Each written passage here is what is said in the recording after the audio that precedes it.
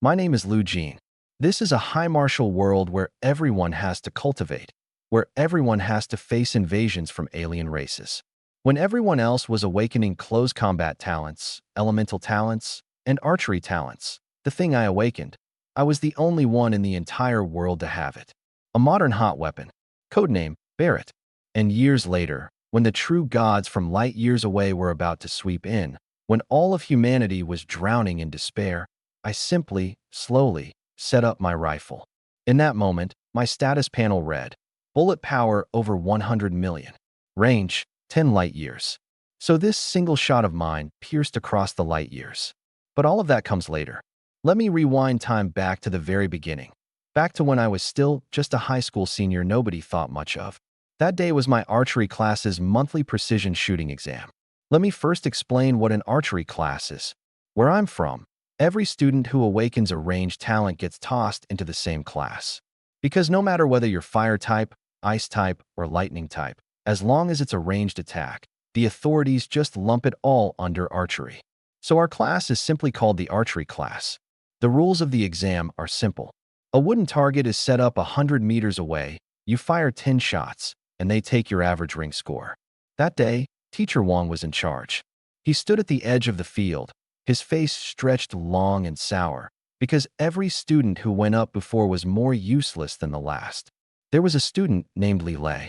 His 10 shots averaged 8.9 rings, which was already the ceiling for the ordinary folks in the room. You have to understand, for a beginner to hit close to 9 rings at 100 meters is no small feat. Plenty of people can't even scrape 8.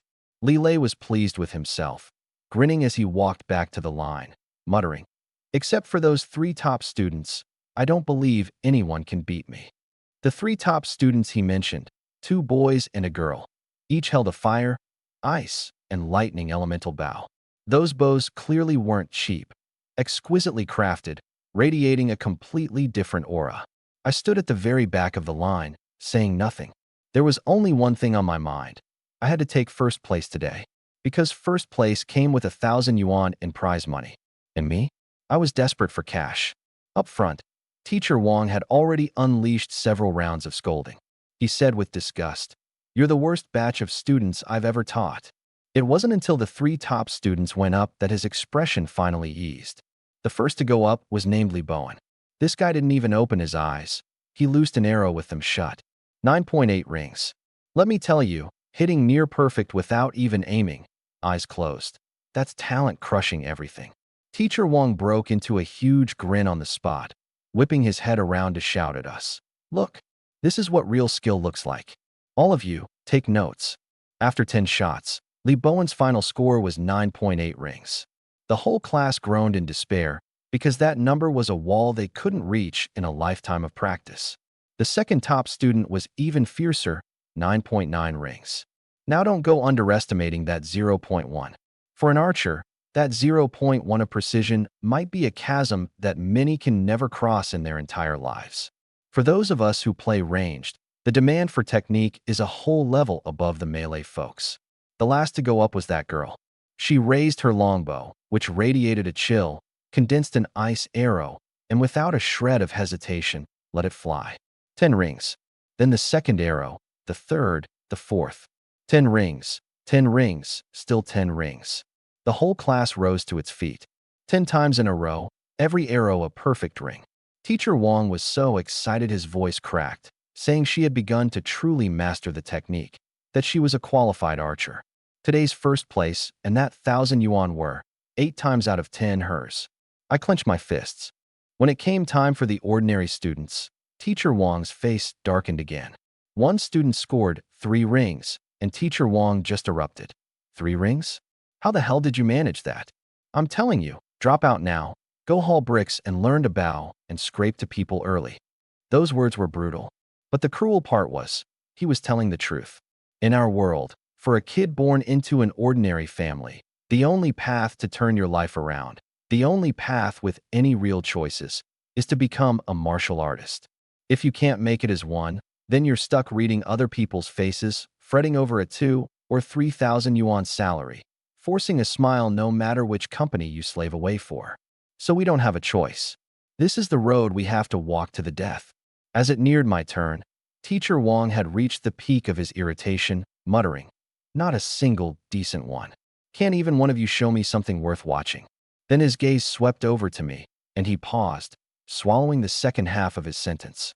Because the next one up was me. Lu Jin. I walked to the firing position. The eyes of several girls in the class followed me. I had no interest in noticing them. I drew my weapon from my back. It was different from every bow in every classmate's hand. Jet black all over, forged from alloy. Its lines precise, yet fluid. If you had to classify it, it counted as a kind of archery weapon because it was ranged. But its real name was a gun. The Barrett. I raised it, and a line of data automatically surfaced in my mind. Barrett, current effective range 1,800 meters, target wooden target 100 meters. Therefore, the probability that this shot hits is boom. A thunderous blast, a shockwave rolling out.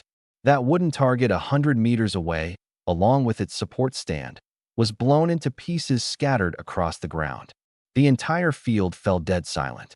I lifted my head from behind the scope, looking at that pile of debris, and silently finished the sentence in my head. Probability of hitting, 0. Because I blew the target apart. The whole class shot to its feet again, all at once, this time out of sheer fright. The 3 top students had gone pale. Someone shouted, "Fine, we use bows and you use a gun. Whatever, but you blew the target to bits? How's your score even supposed to be counted?" Full marks +1. Teacher Wong clutched his head, wincing with a headache. He sighed. This was my miscalculation. The Barrett isn't just a sniper weapon. It's an anti-armor heavy firearm. Its base damage alone can crush 99% of archers. I could see he was in a bind. The target belonged to the school. If it got destroyed, he'd be the first one the administration held accountable. But he still gritted his teeth and said, "The score has to count." Open the holographic replay system. A holographic screen materialized out of thin air. The system slowed down the instant I fired by 100 times, precisely capturing the moment the bullet grazed the bullseye. The result popped out. Perfect 10 rings. You have to understand, 10 rings is already a tiny circle, and the very center of that circle, that single point, is what's called a perfect 10. The odds of hitting a perfect 10 are only 0.01%. That ice-type girl earlier, though she hit 10 rings every time, every arrow of hers was off from the dead center by just a hair. But me, one shot, dead in the center. Lee Bowen wasn't having it on the spot. He stood up and shouted, "Teacher, this is cheating. I request his score be voided. We're all using bows, and he's using a gun, a sniper rifle, no less. For a sniper rifle, hitting a target at 100 meters is child's play, isn't it?" Honestly, his words were crude, but the logic wasn't wrong. A good number of students below nodded along. It's like we're all driving cars, and he just rolled up in an airplane. There's no comparison at all. Teacher Wong was silent for a few seconds, then made the final call. Exam rules can't just be changed on a whim. Lu Jin's shot is valid. Perfect 10 rings. Continue the exam. I could tell that deep down he was clinging to a bit of hope. He thought my shot was just luck, that I'd happen to hit that 0.01%. He was betting that my remaining 9 shots definitely wouldn't reach the level of that girl's perfect rings every time. I said nothing and raised my rifle again. Boom, boom, boom, boom, boom. 8 rounds in a row, each spaced 0.15 seconds apart. Emptied a magazine, 3 seconds to recharge, then kept firing. Wave after wave of shock waves surged from the muzzle as I called out 10 targets one by one. The holographic system captured it frame by frame. When the results came out, even Teacher Wong was stunned. 10 shots, all perfect 10s. The whole class exploded. The 3 top students' faces were uglier than anyone's. Someone muttered, "This is a dimensional strike from 50 years ahead. The guy's already playing with guns." That girl looked down at the SS-grade fire feather bow in her hands and, for the first time, felt it wasn't so impressive anymore. First place in this monthly exam was, without question, mine. But the 3 top students quickly consoled themselves. They thought, it's just one exam. The Barrett's impressive now, but who knows about later? Their bows were S-grade or above. In theory, a single arrow could shatter mountains and rivers, pierce the stars. As long as their talent was strong enough, their potential was far greater than my guns. Thinking this way, they felt better inside. By the way, since my talent was the world's first case, the authorities didn't even know what grade to assign it. So for now, they went by my martial aptitude and provisionally rated it A grade. I should explain here, martial aptitude and talent are two different things. Aptitude determines your ceiling. Talent determines how high you can climb toward that ceiling. A person with top-tier aptitude, even holding the shabbiest little knife, can still become a top-tier assassin. So aptitude will always matter more than talent. And my aptitude, Lu Jin's, was A. When the exam ended, Teacher Wang announced publicly, "First place goes to Lu Jin. Prize money, 1,000 yuan. No one in the room objected. I pulled out my phone and glanced at it. The money had already landed. I was about to leave when Teacher Wang called me back. "Lu Jin, stay behind. Your talent is too special.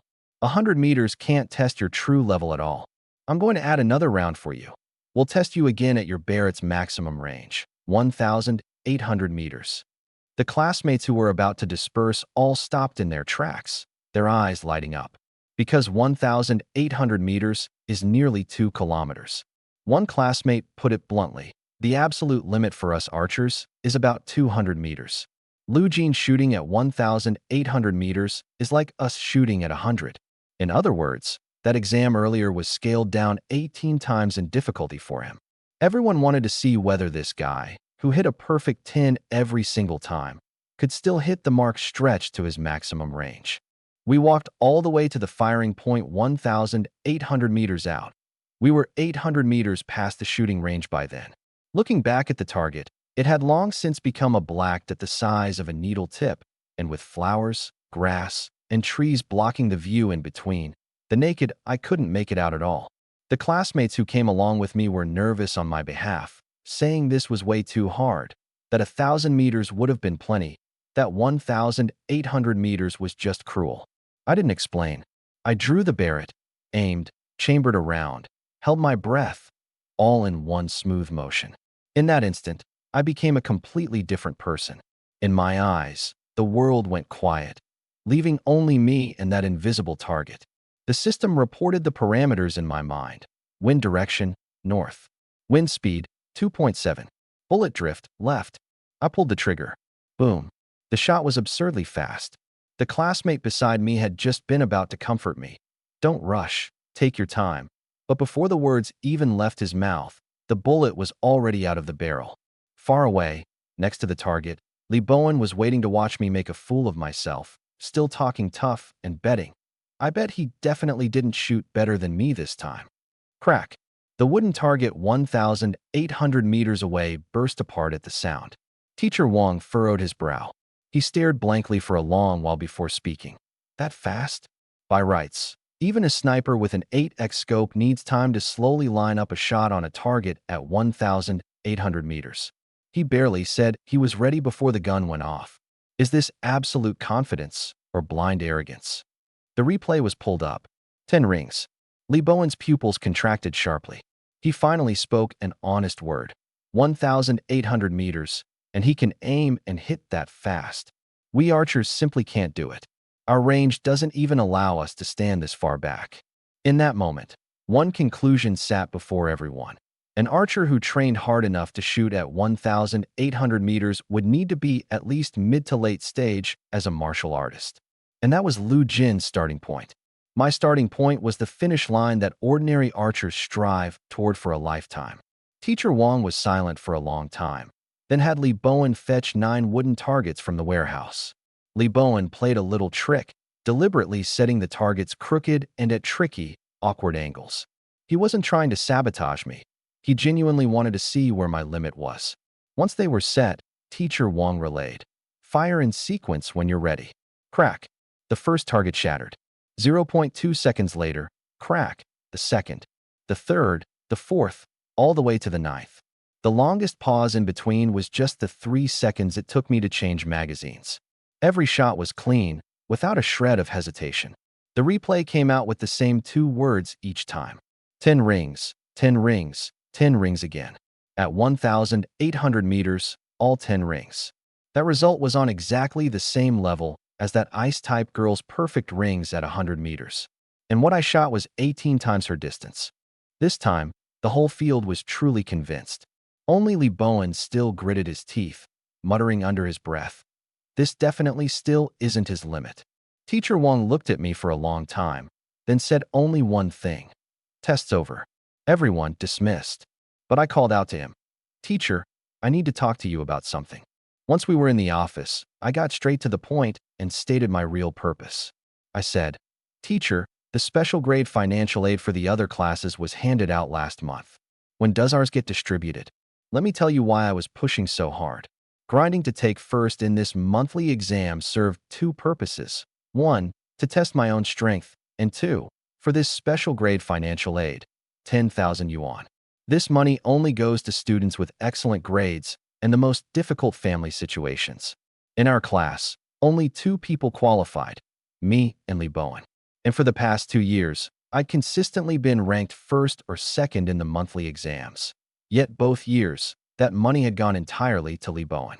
I figured this was the last year of high school. Surely it was finally my turn. Teacher Wang lit a cigarette, unhurriedly poured himself a cup of water, glanced at his computer, and only then spoke. "Sorry. This time, the special grade financial aid still can't go to you."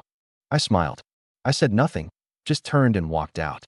Teacher Wang had actually wanted to explain a few things, but seeing how cleanly and coldly I walked off, he swallowed his words and muttered to himself, "The reason I won't give it to you is precisely because you can't keep your cool." If Lee Bowen had come to ask, that money would have been his long ago. So what if your grades are better? You'll never amount to anything big.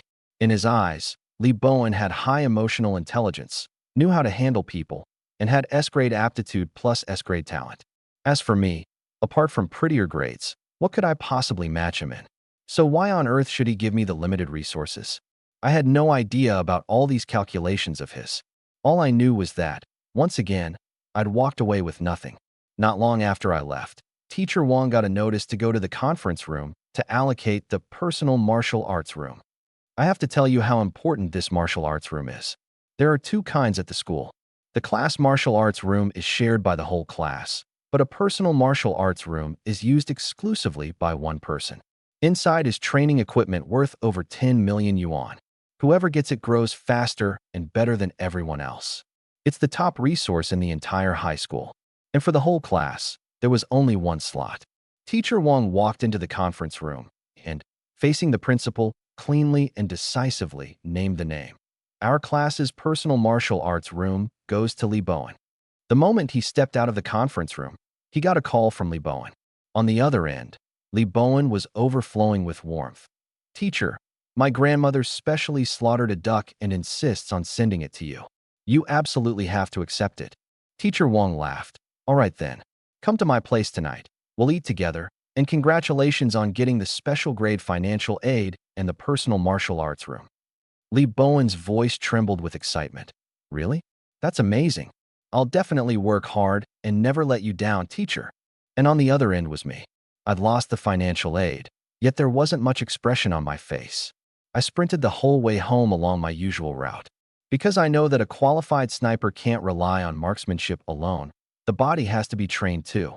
So every day on the way home, I treated this stretch as physical conditioning and ran it. By the time I reached my front door, my whole body was soaked with sweat. I stopped, staring at the empty air in front of me. There was something there that no one else could see. A line of data surfaced. Today's performance exceeded the norm. Sniping technique increased by 1% more than usual. The corners of my mouth turned up slightly. Yes, this was my real secret. Floating before my eyes at all times was a data panel only I could see, like a holographic projection.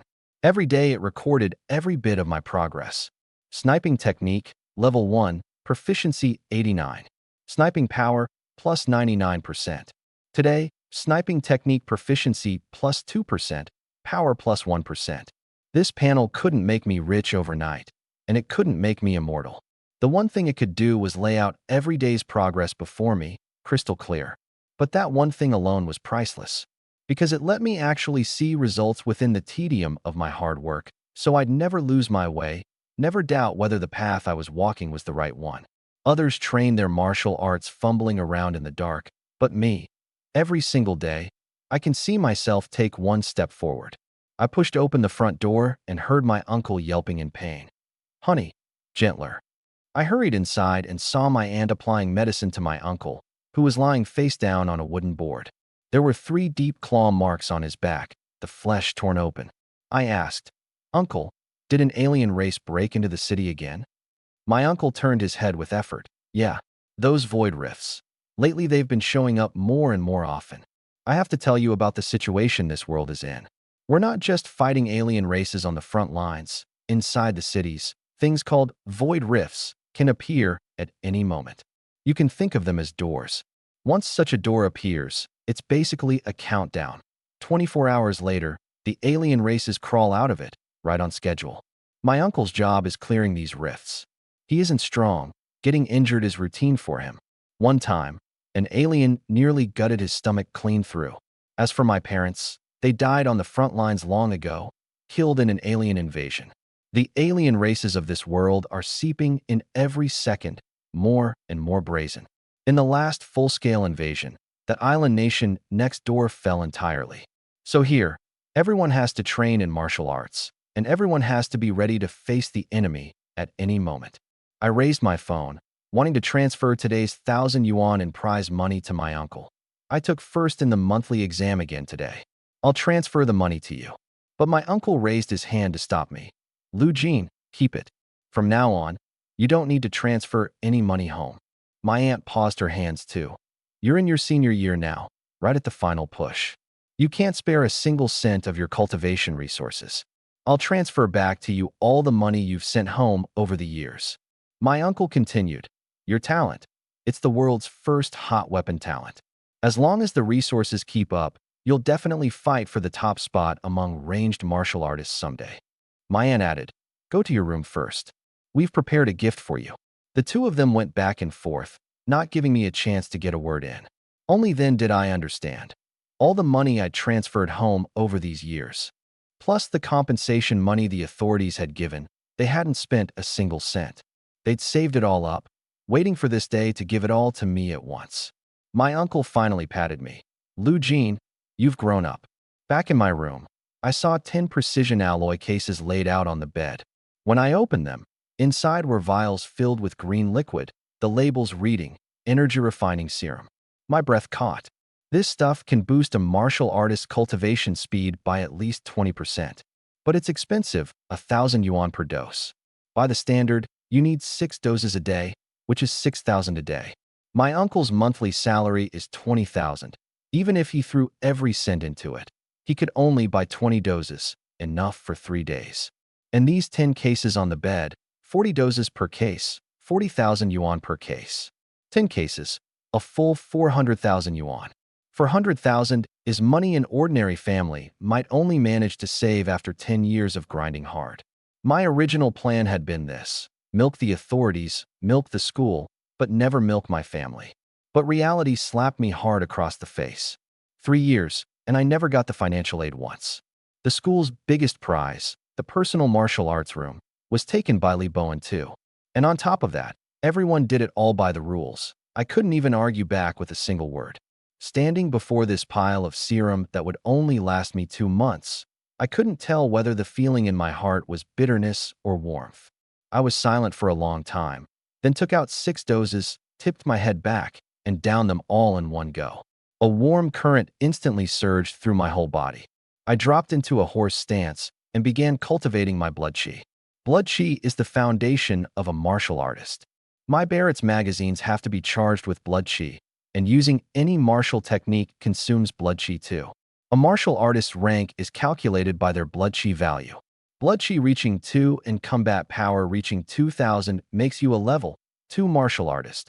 Blood qi at 3, combat power at 3,000 is level 3. But remember one thing. Even if your combat power shoots up to 4,000, as long as your blood qi is only 2, you're still level 2. If your blood qi doesn't meet the mark, all that combat power is hollow. It's like someone who talks a big game but wilts in 5 seconds. All show, no substance. So blood qi always takes priority over combat power. I could clearly feel that after drinking the serum, my cultivation speed was a whole lot faster than usual. I trained straight until midnight, when the serum's effect ran out and my legs gave way, leaving me collapsed on the bed. 6,000 yuan, gone just like that in one night. But what I got in return was well worth it. The panel flashed a notification, blood Qi level plus 0.1. Current blood Qi, 4.4. An increase of 0.1 in one night. You have to understand, normally I could only gain 0.05 in a night, meaning it took 2 days to gain this much. Now it was double. I did the math. At this rate, in just 6 days I could break through to 5.0. And blood Qi 5.0 is exactly the passing line to graduate high school. If I could reach 10.0, that'd be the top spec, instantly becoming a full-fledged martial artist. I scanned the panel again to see what else was rising. Below blood Qi, there was another progress bar, rock solid cultivation method, level 1, proficiency +1, now at 72%. This was the cultivation method I used to train blood Qi. As blood Qi rose, so did its proficiency. I stared at it and calculated. Only 28% left to reach level 2. I'd heard that once this method hits level 2, blood Qi consumption is cut in half and physical strength surges 5-fold. What did that mean for me? It meant my body could withstand stronger recoil, fire more bullets, and my entire fighting style would transform. And if I could get it to level 2 before the college entrance exam, it would add 30 points to my score. Don't underestimate those 30 points. Among 100,000 test takers in a single city, that's enough to trample a huge swath of people underfoot. Watching these numbers on the panel climb, solid and real, I closed my eyes and slept, deeply content. I needed to rest up. Because tomorrow, I still had to keep making progress. At 4 in the morning, I woke right on schedule, washed up, and ran off to the school shooting range. This hour was exactly when the sanitation workers started their shifts. After running this route so long, they and I had become familiar strangers. One uncle called out to me, "Morning. Such a hard-working kid." I called back, "Morning, sir." At 4:30, I reached the range. The city was already stirring with a few people, but the range was strangely quiet. Dim yellow streetlights, not a soul around. I raised the Barrett and fired the first shot of the day. Boom. I aimed at the cliff 1,800 meters beyond the range. The bullet struck it, leaving a crater. I raised the scope and looked carefully. Today's crater was, by an almost imperceptible margin, a hair bigger than yesterday's. The power had gone up, even if only by a tiny bit. Then I stepped back 10 meters, positioned myself at 1,810 meters, and fired another shot. Boom. I looked at that crater again. It was nearly identical to the one made yesterday at 1,800 meters. That proved it. The power I dealt today at 1,810 meters equaled yesterday's power at 1,800 meters. The power had risen, and the range had risen along with it. My effective range had gone from 1,800 meters to 1,810 meters. I immediately worked out the pattern in my head. Every 1% increase in power adds roughly 10 meters of range. I could say this with certainty because I tested it countless times over these 2 months. Every 1% of power for 10 meters of range, rock solid, never off. 10 meters is very little, but it holds up because I gain it every single day. Bit by bit, day after day, this gun of mine will only shoot harder and farther. Dripping water bores through stone. An iron rod ground down becomes a needle. For me, being able to make even a little progress each day is already enough. Some people fantasize about landing some ridiculous cheat, some immortal golden body, but I've never dared dream of things like that. If I had something like that, would I even need to work this hard? Do what your ability lets you do. Complaining is useless. I squeezed off a third shot. This time, the feel of my aim was noticeably freer, more effortless than yesterday. The feeling was crystal clear. Every 1% increase in shooting technique was like a small breakthrough. Right now it sat at level 1, proficiency 89. I stared at that LV1 label, itching with anticipation. Just another 11%, and it would rise to level 2. But what changes would a level 2 shooting technique bring? I had no idea, but I desperately wanted to find out. So far, the only 2 things on my panel bearing the LV1 label were the rock-solid cultivation method and my shooting technique. The former had a clear path to leveling up. The latter, I couldn't grasp any pattern to at all. But either way, I hungered to reach that LV2. I set a goal for myself in my heart, 11 days at most to push my shooting technique to level 2. With that in mind, I kept firing, chasing an above-normal performance to push the progress along. Boom, boom, boom. Crack, crack, crack. The gunshots echoed again and again across the empty range. This place was far from the residential areas. The noise didn't carry far. I sank completely into the shooting, that intense recoil slamming into my shoulder over and over. An indescribable, grounding, satisfying sensation. But what I didn't know was that not far off, in a low building, a light had just switched on. A middle-aged man walked out onto the balcony, cursing. So damn noisy. It's that kid again. So I've got to get up at 4 every day to keep him company while he trains. Is that it? Whose kid is out here pecking for food before 5 in the morning? This man was named Wan Yuanzheng. He craned his neck toward the range and saw me over there firing away like a madman. So angry, he wanted to march over and slap me twice on the spot. But as he cursed and cursed, he lit a cigarette, and the fury on his face slowly shifted into something else. Because me doing morning drills at the range wasn't a 1 or 2 day thing. From the very day my talent awakened, for 2 solid months, day after day, I'd never once stopped. Wan Yuanzheng smoked, a flicker of loneliness drifting through his eyes. He murmured to himself, a kid with this kind of grit, the last time I saw one was, what, 3 years ago? He thought of 3 years back, when there'd been another kid just like this, training his life away every day. And the result? That kid pushed himself to the very end, and didn't even get into a single top-tier university. No matter how hard he worked, a second-rate school was his ceiling. In his view, this thing called hard work was worth nothing in the face of talent. And yet there was always someone foolish enough to believe that as long as you work hard, there's got to be a way out. What a tragedy. Thinking this, he had all but sentenced me to the same fate, figuring I was doing nothing but wasted effort. But right as he was about to file me away as the next tragedy, he suddenly froze. Wan Yuanzheng stubbed out his cigarette, narrowed his eyes, and locked his gaze fiercely onto me. Because he had an occupational habit, every time he watched me fire, he'd unconsciously estimate the data of each of my shots in his head. And this time, that data sent a chill down his spine. 2 days ago, my range was about 1,790 meters, my power a bit greater than the day before that, my marksmanship freer.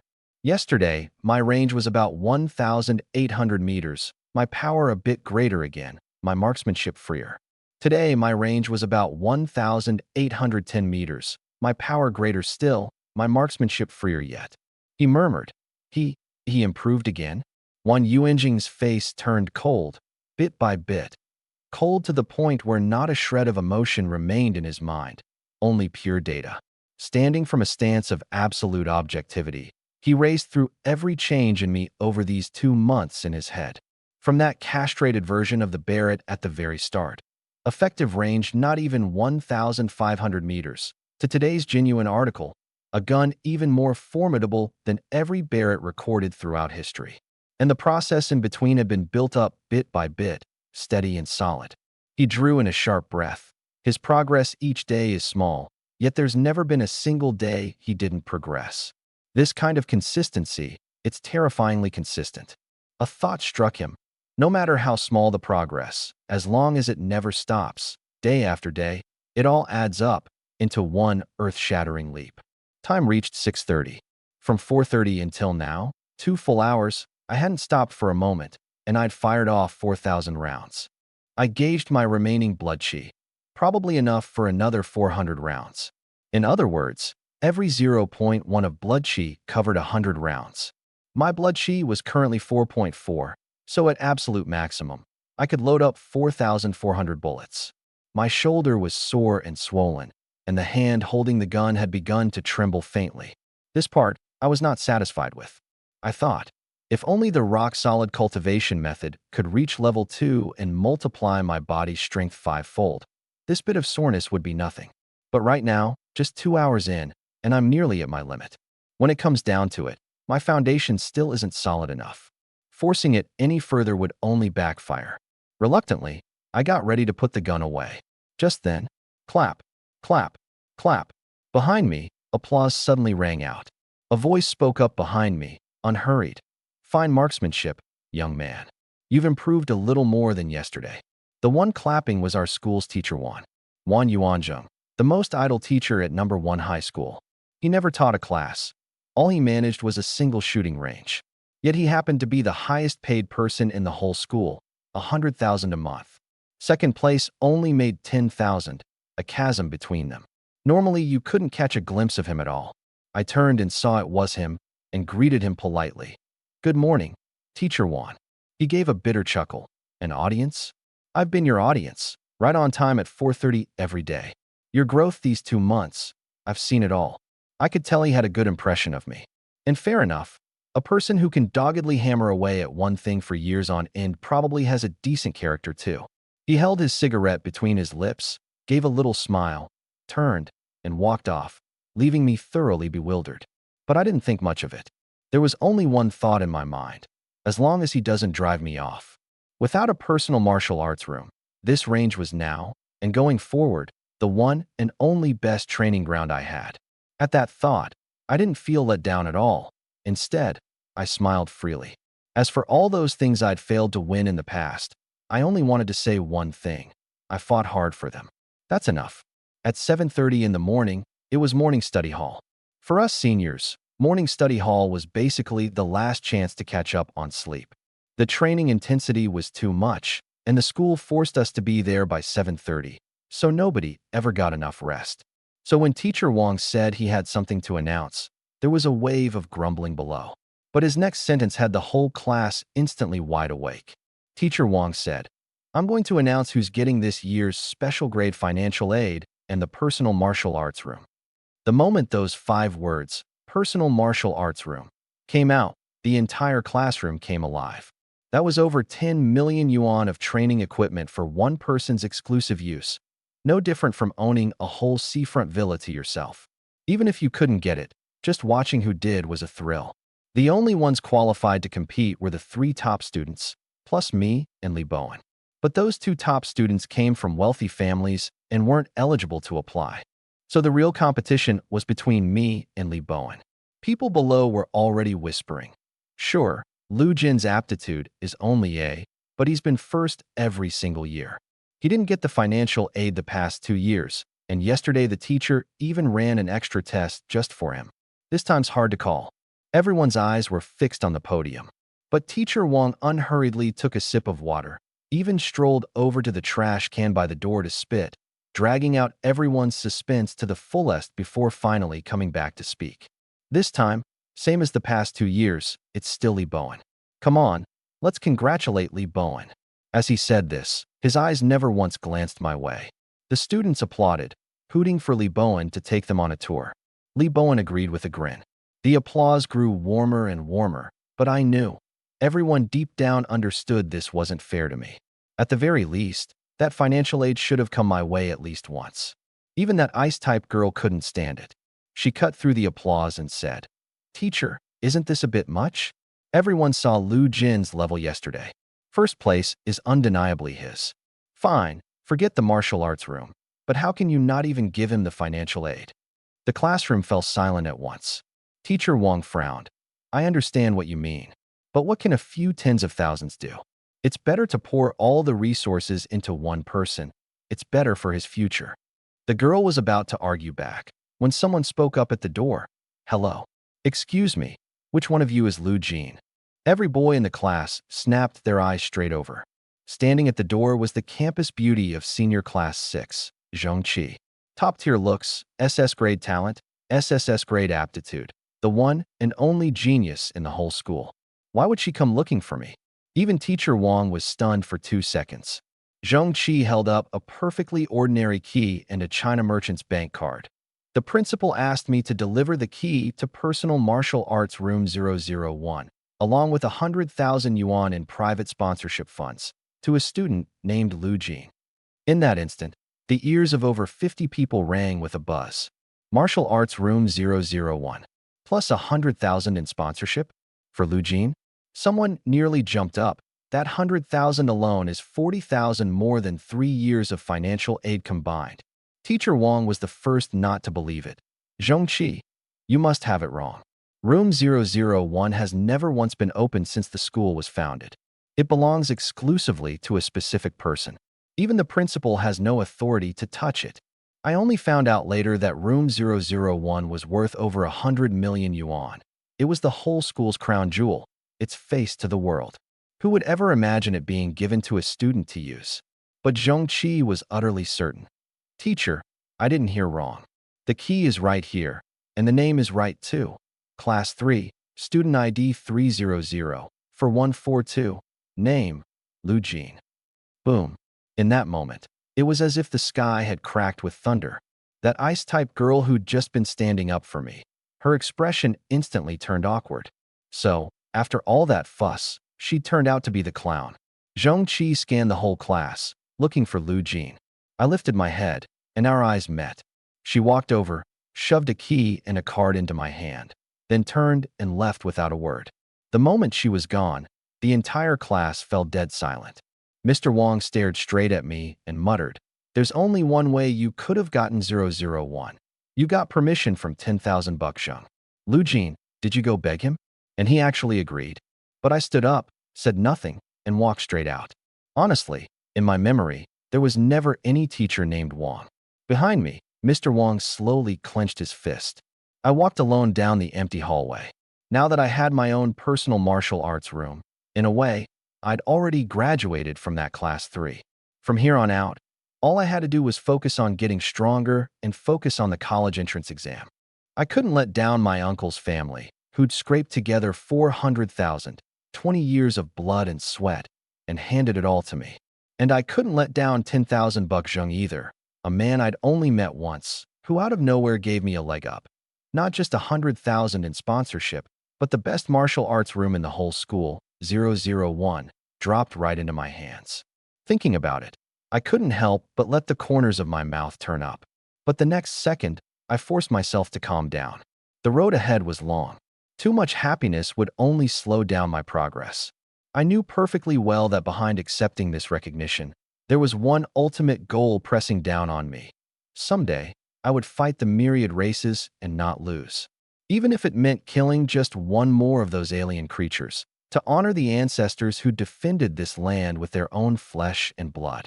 The reason the whole world pushed universal martial arts and poured resources down to the grassroots was so we'd never repeat what happened to that island nation, which fell entirely. This wasn't just about me. It was a survival war for all of humanity. Either they die, or we do. My parents' sacrifice, the 3 claw marks on my uncle's back, it all weighed on my heart. Thinking about these things, my eyes turned completely cold. I silently said in my mind, "Open the panel. Vitality, for point 4. Sniper skill, LV1, 89. Sniper power, plus 99. Rock solid cultivation, method LV1, 72. I stared at it. After a whole morning of training, not a single skill had even gone up a full 1%. That meant my training volume today was still nowhere near enough. I closed the panel and bolted for the cafeteria. First, to grab nutrition quickly and save time. Second, this stretch of running counted as physical conditioning too. As I ran, a little line popped up on the panel. Vitality, plus 0.001. See, progress again, and again. After stocking up on nutrition, I headed for the martial arts building. The moment I walked in, there was a glittering corridor with a holographic AI guide leading me up to the 10th floor, the top. Just as I was about to open the door, I heard people chatting nearby. Someone's actually in the 001 room now? Who? Class 3, Lu Jin. It was Zhongqi talking to another girl. That girl was named Zhong Yi, also a genius, SS rank talent, SS rank aptitude. Right now, her voice was clearly laced with envy. As she talked, she suddenly couldn't hold it in anymore. "No way. I'm going to challenge him one-on-one." The words had barely left her mouth when I'd already walked up beside them. I didn't even glance at her. I just went straight around, pushed open the 001 door, and slammed it shut with a bang. One-on-one. Wanting to prove herself? That whole show-off, put someone in their place drama. I had zero interest in it. The only thing I cared about was progress. My enemies were never these classmates around me. They were the myriad races. Outside the door, Zhong Ye's face flushed red with frustration. He just ran off like that? He doesn't dare face me. Zhong Qi smiled faintly. Zhong Yi, you're getting too caught up in this. Inside 001, I took a quick look around. There was a massage room, a shower room, a dining room, a training room, and a virtual reality room. Judging by floor space alone, it couldn't possibly fit my 1,800-meter shooting training. But this room had one killer feature nowhere else could match: virtual reality. It was kind of like those virtual games that pull your whole consciousness inside. But the amazing part was that whatever you practiced in the virtual world fed back into reality for real. In other words, if I trained my sniping in there, my skill and power in the real world would go up all the same. I went straight to the VR room and switched on the machine. The system created a Glory account for me. Glory, you can think of it as a virtual gaming platform with AI training, ranked matches, and social chat. And the medium connecting a person to it was vitality. The good news: playing Glory burned way less vitality than charging up a Barrett in real life. With my 4.4 vitality, I could last 6.4 hours in there. That training intensity was more than triple what I could do in reality. And this was my own personal martial arts room. I could play as long as I wanted, and once I recovered, keep right on going. It was all up to me. Thinking about it, I felt like I'd been shot full of adrenaline. The system popped up an email, an incentive message for us seniors. Reach bronze in ranked for 2,000, silver for 5,000, gold for 100,000, platinum for 1,000,000. And gold meant 10 bonus points on the college entrance exam, platinum meant 50. Getting into Tsinghua or Peking University wasn't out of the question. More importantly, once you climbed up there, every faction out there would have their eyes on you. By then, those energy refinement potions that cost 1,000 a bottle, I could drink them like water. I might even earn the right to tell my uncle to stop taking those jobs clearing void rifts. I needed them to be safe and sound. They hadn't even had a kid yet. Thinking about it, my grip on the gun tightened just a bit more. I opened up AI training and picked the shooting range. The scene before my eyes switched in an instant. There was the sound of wind, a slight chill in the air, the smell of grass and earth lingering at the tip of my nose, and I could see thousands of meters into the distance. I set the wooden target 1,810 meters out and squeezed off my first shot in the virtual world. Gravity, recoil, the crack of the gun, the shimmer of heat waves, all of it perfectly recreated, 1-to-1. Bang! A perfect bullseye. I dove right in. 6 hours later, I came out and opened the panel. Sniper skill plus 2%, sniper power plus 2%. It had never gone up this fast before. That meant in virtual reality, I wasn't overperforming. I was making steady, efficient improvement. A voice sounded. "Master, you haven't left the pod in 6 hours. AI Little Sakura has prepared lunch for you." I went to the dining room and looked. The screen read, "You've received an organic food sponsorship from 10,000 buckshung. Until you graduate high school, AI Little Sakura will freshly prepare all 3 of your meals." My eyes went a little hot. All these years, I'd never gotten a single thing from this school. But now, 10,000 buckshung, a man I'd met only once, had given me the greatest support. I wolfed down the meal, cooled myself back down, returned to the VR room, entered Glory, and clicked into Ranked. Matchmaking. Match found. Ranked game, starting. Let me explain the rules first. It's a one-on-one tower defense format. There are 2 ways to win. Either kill your opponent, or push your minion wave into their defensive tower. Outside the tower, there's a 200-meter open battlefield, specifically to block the cheap tactic of hiding under your tower to deal damage. All in all, it's relatively fair. Even wielding a Barrett within 1,800-meter range, I couldn't claim it gave me that much of an edge. The system announced my opponent, Lu Jin versus Zhongyi. That was the girl who'd been hollering in the hallway about challenging me. She recognized my blurry figure standing in the fountain right away and instantly perked up. She was a double SS genius. I was double A. She was dead set on beating me back down to size. 50 cannon carts pushed forward, and Zhongyi followed behind the minions, eyes locked on me. She was calculating. Once the minions pushed into the open battlefield, that was the moment for the duel. Planning her tactics, she lifted a foot and stepped out of the fountain. But she'd barely taken half a step. A piercing roar came from far off. A blazing white line filled her whole field of view, and her mind snapped with a jolt. Boom.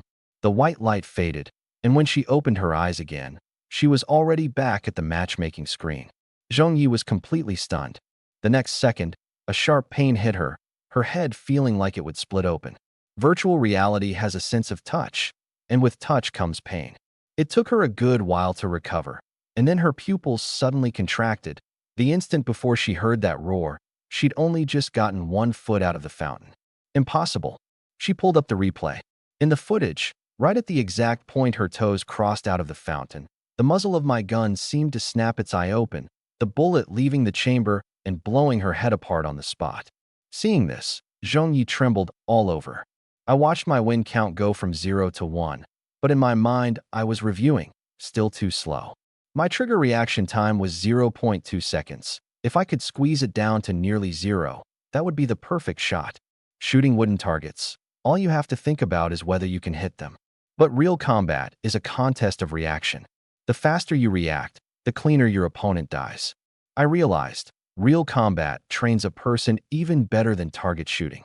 I'd never fought a real battle before, but now I could fight one match after another in ranked. I clicked matchmaking, match found. This time, my muzzle didn't hesitate one bit. That guy still had both hands stuffed in his pockets. His toes had barely poked out of the fountain when his head burst apart. You defeated Zhang Si. Victory. It was easy to a point that surprised me. Third match, fourth match. I used the exact same tactic every time, one-shot kill. At first it felt great, but once the thrill wore off, I calmed back down. This was too much like cheating. I don't like taking shortcuts on the road to improvement. That's just fooling myself. It was no different from target practice. I might as well go back to the range and train honestly. So was there a way to maximize the value of real combat? I thought about it and suddenly smiled. I clicked matchmaking again and got matched with someone named Li Da. Boom. I shattered the goddess statue above his fountain with one shot. Li Da jumped in fright, then instantly went on alert once he recovered. He's ranged, and he's got a hot weapons talent. And the crazy part is, he can shoot me while standing in the fountain. The minions pushed forward, but Li Da backed up, quietly calculating. Don't panic yet. I should have a chance at winning. The cannon carts had already left the defensive tower, but neither of us had taken a single step out of the fountain. Seeing this, I smiled. Now this was a fair, above-board fight, not some sneak attack on an unsuspecting target. Li Da squinted at my small, blurry figure, and his heart sank. The moment I step out of the fountain, he'll almost certainly open fire right away. So I'm pinned down, poke my head out, and get instantly killed. Wait, I can move in an S pattern. A flash of inspiration went off in Li Da's head. He thought, this guy has long range, but a small hit window. If I zigzag in an S pattern, hitting me gets several times harder. Once he figured that out, he gritted his teeth and charged out. I watched through my scope.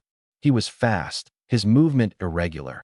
To put one right between his eyes, the difficulty had jumped at least tenfold. This was exactly the point of real combat. The harder it is, the more it trains you. The next second, all expression vanished from my face. In my world, there were no emotions, no breathing. Only me, the gun, and the target. Boom. You defeated Li Da. Victory. Win count jumped from 4 to 5, but I stared at the replay and mocked myself. Sure, the shot landed, but it was pretty far off. It only caught his temple. Just a hair more, and it would have missed entirely.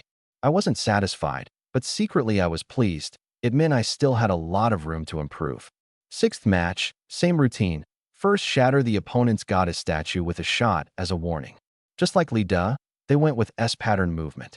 To land a perfect hit, the difficulty was tenfold.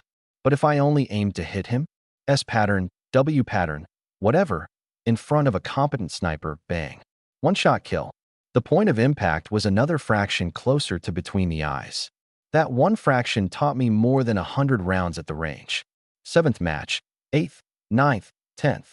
10 placement matches, 10 straight wins. My rank jumped straight from iron to bronze. Looking at the system notification, I understood climbing this rank ladder was going to be a truly long haul. Going from bronze to level up needed 300 games, bronze to silver 500 games, silver to gold 1,000 games, gold to platinum 2,000 games. To touch platinum before the college entrance exam, unless I one-shot everyone the whole way, there was no other path. No wonder the platinum reward was 1 million. The more money, the harder it is to earn. Done reflecting, I settled my mind. Rank was just a byproduct. Growing my actual strength was what truly became a part of me. I still had vitality left, so I kept queuing ranked, using my opponents as living targets for shooting practice, all the way until the sun sank in the west. I slumped into the massage chair and opened the panel. Today, I'd gained a total of 3%. If I could keep this up every day, my sniper power would gain at least 30 more meters of range daily. And in 3 days at most, I could break through to LV2. I was itching to keep training immediately, but neither time nor vitality allowed it. I still had to cultivate the rock-solid method tonight. After finishing the dinner AI little Sakura made, I pushed open the 001 door. Ding dong, a notification popped up on my phone. It was Phoenix News. My heart lurched. Phoenix News never sends random alerts unless something huge has happened. I opened it. Recently, a void rift lasting over 24 hours has appeared in the Fuyang district of a city, and it will open in 1 month. 1 month. My heart clenched. If a 24-hour rift counts as hard difficulty, then one lasting over 24 hours is hell difficulty. The longer it drags on, the stronger the alien creatures inside, and the greater their numbers. The news also cited a past case. 3 years ago, H City faced a month-opening rift. 4 level, 15 martial artists died in battle. 300 people below level 15 were killed, and over 1,000 were gravely wounded. I have to explain, once a martial artist passes level 10, every single level up is next to impossible.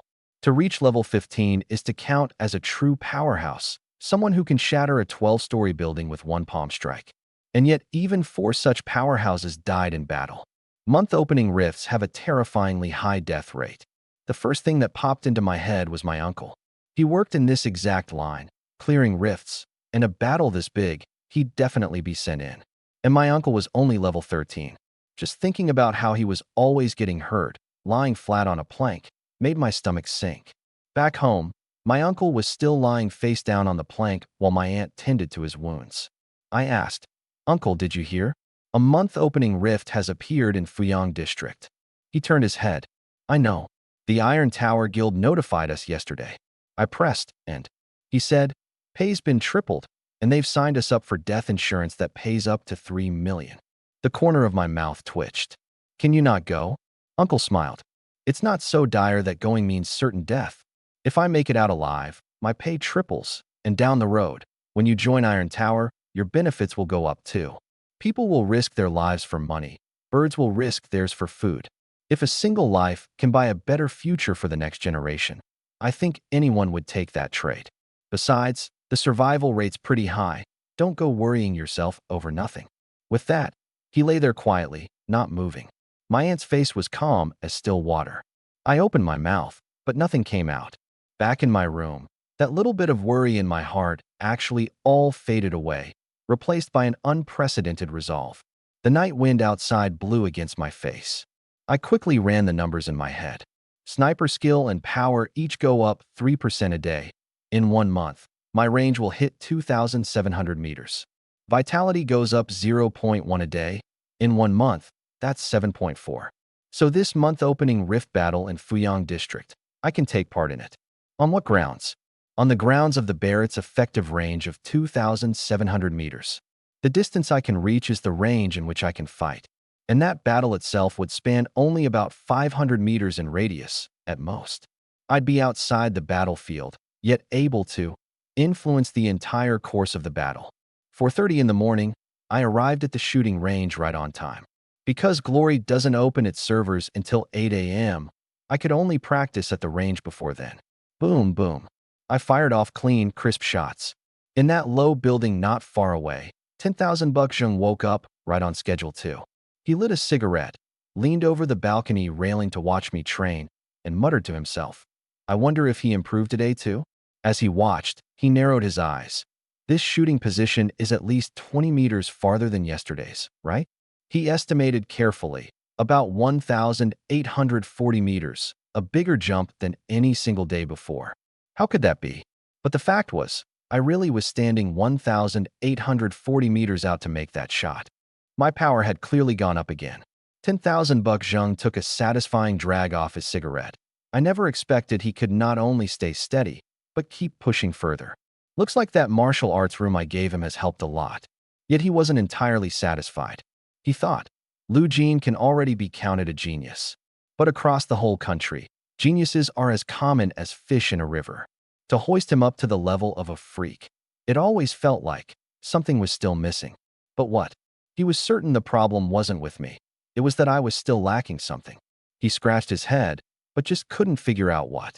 A light rain began to fall. Inside the martial arts building, I ran into Zhong Yi and Zhong Qi again. We passed each other, neither of us saying a word. But Zhong Yi trembled all over, as if some instinct carved into her very bones had been triggered. A flicker of fear crossed her eyes, and she immediately dropped her gaze. Zhong Qi asked, puzzled, Zhong Yi, what's wrong? She rubbed her forehead. Nothing. I'm fine, just a little dizzy. I walked into 001, and at 8 o'clock sharp, entered Glory and started ranked. My shooting fundamentals were already rock solid. Now the only way to keep raising my efficiency, layer by layer, was through constant real combat.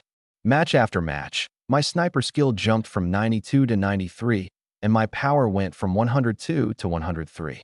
Over the whole day, my skill and power each rose 4%. My sniper skill hit 96, just 4 points short of breaking through to LV2. Range, 1,880 meters. I kept matching. Bang. Right between the eyes. My opponent had just started their S pattern when the fight was already over. I frowned. It's gotten easy. No matter how he moves, my odds of hitting dead center are 99.99%. Real combat really had improved me a lot, but once I hit a certain threshold, the gains started shrinking. I could clearly feel it. Now, firing a shot like that earned me improvement approaching the bare minimum you'd get from target practice. I improved, but I'd also shrunk my room to improve. Unless the difficulty of the combat went up, unless my opponents stopped using simple S patterns and became hard to hit. Thinking about it, I suddenly realized I, of all people, was actually starting to crave a stronger opponent. Bronze, 299/300. 216 games total, all wins. Just one more win to advance to the next tier. Bronze couldn't satisfy my training needs anymore, but the next tier up should. Match. Match found. You versus Bailey Ruff.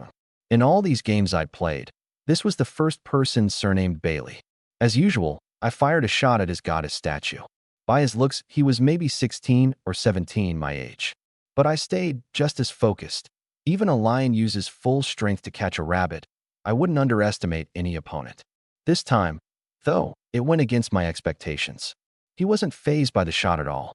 Instead, a sneer of contempt crossed his face, and the next second he strode straight out of the fountain. No fancy movement, no wasted motion. Bang! The Barrett's roar exploded. But my eyes went wide. At the very instant the bullet was about to punch through his head, a green wind suddenly whipped up in front of him. That bullet was wrapped in the green wind and forced to a dead stop in midair. Then he threw a punch. The bullet, frozen before his eyes, was blasted right back at me. Watching the way he swung that fist, it was as if I saw a lion roaring at me in fury. I turned to look. The goddess statue behind me now had a bullet hole in it. My own bullet, knocked back by him. I could hardly imagine. If that punch had landed square on me, would I even have been able to cry out? My brows knit tight. In that one punch, I saw something different from talent.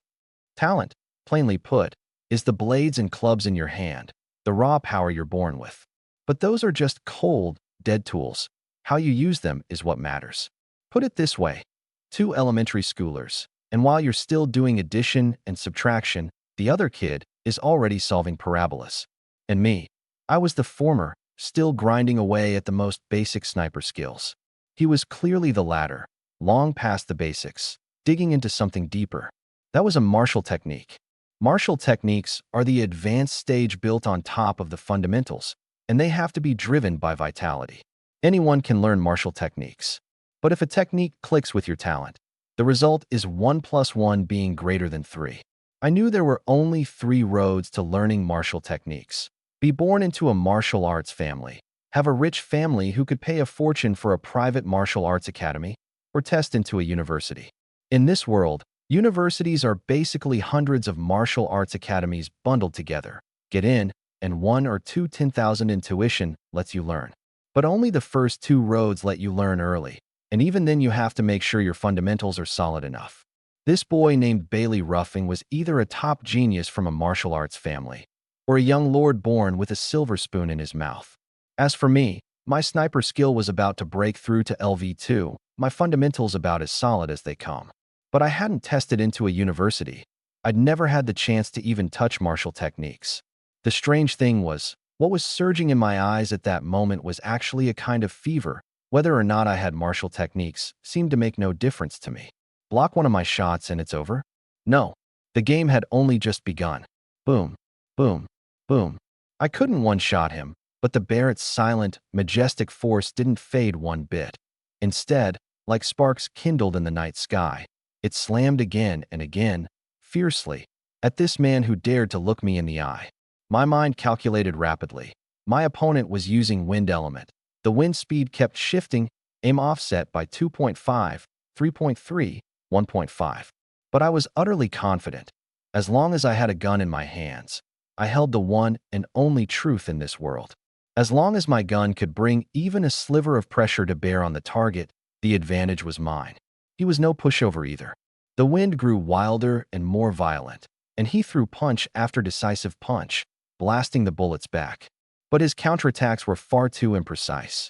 And worse for him, at that moment I was standing in the fountain, and the fountain's mechanic is invincibility. So right now, I was invincible. Bailey Ruffing's expression went from that initial mockery, slowly to calm, and then from calm, sinking into a struggle. He'd eaten a pile of my bullets, but his counterattacks did nothing to me at all. All he could do was grit his teeth and take it, shielding his minions as he pushed toward my tower. But I wouldn't give him the chance. Bang, bang, bang. Bullets swarmed his head like a storm. Once didn't work, so twice. Twice didn't work, so 4 times, 5, 6, 7, 8. In his eyes, I probably looked like an obsessed madman, fixated on his head with a fervent, twisted, warped obsession. This wasn't any martial technique. This was pure, one man's will. Bang. He tried to dodge with movement, but the bullet still nailed him right in the head. Bang. In the end, his head burst apart. A notification came from over the canyon. Lujin, victory. At the very same moment, in H City, the city that never sleeps, inside the Bailey household, a room full of people gathered around a virtual pod. There was a middle-aged man radiating authority without even trying, a hunched, white-haired old man who looked utterly ordinary, and several stylish young men and women. The hunched old man spoke. Ruffing's already got 216 straight wins. One more, and it's 217, advancing into bronze. Only I ever pulled off a record like that. And now there's about to be another. You've got to understand, Glory Ranked has a brutal mechanic. Once you're on a win streak, the system is guaranteed to match you with opponents whose stats are stronger. So a win streak is already next to impossible, and an unbroken streak is downright unheard of. The Bailey family has SSS rank wind element talent, paired with a martial art that matches it. Every palm and fist carries a gale. Yet even so, no one could steamroll all of China in a single sweep. And Bailey Ruffing was the #1 of the current young generation. The old man smiled. As long as this kid hits 217 straight wins and enters bronze, no college entrance exam needed. Tsinghua or Peking is already reserved for him. Let me explain. For ordinary people, no matter how impressive, you still have to sit the exam like everyone else. But martial arts families and the elite are different. As long as the kid meets Tsinghua or Peking standard, they can skip the exam via single-track admission over the course of a single meal. After all, Tsinghua and Peking only admit 5,000 students a year, and no one dares gamble on whether some freak might bump their kid out of a spot. In the room, a young man and a young woman were already arguing over whether to go to Tsinghua or Peking, while the others leisurely poured champagne. Until the pod door slid open with a click, and a young man stepped out. Everyone held their breath, waiting for the answer they wanted to hear. In the end, the young man said, "I lost." Champagne glasses shattered across the floor. Over on my end, the system notified me. "Congratulations on advancing to bronze. 2,000 yuan in prize money has been deposited. 217 games, 217 wins, straight into bronze." But I didn't get any calls from any organization or any leader. I didn't dwell on it. Right now, All I wanted was to get stronger faster, to face that month-opening rift a month from now. The panel popped up, sniper skill and power each plus 1%. I was very satisfied. That fight with Bailey Ruffling had improved me noticeably. The 1% that should have come tomorrow, he forced out of me early. I thought, if I could run into opponents like this every time, wouldn't my progress be lightning fast? I opened the match record, wanting to add him as a friend, but my request sank like a stone into the sea. No reply. I looked at the panel again. Sniper skill 97, just 3 points short. Tomorrow it would definitely break LV2. What kind of tier was LV2 sniping exactly? I was full of curiosity. Generally, skill only goes as far as peak. Where does breakthrough come from? Never mind. Tomorrow it'd be revealed. 3:30 the next morning. I was waking up earlier and earlier. Probably because the rock-solid cultivation method was growing day by day, my vitality was abundant and my spirit vigorous. I didn't rush to the range. Instead, I first swung by Fuyang District to take a look at that void rift. The rift, 3 stories tall, gave off a faint glow in the darkness. Looking deep into it was like being in a vast universe without any light. Countdown, 29 days. I knew my time was running short. After looking, I headed straight for the school range. In that low building, 10,000 Buck Zheng was woken early by me. Yesterday, he'd set his alarm for 4:20, leaving 10 minutes to freshen up before going out on the balcony to watch me improve. But it wasn't even 4 o'clock yet, and the gunshots were already going. At first, he was pretty ticked off, but he quickly calmed down and asked himself a soul-searching question. What kind of teenager gets up before 4 in the morning? Some, sure, but that's definitely not something you can do on effort alone. And when he looked at me, I was full of energy, my vitality clearly abundant. I hadn't overtrained at all. What did that mean? He grinned. This kid isn't just improving his shooting every day. Even his cultivation method is steadily advancing. A sharp light flashed in his eyes. This kid's cultivation method was about to break through.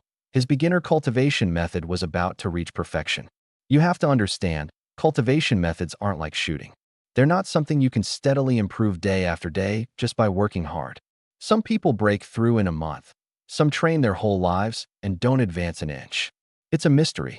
The lower your aptitude, the worse your efficiency. But me? Everything was steady. Did this count as being a freak? 10,000 Buck Zheng muttered to himself. Yes, but also not entirely. This kid was still missing something.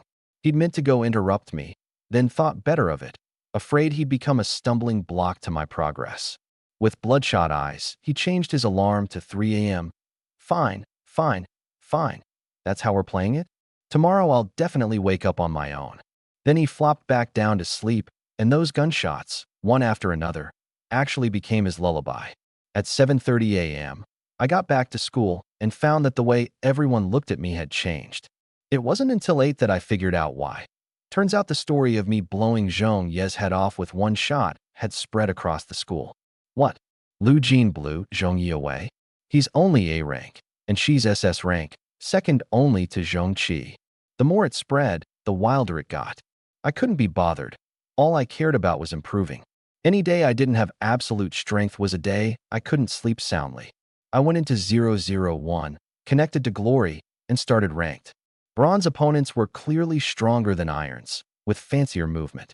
But running into someone like Bailey Ruffong, who could give me a good, satisfying fight, was rare. Basically, before they'd even finished one fancy movement pattern, I'd headshot them. So I developed a new training method, the flick shot. That's deliberately pulling the target out of your view, and while you can't see the target, whipping the crosshair over in one motion, landing the instant it touches the target. Extremely difficult, and instant flick headshots are 100 times harder. It all comes down to reaction, decisiveness, and aim. Sometimes I flicked too hard and missed entirely. I gradually understood. This was pushing up against the limit of my aptitude, and once I went beyond what I was capable of, I couldn't even get the bare minimum improvement. Only training within my reach was effective training. Bang, bang, bang. Match after match. Until the next round, when my opponent was named Lan Yu. He held a bow crackling with ice and fire, and behind him a full moon hovered faintly, sacred and extraordinary. Boom. What impressed me quietly was that the instant I squeezed the trigger, he lifted his hand and loosed an arrow too. The bullet and the arrow were on almost the exact same trajectory and slammed dead into each other, canceling out. His arrow even flew forward a bit before dissipating. A chill ran through my heart. This guy's bow is powerful, and his shooting technique is at least a notch above mine. For him to react in the instant, I pulled the trigger and fire an arrow on a perfectly matching trajectory. That's something I can't do right now. Instead of alarmed, I was thrilled. I'd finally run into someone who felt stronger than me. But it still wasn't enough. Since he chose to cancel my attack with an attack rather than dodge, it meant he couldn't dodge. So he had only one fate, standing there taking punishment. His expression darkened instantly. Who stands in the fountain and shoots people? But he quickly reacted and rushed to the tower. Arrow and bullet collided precisely, again and again, and in the gaps while I reloaded, he inched his minions all the way under my tower. We stood off against each other for a full minute. Lanyu could swear this was the first time he'd ever faced a duel where he had no answer for his opponent. I could fire wildly from the fountain, and one mistake meant he lost, but as long as he made no mistakes and pushed his minions into the tower, he'd win. I felt the urgency too. He'd figured out my reload timing and was picking exactly those gaps to hammer the minions. If I couldn't force a mistake out of him, I was going to lose this one. Right as his minions reached the tower and a victor's smile crossed his face, I suddenly snapped my muzzle toward the sky. What was that about? Lanyu was baffled, thinking I'd given up on winning and was firing wildly out of frustration. But the next second, his pupils contracted, my sky-pointed muzzle suddenly whipped downward. Flick shot. Bang. System notification, Lu Jin, victory. Even I couldn't guarantee the accuracy of that flick shot. To get him to trade fire with me on a matching line was several times harder, and clearly his technique wasn't there yet. Otherwise, I really would have lost that one. I was surprised to find myself delighted. As the score climbs higher and opponents get stronger, I nearly lost that one. So what about the next? No matter the outcome, running into opponents like this improves me a lot. Next round, I matched against another girl my age. I immediately went fully focused. At this tier, to still run into someone my own age, she had to be on the level of Lanyu or Bailey Ruffin. In a duel like this, I didn't dare let my mind wander. One bit of distraction meant one bit less progress. But I still underestimated her. In the fountain, she turned into an afterimage, and when she reappeared, she was already under my tower. So fast. Bang. I fired at her without hesitation, an invisible thunderclap surging instantly toward her head. I thought it was over, but her form dissolved into an afterimage again, ghost-like, mist-like. Second shot, third, fourth, fifth, all missed. I realized I'd run into a true movement master. This was a profound movement-based martial technique, one I couldn't crack. You've got to understand, those 5 shots were each my full effort. She dodged them all without changing her expression, which could only mean her movement skills were far above my sniping level. This was the first time I'd ever felt I might lose. Yet I wore an expression of pure fervor, my trigger finger never stopping. Aim, fire, aim, fire. Every shot, every act of aiming, I poured all of my focus into. Wind speed 1.2, offset 0.15, 7 o'clock direction. Wind speed 1.3, offset 0.21, 12 o'clock direction. In her eyes, this girl was named Yin Changqing. Every shot was like some twisted, warped madman relentlessly chasing her down. All she wanted was to end this sickening fight quickly, so she brought a minion along, planning to shove it into the tower for the win the moment the timer mechanic kicked in. The countdown began, and she silently counted. 5 seconds left, 3, 2. I fired greedily, not wasting the slightest fraction, grabbing at that tiny sliver of a chance. Fire, fire, fire. But a voice suddenly rose in my heart. I've lost. The win streak ends here. Against a martial artist with movement techniques, I don't even count as a competent sniper. My trigger finger slowed, and I prepared to accept the loss of this round. I wanted to close my eyes and rest a moment, then open the panel and see how much progress this defeat had bought me. But before I could, ding, a sound went off in my mind. Sniper skill LV1, breakthrough to LV2. You have obtained the Divine Eagle's Eye. In an instant, the world before my eyes was turned upside down. I saw more vivid colors, greater distances. I saw that girl comically juking back and forth, and every time her form paused, the instant she caught a breath, or the instant her eyelashes blinked, that pause was captured by me, strikingly clear. The panel displayed Divine Eagle's Eye, vision increased sixfold, able to capture the instant any object pauses. A desire rose in my heart, like an eagle high in the sky locking onto a water snake in the ocean. Even if the snake spots it and flees frantically, once it's locked on, no matter where it runs, one strike means death. This round, it seemed it wasn't over yet. The trigger pulled. Boom. In a city, inside the Iron Tower Guild, a young man and a middle-aged man were watching a video pulled from the virtual servers. Glory was created by the Iron Tower Guild in the first place. If your membership level was high enough, you could pull up everything that happened inside. On the screen was exactly the footage of Lan Yu getting beaten down. The middle-aged man said, "This kid's shooting technique isn't bad. Rock-solid fundamentals." And in the end, he even knew to use a flick shot to throw off your pre-aim. Lan Yu, you didn't lose unfairly.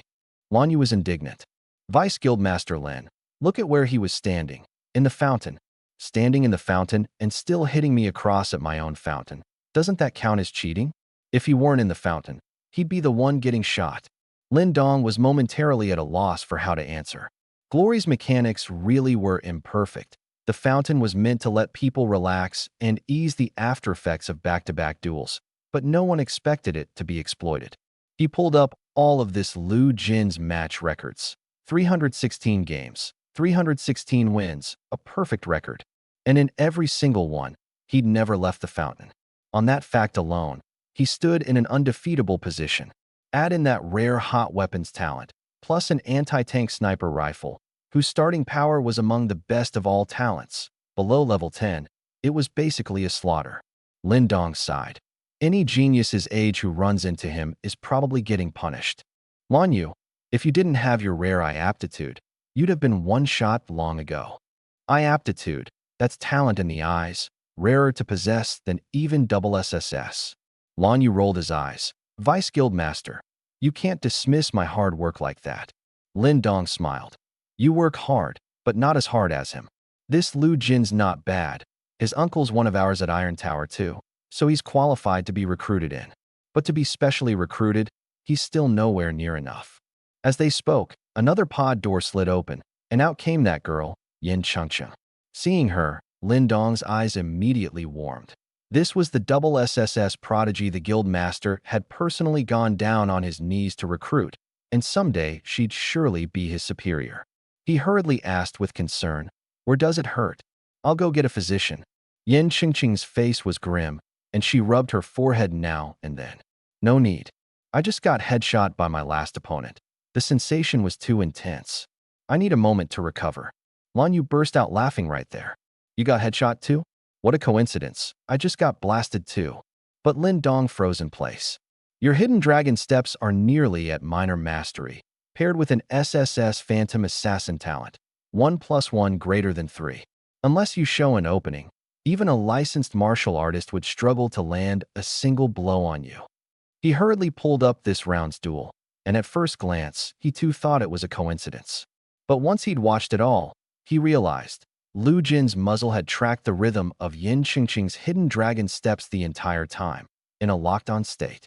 He'd completely seen every point where she paused and changed direction, and pinned it down perfectly. Lin Dong broke into a sweat, his mind racing. First, he ruled out eye techniques. Those were far too demanding. Only with an extremely high vitality level could one cultivate them at low cost. But even with an eye technique, seeing through Phantom Assassin plus Hidden Dragon steps was near impossible. There was only one conclusion. This kid has eye aptitude. The file listed him as A rank because eye aptitude simply isn't within the scope of measurement. With it, a ranged martial artist talent could jump 1 or 2 grades, A rank straight up to SS. He was qualified for the lowest tier of special recruitment. Lan Yu didn't get it. He's got eye aptitude too, so why can he see Yin Chengcheng clearly when I can barely? Lin Dong was stumped. The books don't say either. How would I know? You two rest up. I'm heading to the Guildmaster's office. In the Guildmaster's office sat a woman far younger than Lin Dong, no more than 30, Tang Shui, the newly transferred A-City Guild Master from headquarters. Lin Dong reported eagerly, "Guild Master, I found a talent with eye aptitude, AA rank, named Lu Jin. He can see through Yin Qingqing's movement techniques and headshot her. He's qualified for our lowest tier of special recruitment. Tang Shui waited for a moment. He can indeed be specially recruited. His uncle's with our Iron Tower too. We offered preferential terms for this month opening rift, so he's bound to join Iron Tower down the road anyway. Let's hold off and observe for a while. Lin Dong got anxious hearing this. But what if another guild discovers his eye aptitude? Tang Shui said coolly. What guild would keep an eye on an A rank? Only because we control Glory's backend could we find him. If he really does get poached, then let him go. For anything less than SSS rank, there's no need to force it. Then she changed tack. But you can go ask him first, recruit him with Tier 1 membership benefits, and see if he's willing. Tier 1 membership, 80,000 a month, already the height of what an ordinary person could hope for. But compared to special recruitment, it was a world apart. Special recruitment came with a guaranteed investment of tens of millions. Lin Dong nodded and bowed, and hurried off to see to it. In the principal's office of number 3 middle school, 10,000 Zheng was drinking tea with the principal. The principal said, Iron Tower called. They want to recruit that student you've had your eye on. Tier 1 membership benefits. Wang Yuanzheng hadn't even touched the tea to his lips. Tier 1 member? What special recruitment offers Tier 1 membership? That's like brushing someone off as if he were a beggar. The principal smiled. Looks like in your eyes, he's worth a lot more than a Tier 1 member. In the principal's view, for an A-ranker to get a phone call directly from a guild was already pretty impressive. Wang Yuanjing shook his head, finished his tea, lit a cigarette, and swaggered out. Meanwhile, I was in Martial Arts Room 001 when I received an invitation from Iron Tower. Normally, when someone sends you an invitation, it means you've been specially recruited. But when I opened it, there was no special recruitment, just an offer of Tier 1 member benefits. Tier 1 membership. Why send an invitation over that? Make it into such a big ceremony? I casually tossed it into the trash and turned to head to the dining hall. The AI, Little Cherry, said, Today I've prepared a sirloin steak for you. I asked, Can you make a few extra portions? Things like organic beef, ordinary people can't afford them. This was my first time eating it too, and my uncle and aunt had never once bought any. I wanted to bring some back so they could taste it too. Little Cherry said, Of course. Your meal plan is sponsored by Wang Yuanjing, as much as you want. Wang Yuanjing again. My nose stung a little. This man, who'd barely appeared a handful of times in my life, had given me the warmest ray of light I'd known outside my own family. Wang Yuanjing, a legend, forever. I opened my status panel. Vitality 4.8, up from 4.62 days ago. Divine Eagle ILV2, sniping power increased by 113%.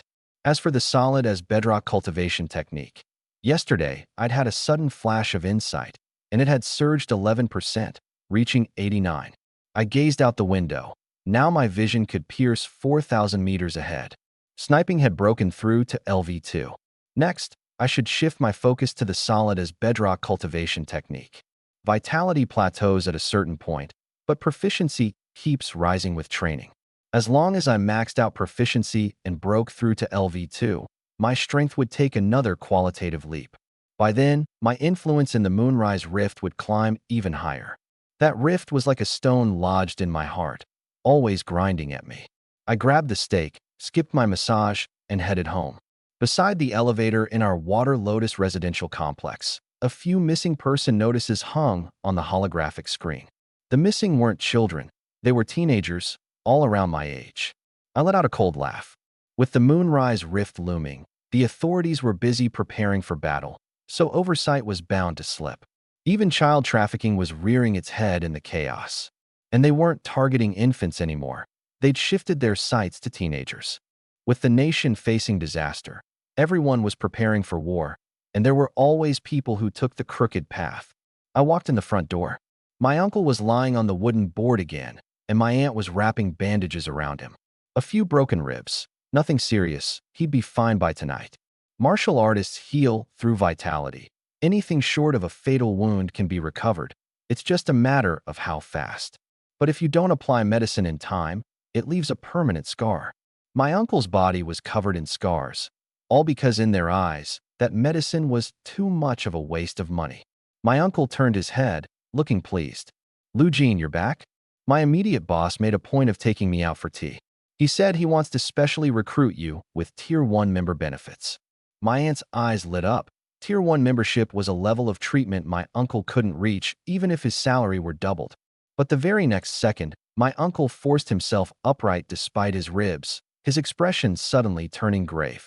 His earlier delight seemed like an act. But I want you to think carefully. Until the very last moment, never say yes. My aunt objected. What's there to consider? If we don't accept it right away, won't it make us look small-minded? My uncle laid out his reasoning.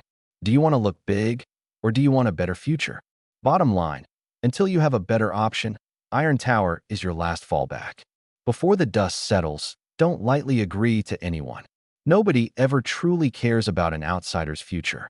They just want to get you to do their bidding at the lowest possible price. I can tell my boss thinks highly of you. He wouldn't have taken me out for tea over a mere Tier 1 membership. I smiled. Uncle's right. I'll do as you say. My uncle then asked how my ranked matches had gone. I told him everything. 362 matches, all wins, not a single loss. I'd also run into a benefactor, Wan Yuanzheng, and gotten martial arts room 001. My uncle and aunt stared at the two stakes in my hands, stunned, as if thinking, could this nephew of ours have the makings of an emperor?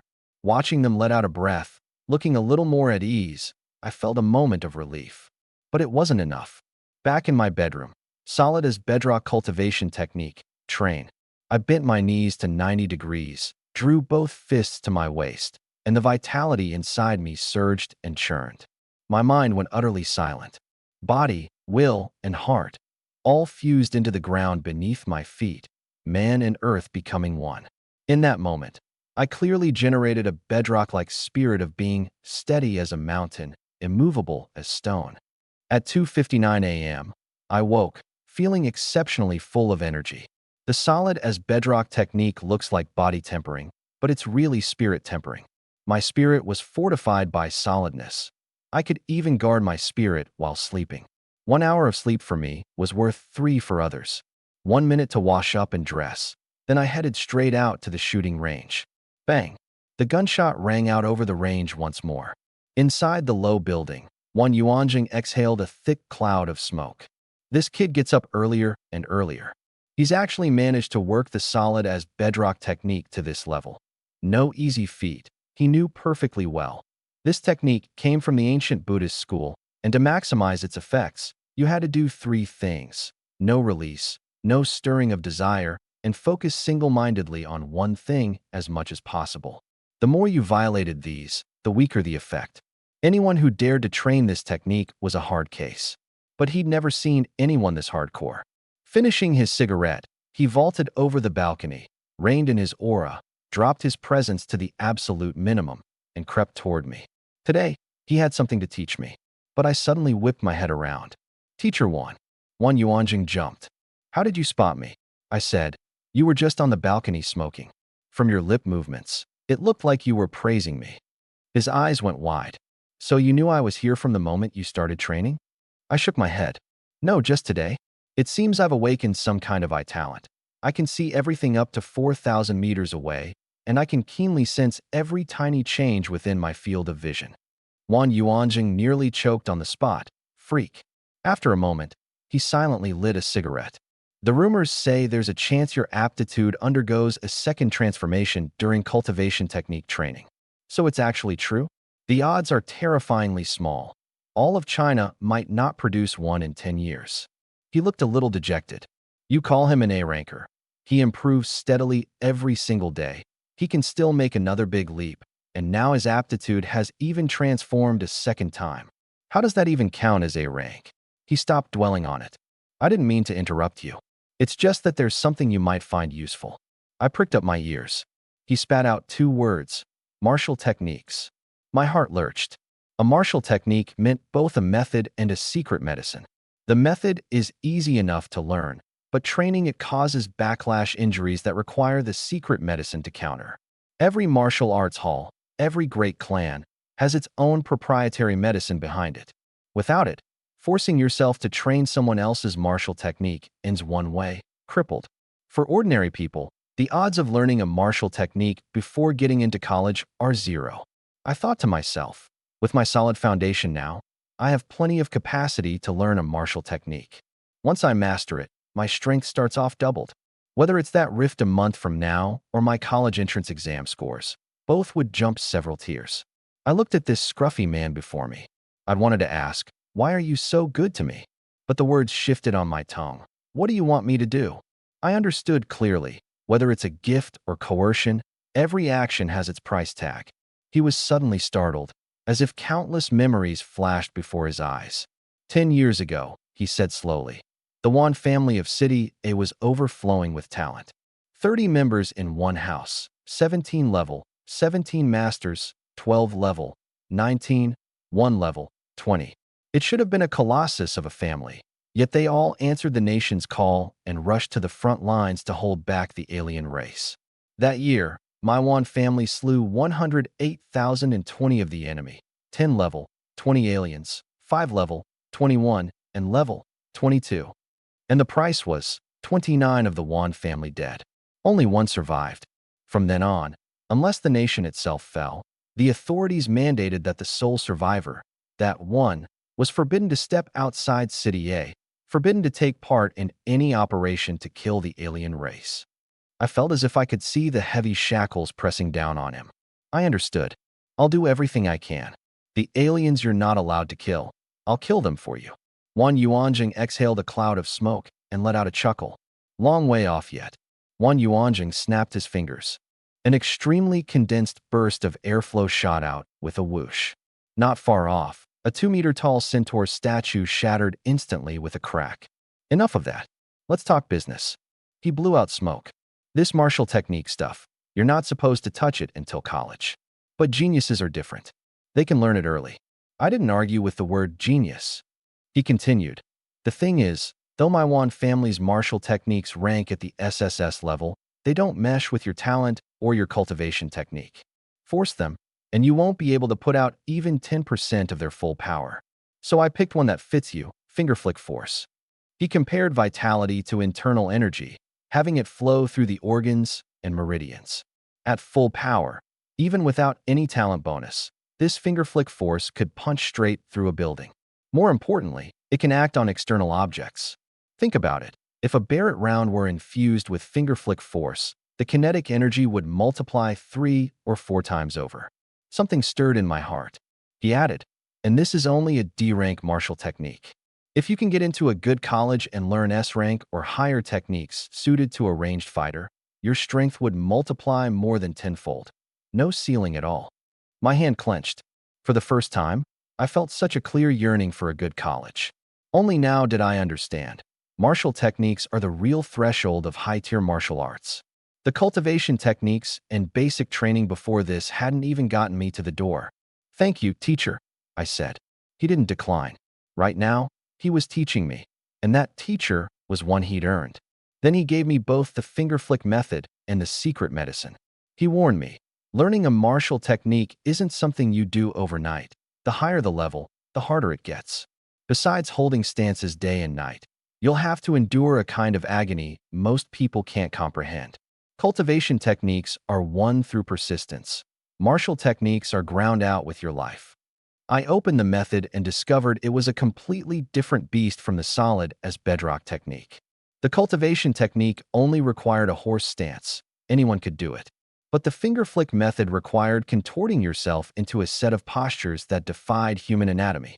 The very first stance required rotating your arm 180 degrees, lifting one foot, and forming a scorpion tail pose, then guiding your vitality along the meridians.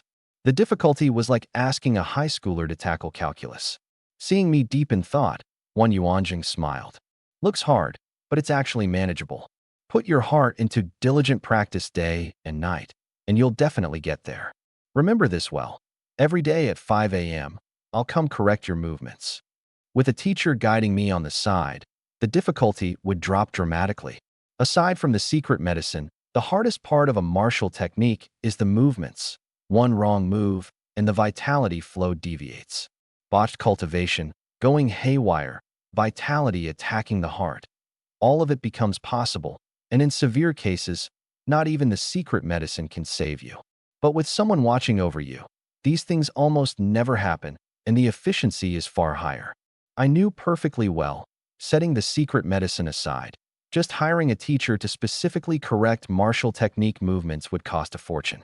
Luckily, I had the school, and I had Wan Yuanzheng. If I hadn't run into him, my only shot at learning a martial technique in this lifetime would probably have been getting into college. Wan Yuanzheng dropped one last line. A martial technique is only a supplementary boost. What matters most is still your foundation. Then tapped a cigarette out of his pack and left. I set the method aside and focused on basic training first. With the Divine Eagle Eye, my sniping had to keep pace. My capture ability was already maxed, but my accuracy and speed had to catch up. Time and again, I pushed toward my limits, searching for a way to break through. Thankfully, my breakthroughs were a bit simpler than other people's. All I needed was diligent day and night practice to stack up proficiency. Soon, under the Divine Eagle Eye, my shooting became so clean there wasn't a shred of excess thought. It all ran on bodily instinct. But the drawback was just as obvious. My body's reactions could no longer keep up with my eyes. It was like a 200-pound fat man trying to run, 100 pounds of dead weight dragging him down. I thought, once my cultivation technique breaks through to LV2 and my body strength increases fivefold, maybe I can reach the next level. Otherwise, I'd have to train a high-agility martial technique. Too bad that kind of technique is basically out of reach before college. For now, master finger flick force first. Bite off more than you can chew, and you'll choke. That afternoon, I tried to cultivate the finger flick method in the martial arts room. First movement, scorpion tail sweep, arm rotated 180 degrees. Second, both hands planted on the ground, legs crossed toward the sky. 5 in total, each more inhuman than the last. HSSS, my bones felt like they were being torn apart. Without vitality protecting me, just attempting these movements would kill me on the spot. Doing a single round, thoughts sprang up in my mind. Is this right? Is this even doing anything? But when my status panel lit up, unlocking finger flick force LV1, unlock progress plus 2%. All those thoughts vanished instantly. As long as I was making progress, I'd never give up. I gritted my teeth, endured the pain, and went round after round, sweat pouring off me. Suddenly, I realized it didn't hurt anymore. In fact, it felt good. The 5 originally unrelated movements now seemed strung together by a single thread, flowing smoothly. The panel showed unlock progress at 50%. But going further, it stopped rising. I realized, just going through the motions had lost its effect. So I gulped down the secret medicine in one go, and with no one to guide me, boldly circulated my vitality and struck the stance. Puffed. I coughed up a mouthful of blood, splattering it on the floor. Moving too much vitality at once, my meridians took the shock, but thankfully the medicine's effect kicked in just in time, so no lasting damage was done. Again, my meridians rejected the vitality, but the moment the medicine took hold, it was like opening up a little path, and the vitality flowed smoothly through. Unlock progress rose another 2%. Good again. My stamina was long since spent, but I refused to waste the medicine's potency. This isn't my limit. Plus 2%, plus 2%. My meridians seemed to gradually get to know the finger flick force, deciding it was a good guy, and their rejection grew weaker and weaker. Unlock progress, 99. Thud. I collapsed face down to the ground, utterly drained. When I looked up, several more hours had vanished. Outside, the sky had gone completely dark, and at some point the martial arts room had lit up. Strange, it was already 10 p.m., so why hadn't my uncle and aunt called? Normally, if I wasn't home by 8, my aunt would call for sure. With numb fingers, I grabbed my phone and dialed. My aunt said, "Just order delivery tonight, dear. I'm in an emergency medical training for the Moonrise Rift." I called my uncle too. He said, "I can't come home tonight. We're starting a 24-hour grueling combat drill ahead of schedule." That rift was drawing nearer, and everyone was too busy to set foot at home. I returned to the Water Lotus complex. A plainly dressed woman suddenly grabbed my sleeve, frantic and panicked. "Have you seen my child? His name's Wang Mingming, a student at 4th middle school." I shook my head. She let go and lunged toward the next person coming home late. I could understand a mother's heart in that moment, but I couldn't help. All I could do was be a cold bystander. By the time I got home, it was 11. Usually it was peaceful, but tonight there was an indescribable emptiness. I went inside and cultivated solid as bedrock. I told myself, this emptiness is only temporary. I didn't want it to become permanent after the moonrise rift. I trained until 2:30 a.m. A new day had begun. I went to the range for sniping practice. At 4 a.m., Wan Yuanzheng came over with a cigarette dangling from his lips. He said, "Your shooting is already excellent. 2 hours a day of refinement is plenty. Spend the rest of your time on martial techniques, the cultivation technique, and glory-ranked matches. Before, you had no martial technique. Now you do, so naturally you should shift your spare time to it." "Teacher Wan," I called out. He said, "Now practice the finger flick stances. Once the stances are solid, you'll get more done with less effort. The process is grueling, but sooner or later, becoming a qualified martial artist means passing this hurdle. Besides, the suffering of finger flick force is actually the lightest among martial techniques. Get used to it now. It'll help you when you go to college and train more advanced techniques." I shook my head, about to speak, but he cut in to reassure me. "Don't worry, with someone coaching you, unless that person can't do it themselves, the odds of teaching you wrong are 0. He added, "With the secret medicine, you don't have to fear vitality damaging your meridians. At worst, you'll be uncomfortable. The rejection reaction? Just tough it out. In short, 3 words, eat the pain." Enduring hardship was probably the easiest thing in the world for me. I finally got a word in. "Teacher, I might need some secret medicine. It seems I'm just a bit short of getting through the entry threshold." Before entering, without the medicine, I don't dare circulate my vitality recklessly. Even a slight rejection reaction could cause big trouble. "Huh."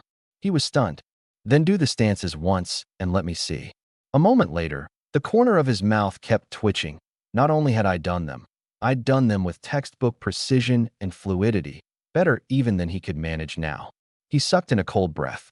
"So you're telling me, with no one guiding you, you mastered the stances and even used the secret medicine to push vitality through?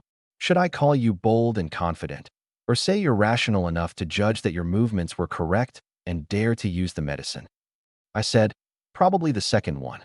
He was floored. Judging whether you're doing it right or wrong is a 1 in a million ability. Most people can't even tell good from bad and go the whole way with a blank, bewildered look.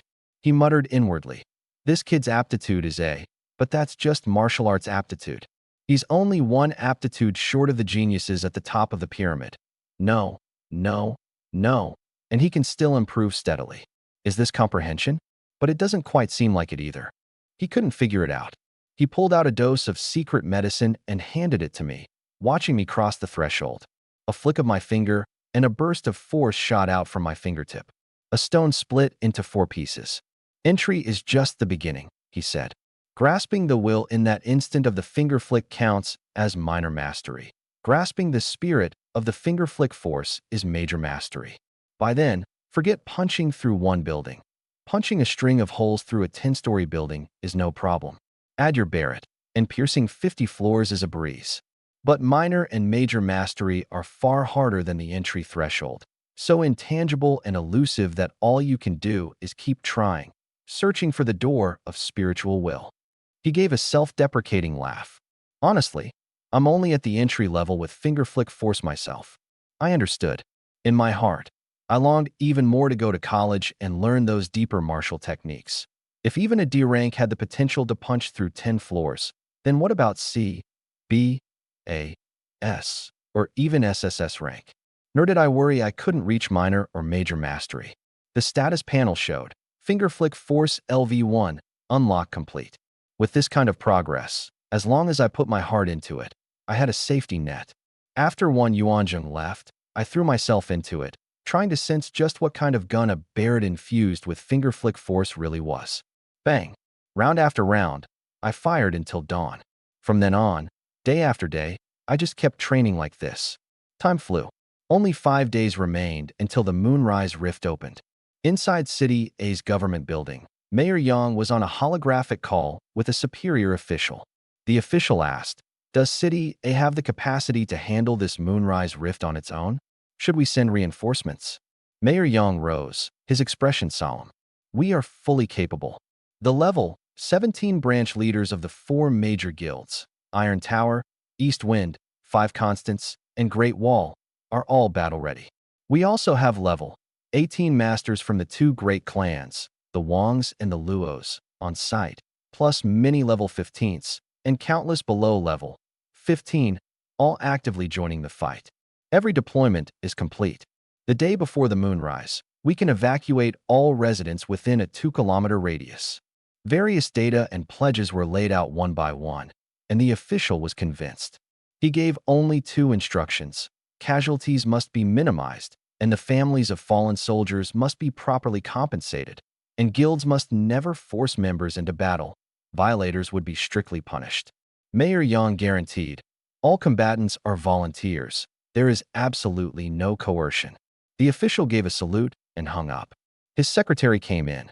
Mayor, all residents within 2 kilometers have been evacuated.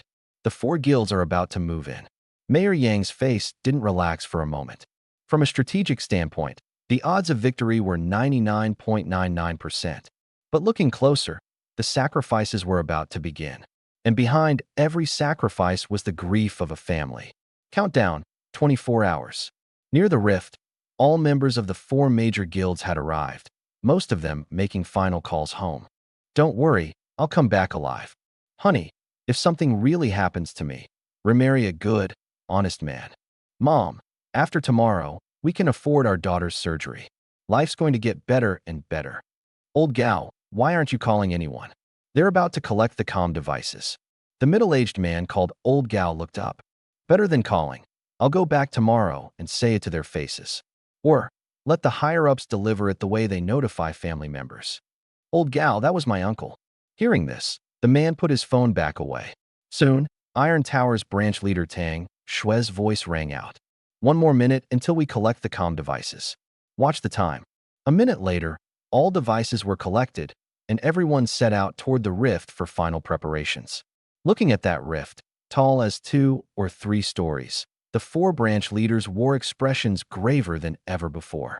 The 2 level, 18 clan masters from East Wind and 5 Constants assessed. The energy inside the rift was growing more turbulent by the moment. I estimate the alien numbers already exceed 10,000. Over 10,000? Tang Shui couldn't stay still.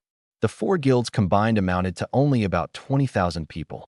The closer the alien numbers were to their own, the more brutal the sacrifices. 1-on-1 versus 10-on-1 were 2 entirely different things. The energy kept rising steadily. With every bit of energy seeping out of that profound darkness, everyone's face darkened another shade. Even the level, 18 masters couldn't guess how many high-tier aliens were among those 10,000. Unknown, an absolute unknown. Why worry about all that? When they come, we fight. The more you think, the more you flinch before the battle even begins. Everyone nodded and went off to finalize preparations for each battalion, each squad, and to make sure everyone was mentally prepared to die. The battlefield was never a joke. Live or die. Either way, it paves the road for our descendants. I have no reservations left. The 20,000 present had almost all cleared rifts or been to the front lines before. Every face bore a kind of calm acceptance. Everyone watched the second hand. Time passed both fast and slow. In that low building at the school range, Wan Yuanjing smoked and gazed into the distance. Memory, longing, hatred, and regret flickered in his eyes. It was as if he were nailed to this spot. The aliens were right there before him, yet he couldn't rush out to meet them. In the end, it all dissolved into desolation, snuffed out with his cigarette but in the ashtray. He turned to look at the range, brows knitting. Strange, where was Lu Jin today? Early morning, noon, and even now. This was the first time he'd seen me slacking off. But slacking always had a reason, and he didn't press. He'd done everything he was supposed to. The rest was for after I went to college. Now he just wanted to quietly wait for the rift to open and for the results to hit the news. The school was in an uproar too. Every teacher had organized their students to stay in the classroom watching movies or playing murder mystery games, with just one rule: no one was to set foot outside the school. Teacher Wang was pacing in circles, frantic. Does anyone have Lu Jin's number? It's off, and no one's answering at home either. Li Bowen said, I saw him walk out of martial arts room 001 at midnight last night, and I followed him all the way until he left the school gate. Midnight. Not only was Teacher Wong stunned, the students were too. First, Lee Bowen had actually been watching me, even tailing me. And second, I trained until midnight before coming out. Someone remarked, ever since Liu Jin got his personal martial arts room, we barely see him. No idea what rank he's reached in the ladder. Someone else chimed in, Lee Bowen's at silver, and Frost Archer has a shot at gold. Eastwind Guild even sent him a special contract. The three top students all had bright futures ahead. Only me, whom no one could gauge. Lee Bowen was actually the one in the whole class most eager to know. How much had I improved in there? He even wanted a one-on-one duel with me, to prove the teacher hadn't chosen wrong back then. Countdown, 60 minutes. The citizens had all retreated indoors, waiting, praying. The whole of city a fallen into an eerie stillness. Countdown, 10 minutes. At the rift, a level 18 master had already gathered an attack powerful enough to shatter a mountain, the 4 branch leaders at his side.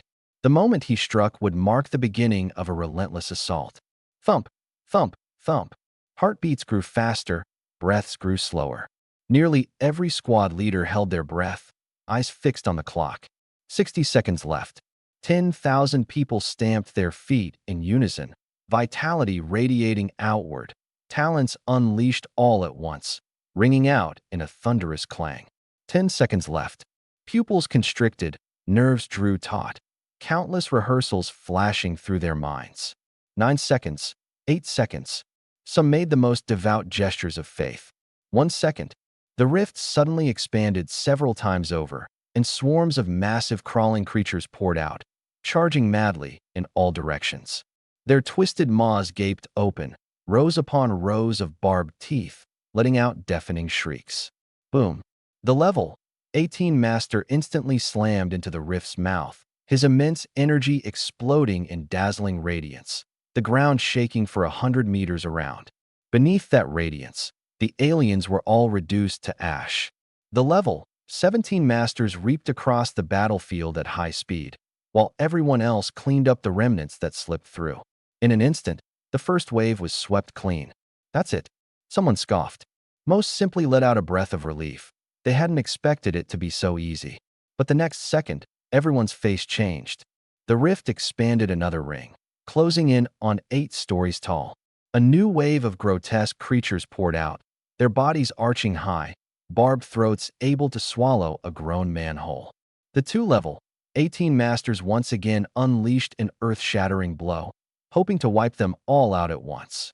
But before the attack was fully delivered, something twice the size of the existing creatures charged out, a deformed body that utterly defied human aesthetics, brimming with terrifying tension, 8 writhing tentacles, and it forcibly caught the attacks of both level 18 masters. This aura, a level 20 monster. So what if it's level 20? The 2 of us will kill it all the same. Boom, boom, boom. Jia, jia, jia, jia. It let out an eerie screech and locked into combat with the level 18 masters, the residual shockwaves ripping up the ground for 100 meters around, killing countless creatures. But this wave was far from as clean as the first. Hordes of creatures surged toward the martial artists of every squad. The level 17 branch leaders shuttled between squads at full effort, delivering finishing blows. Though they could clear a squad in a few breaths, the situation was starting to descend into chaos. The level 18 masters were pinned down by the level 28 armed monster, unable to immediately clear the pouring creatures, relying only on residual shockwaves to kill as many as possible. The level 17s used area attacks as needed, because what they were responsible for was precisely the gaps between the members of each squad. Don't panic. We absolutely cannot let them break past our squad. Old Wong, watch out. Barely into the second wave, someone was already swallowed by a barbed throat, not even bones left behind. The combat power of these creatures roughly matched level 8 to 9 human martial artists, with some at level 10 to 11 and 12 to 14. As long as you stayed rational and didn't get ambushed, staying alive wasn't a problem. But the moment someone slipped up and died, the sanity of those nearby was slowly stripped away. The situation spiraled out of control once again. Thankfully, The levels 17ths and 16ths, especially the S rank and above members, held the line, saving people while killing monsters, which was the only reason they weren't utterly slaughtered. 2 kilometers away, many people stood on tiptoe, trying to see the center of the battlefield. There seemed to be a huge commotion just now. I heard a boom, even from here. Someone couldn't resist rushing in and was immediately pinned down by officials, cuffed, and thrown into a holding room. Most people finally abandoned the idea. Boom, boom. A wave of heat surged skyward. Someone raised binoculars and saw a figure leap high into the air, transforming into a giant golden palm that plummeted at high speed. Thud. The sound was clear even across 2 kilometers. It was hard to imagine what kind of brutal battle was raging at the main front. At the main battlefield, that giant golden palm came down, slamming the level 28 armed creature 3 feet into the ground and breaking 3 of its arms, leaving only 5. Yet it still climbed back up, screeching jia, and the rift kept spewing out new creatures, wave after wave. Old Yang. I'll kill you. Another person died in a creature's maw. The number of creatures far exceeded estimates. And from now on, level 15 creatures began appearing. Level 15, the dividing line for human martial artists. Most of the ordinary members present couldn't reach level 15, which meant the death toll was about to soar. The branch leaders and the level 16 and 15 martial artists all felt their strength falling short of their will. There was simply no way to avoid sacrifices. I can't save everyone, especially seeing that for every 1,000 creatures the rift spewed out, 100 were level 15. The martial artists carrying their comrades on their shoulders had nothing but despair in their eyes. Soon, another person had his entire head swallowed, blood spurting out. A stream of warmth splattered across Old Gao's face. Old Gao's pupils constricted again and again. The one whose head had been swallowed was the very friend who'd just asked him, "Why aren't you calling anyone?" Just like that, he's dead? His mind churned uncontrollably with fragments of memories of his friend. The belly laughs over drinks, poking at each other's wounds in the hospital, going to the bathroom together, belting out songs at the KTV, fishing. His whole body began to tremble. He couldn't accept it. The blood on his face gnawed at him like poison, and he was oblivious. A maw large enough to swallow a grown man was biting toward him at high speed. By the time he snapped out of it, it was already too late. Tang Shui's gaze sharpened. She was rushing over this way and saw one of her own guild members standing there dumbly, sending himself to his death. She gritted her teeth and burst forward with all her might. No, still a bit short. Just a bit more. Faster. But her gaze turned cold. She knew she couldn't save him. That maw was only millimeters from his head. He deserved it, zoning out and getting himself killed, no one else to blame. But the next second, the creature's head exploded with a boom. Tang Shui slammed to a halt, her gaze locking onto the distance. Another helper? In the instant the creature was about to bite that zoned-out man, a force from an extremely distant place had erupted forth, blasting the creature's maw to pieces. She couldn't see clearly, too far. As far as she knew, among the combatants, there wasn't a single ranged fighter with a range exceeding 500 meters. And why act only now? She had no time to dwell on it, and immediately threw all her focus back into the battle. The 2 level 18s were fighting the level 20 creature and had the upper hand, but killing it was still a long way off. Once the level 15 creatures poured in, the once manageable battlefield became tricky. Overall, it was an advantage, but all the while, people kept dying. Old Gao came to his senses through his tears, becoming rational again, and fought the aliens that had broken into his squad. But he kept feeling powerless. That jolt of agony just now had bred a sense of decline in him. No, he thought. It's that they've grown stronger, and I'm too weak. He was only a level 13 martial artist, and right now he could clearly feel that some creatures were no weaker than level 13. A level 15 throat creature charged in, singling him out directly, its mouth opening to swallow him whole. The East Wind Guild leader happened to be sweeping through. HSSS, you dare open your mouth right under your grandpa's nose? He threw a punch. This time he had plenty of time to leave the creature alive. But before his fist could touch the creature's head, boom. Another force shot in from afar, piercing straight through the creature, sending its long head flying. The East Wind Guild leader arched a brow. A ranged expert? at least a kilometer out. And I even caught the will of finger flick. Training a D-rank martial technique to the realm of will was harder than mastering a stable major mastery method for a higher level technique. Why would an expert like this use a mere finger flick force? Even stranger, he could smell that this wasn't someone with high-tier vitality at all. He didn't dwell on it. He'd sort it out after the rift was over. Next, the Five Constants Guild leader swept over and also discovered a middle-aged man frozen in place. Any creature that drew near him was struck precisely in a vital spot by a force shooting in from the distance. So bizarre, it was frightening. The Five Constants Guild leader was momentarily bewildered. Could this be his martial technique? Flames scattered, cannon fire thundered. The battlefield seemed very, very far away from old Gao. He stood there woodenly, gazing into the distance, an unstoppable tear rolling from his eye. He knew it all too well. These weren't arrows from afar. These were bullets from afar. Is it you, Lu Jin? 2 kilometers away, atop an iron tower rising higher than every building around it, my hair was blown back by the wind. I calculated rapidly in my head. Wind speed 1.75. Finger flick force at minor mastery. Barrett power quadrupled. Vitality consumption doubled. But with solid as bedrock broken through to LV2, body strength up 5-fold. Vitality consumption halved. Remaining magazine capacity, 2,088 rounds. Through the divine eagle eye, I read the words on my uncle's lips. I didn't smile. Earnestly, calmly, I answered him in my heart. It's me. Yet another person fell in this life-and-death struggle between humans and the alien race. I took it all in. But my muzzle pointed forever in only one direction, the place where my uncle stood. Bang, bang, bang. Cold gunshots rang out from the iron tower.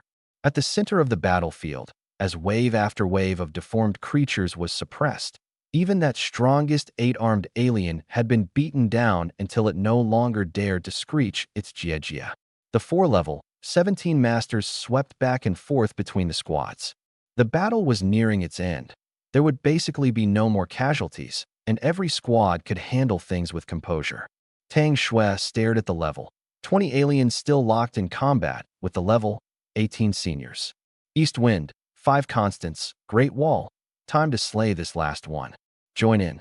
The moment she spoke, she rushed to join the encirclement. Seeing more experts arrive, the alien opened its mouth and roared, glancing left and right. Wanna run? Not that easy.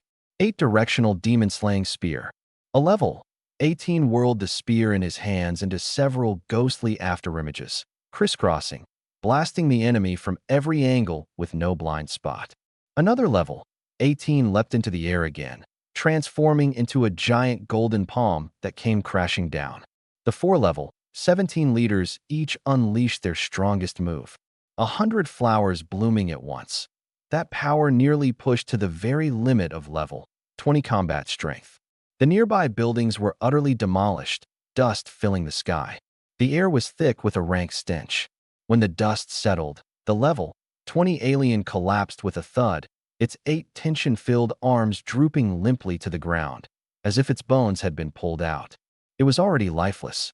This Moonrise Rift came to a close at the cost of a handful of lives.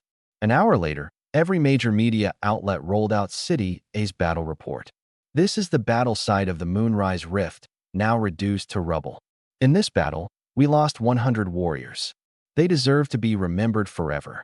That day, the citizens of City A prayed in silence, and all shopping malls closed. Only the next day did things slowly return to normal. Workers went to work, shopkeepers opened up. A few more days, and everything was back to usual, as if that Moonrise Rift had never happened. Only the 4 major guilds were run off their feet. At Iron Tower headquarters, Tang Shui rubbed her eye sockets. After the high-intensity battle, she hadn't slept in 2 days. She slumped in her chair, about to take a short nap, when she suddenly remembered something and grabbed the phone. Lindong, I recall you recommended someone for special recruitment before. How did that go? This. No response. Tang Shui didn't much care. If he refused, he refused. It was his loss. She'd only brought it up as a lead-in. You remember his uncle, right? Of course, his name's Gao Han. I'm signing him a raise contract right now. Call him to my office. I have something to ask him. What? You're sure it was your nephew, Lu Jin? Hearing that the helper was Lu Jin, Tang Shui could hardly believe it. Old Gao said, "No mistake. His talent is too special. He can shoot from extreme long range and is very hard to track. If it wasn't arrows, then it could only be ultra-high-speed bullets." He lowered his head with a bitter smile. "The only reason I survived was that nephew of mine." "All right, I understand. You may go." After Old Gao left, Tang Shui murmured, "Killing creatures of level 10 plus takes more than just talent and eye aptitude. That Barrett of his does high damage, but against level 10 plus creatures, at most it's a heavy blow. It can't kill." The more she thought, the more clear-headed she became, sleep completely gone. "It seems I caught the scent of martial will." In other words, Lu Jin has at least one martial technique at minor mastery. A high schooler with a martial technique at minor mastery? Even the SSS-ranked Yin Chengxing can't so much as touch the threshold of minor mastery with the A-rank dragon treading step. This is monstrous comprehension. He absolutely qualifies for a low-tier special recruitment. She dialed Lin Dong again. "Prepare a low-tier special recruitment immediately. Send it to Lu Jin. Now." "Yes." She sprawled back in her chair, all her questions resolved, and even picking up a comprehension tier genius for free. The corner of her mouth curled up, ready to sleep. But not long after, the phone rang again. "Leader Tang. He says he wants to think it over." "Think it over?" Tang Shui's temple twitched. "Then forget it. Opportunity doesn't knock twice. Miss it, and it's gone. He's even getting arrogant with me. I only did it out of pity for a rare comprehension tier talent. Other guilds might not even offer him a special recruitment. It's a big investment, and comprehension alone isn't enough, while eye aptitude bonuses are limited too." The reason she could give it out so easily was that she held a discretionary quota with lower standards. Other places recruit talent more strictly, tolerating no backdoor dealings. A pie the size of the sky falls from above, and someone who can't catch it, well, they just can't catch it. Meanwhile, the guild leaders of East Wind and Five Constants, having wrapped up the aftermath, each sent people to investigate that mysterious long-range support fighter. At the same time, at the school, Teacher Wang walked toward the principal's office while angrily berating me at his side. "Do you have any idea? You've broken school rules. When the Moonrise Rift opened, no one was allowed to set foot outside the school gate. Lu Jin, this time you didn't follow the rules, and the principal is going to punish you severely. A major demerit. Let's see how you explain yourself to the principal." He planted his hands on his hips, looking thoroughly smug. At the office, the moment the door opened, Teacher Wang instantly put on a smile. "Principal, this is the student from our class who broke the school rules. I've brought him to you. Whatever you decide to do with him, I won't say a word against it. This kid's grades look good, but there's one thing. He has no respect for his teachers." He couldn't forget the expression of righteous indignation and cold disdain on my face back when Classroom 001 fell to Li Bowen. Now, at last, he felt satisfied. A major demerit was equivalent to docking 30 points off the college entrance exam. Some higher-ranked undergraduate schools would reject you outright at the sight of a major demerit, no matter how good your grades were. Half a future destroyed. "Little Wang, go sit off to the side first." "Yes, principal." The principal's deep, penetrating eyes fell upon me. Do you have anything to say?" From the principal's tone, I knew this wasn't going to end well. So I simply kept quiet. Whether or not I got a major demerit didn't matter to me. What mattered was whether I had given it everything I had. The office went dead silent for a full minute. You could have heard a pin drop. The principal didn't wait for my answer anymore. He rubbed the bridge of his nose and said, "This is the first time we've met. Wan Yuanjing has huge expectations for you. He thinks even a guild first-tier membership special contract isn't good enough for someone at your level. What's your own take on that?" Teacher Wang raised an eyebrow. "A first-tier membership special contract is already pretty solid, principal. The guild gave him a special contract." The principal ignored him and kept his eyes fixed on me. I said, "I think Teacher Wang is right, because I already threw that first-tier membership special contract into the trash. I'd just turned down Iron Tower's low-level special recruitment. Not enough sincerity. This isn't me being arrogant. I've analyzed it rationally, with data, exactly where I should stand. Based on my current performance, at the very least I shouldn't be sitting in the lowest bracket." The principal chuckled. "The first time I met with Wan Yuanzhong, I told him I wanted to visit you. I never imagined we'd meet like this. I gave him an apologetic, polite smile. What rank are you? Bronze or silver? The principal asked, going by past experience. At this point in the year, the number of students who could reach gold was basically zero. Most got stuck at silver, where geniuses grind against geniuses, win one, lose one, and rack up no net points all day. It'd take a while longer before any gold-ranked students started to emerge. Gold. 300 points, I said flatly, tossing out the number. The principal was just lifting his teacup. His hand jerked, and he spilled the whole thing down his shirt. Teacher Wang couldn't stop his face from twitching.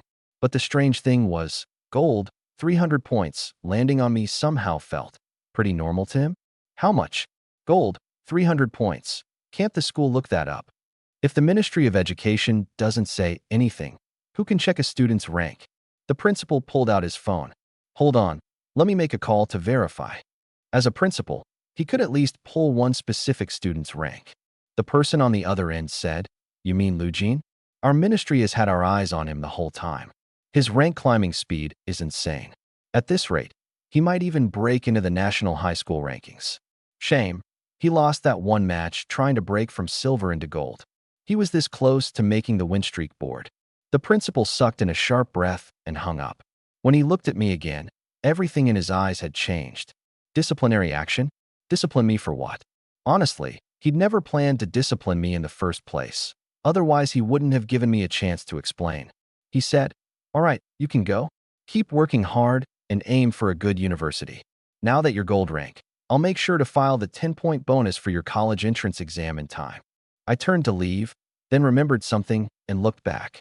Oh, right, principal, my cultivation technique, steady as a rock, I broke through with that too. The principal was in the middle of refilling his teacup. His hand slipped, and he poured the whole thing onto his pants. It was scalding, and he shot up out of his seat on the spot. Trembling, he poured another cup. Lu Jin, come sit. Let me pour you some tea. Impossible. Teacher Wang couldn't sit still anymore. He glared at me. Even for the geniuses at Tsinghua Peking or Capital University, it's rare for anyone to break through their cultivation technique in one go during high school. If you really have that kind of insight, you'd be qualified to aim for Tsinghua Peking yourself. I'll admit that aside from your talent and aptitude being lacking, everything else about you is outstanding. But he didn't finish. As a teacher, some of the harsher words he swallowed back down. The principal personally handed me a cup of tea, and I drank it down in one gulp. Then I went to the testing room to do the college exam bonus certification. Press your hand on the device, input your blood energy, and any false reporting gets cut off at the root. The result came out. Lu Jin, steady as a rock, second tier. Almost at the same moment, all 4 major guilds received the news. The instant a bonus gets registered, every guild and every college knows right away. Ever since the Moonrise Rift, Dongfeng and Wuchang had already been investigating that mysterious figure, and they'd long since pulled up my detailed Lu Jin file. And now there was another entry to add. So the mysterious figure was a high schooler. No wonder. Snap force at minor mastery, cultivation technique broken through to level 2. That kind of insight. Even an A rank would be worth a low-level special recruitment. Send Lu Jin a recruitment letter. In no time, all 3 major guilds sent me low-level special recruitment invitations. Only one guild had its chairman come to the school in person. Great Wall Guild Chairman Ma Hongping showed up at the principal's office and found it empty, so he had no choice but to grab a student and ask, Hey, do you know where your principal went? Or do you know where Lu Jin is? No idea. He walked and asked, and finally sighed. Looks like I'll have to wait a bit. When it came to geniuses, Ma Hongping always handled things face-to-face himself. The moment my steady as a rock, level 2 got uploaded to the cloud, he teleported straight to number 1 high school without a second thought. Before long, he saw the 3 of us walking over. The principal was saying to me, Lu Jin, with all your qualifications, you're good enough for a guild special recruitment. You might even get into Tsinghua Peking or Capital University, and at the very least, a 985 or 211 school is a lock. But I still hope you set your sights on Tsinghua Peking or Capital University. My heart filled with longing. Tsinghua Peking and Capital University have the country's top martial academies. Every single SSS rank martial skill comes from there.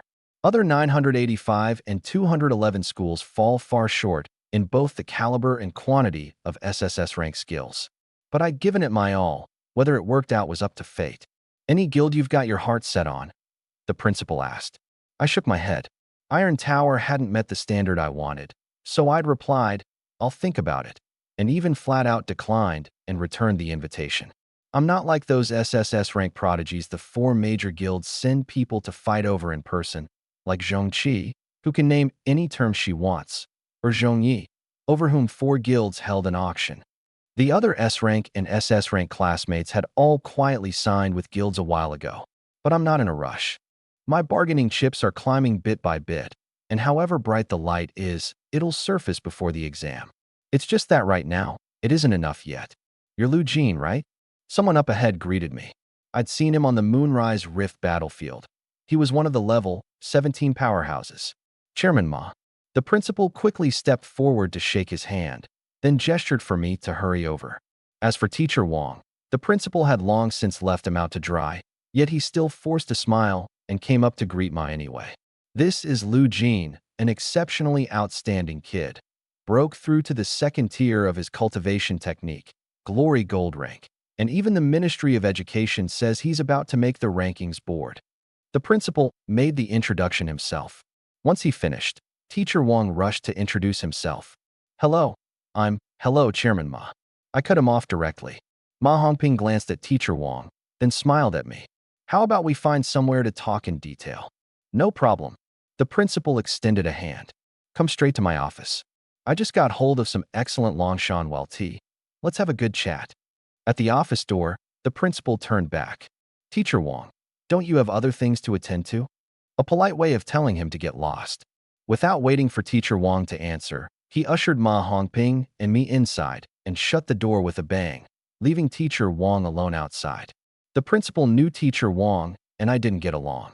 It came down to me being a little clueless about social niceties, always asking about the financial aid stipend, unable to keep my cool. Since a talent like me had chosen someone else, to me Teacher Wang was just a hired hand. If there was anyone I'd truly call my teacher, there was only one Yuanjun. So no matter which university I ended up going to, the teacher's bonus that would normally go to a mentor would never land with Teacher Wang. He clenched his fists, and in the end could only turn and walk away. Inside, the principal poured the tea himself. Ma Hongping got straight to the point. I'll be blunt, you're a talent. Even among the geniuses at Tsinghua Peking or Capital University, you can't find one in 100 who breaks their cultivation technique through to level 2 during high school. I hope you'll consider Great Wall Guild. The offer is a low-level special recruitment.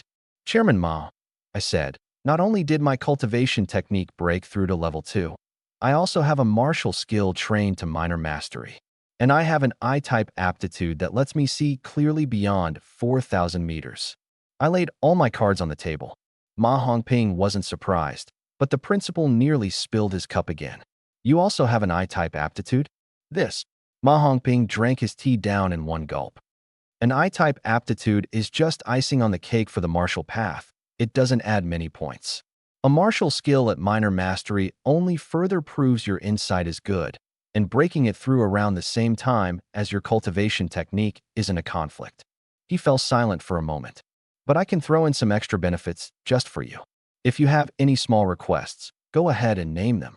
Great Wall's recruitment haul this year was the worst of the lot. Nationwide, they'd only snagged one double SSS rank, 3 SS ranks, and not many S ranks either. I said, I'd still like a standard tier special recruitment or higher. Ma Hongping smiled. Very firm on your goal. Not bad. Between the low tier and the standard tier, there's a gap of at least 20 million in value, meaning the guild's investment multiplies several times over. If you don't meet that standard, there's no way they'll sign it. I'd love to give it, but the standard tier isn't something I can decide with one word. It has to be reported to headquarters, and the higher-ups have to approve it. Of course I understood, which meant the light I was giving off right now still wasn't nearly enough. Seeing me stay quiet, Ma Hongping knew the deal had stalled, and he laughed helplessly. This was the first time he'd been stumped by someone below SS rank. Anyone else would have walked already. Sign or don't. You're not SSS rank. The guild doesn't need to kiss up to you. But he was different. Hardworking geniuses all deserve respect, he said. Training a martial skill to minor mastery, cultivation technique to the second tier, insight is one part of it, but the bigger part is grinding day and night. Here's what we'll do. I'll give you the low-level special recruitment for now. As long as you hit the guild's promotion standards down the road, I'll bump you up to standard tier or even top tier. This is called an open-ended contract. How many resources you get depends entirely on whether you're good enough. The downside is obvious too. The guild can terminate it at any time, no strings attached. Ma Hongping drank the last of his tea. All right, think it over, and it's best to talk it through with your family. I'll leave the contract here. Great Wall's door is always open to you. With that, he stood to leave. He wasn't even halfway up when I'd already picked up a pen and signed the contract. I'm joining Great Wall Guild. The principal smiled with satisfaction. The sincerity and the terms were both there. The most any other guild would offer was the same. If I'd refused, I'd have to see what others chose, and that would be overthinking the pros and cons. You can be bad at social niceties, but you can't lack vision. Fortunately, I don't lack that. My thinking was simple. I'm not fixated on some specific tier of special recruitment. Give me a path where I can earn more resources, and that's enough. An open-ended contract was the perfect choice. Later, the low-level special recruitment invitations from the other two guilds arrived late, and I threw them all in the trash. Then, contract in hand, I headed home. When I got home, my uncle and aunt were making dinner together in the kitchen. It's rare to get a 7-day break. To celebrate our promotions and raises, shouldn't we go on a trip? Lu Jin, you're back. The moment they saw me, both their faces lit up with joy. On one hand, the promotions and raises. On the other, my uncle coming back from the Moonrise Rift without a scratch. Check out what this is, I said, handing over the invitation. That thing was as eye-catching as a Tsinghua Peking or Capital University acceptance letter. One look and you knew it was a guild special recruitment. Iron Tower. No, this is Great Wall. Lu Jin, you signed with Great Wall's special recruitment? What are the terms? Open-ended special recruitment, I said. Even an open-ended one has a minimum investment of 10 million. Ding dong, my phone lit up with a deposit notification. Dear Mr. Lu Jin, a deposit of 10 million yuan has been credited to your account. Great Wall was decisive. They'd wired 10 million straight over, and I could spend it however I wanted. If I wanted extra resources down the line, it'd depend on how tough I could prove myself. My uncle and aunt set down everything in their hands and stared at that long string of numbers on my phone. Excited, happy, relieved. Lu Jin, you've really made something of yourself. But what showed most in their eyes was a kind of relaxation, a relief they'd never felt before.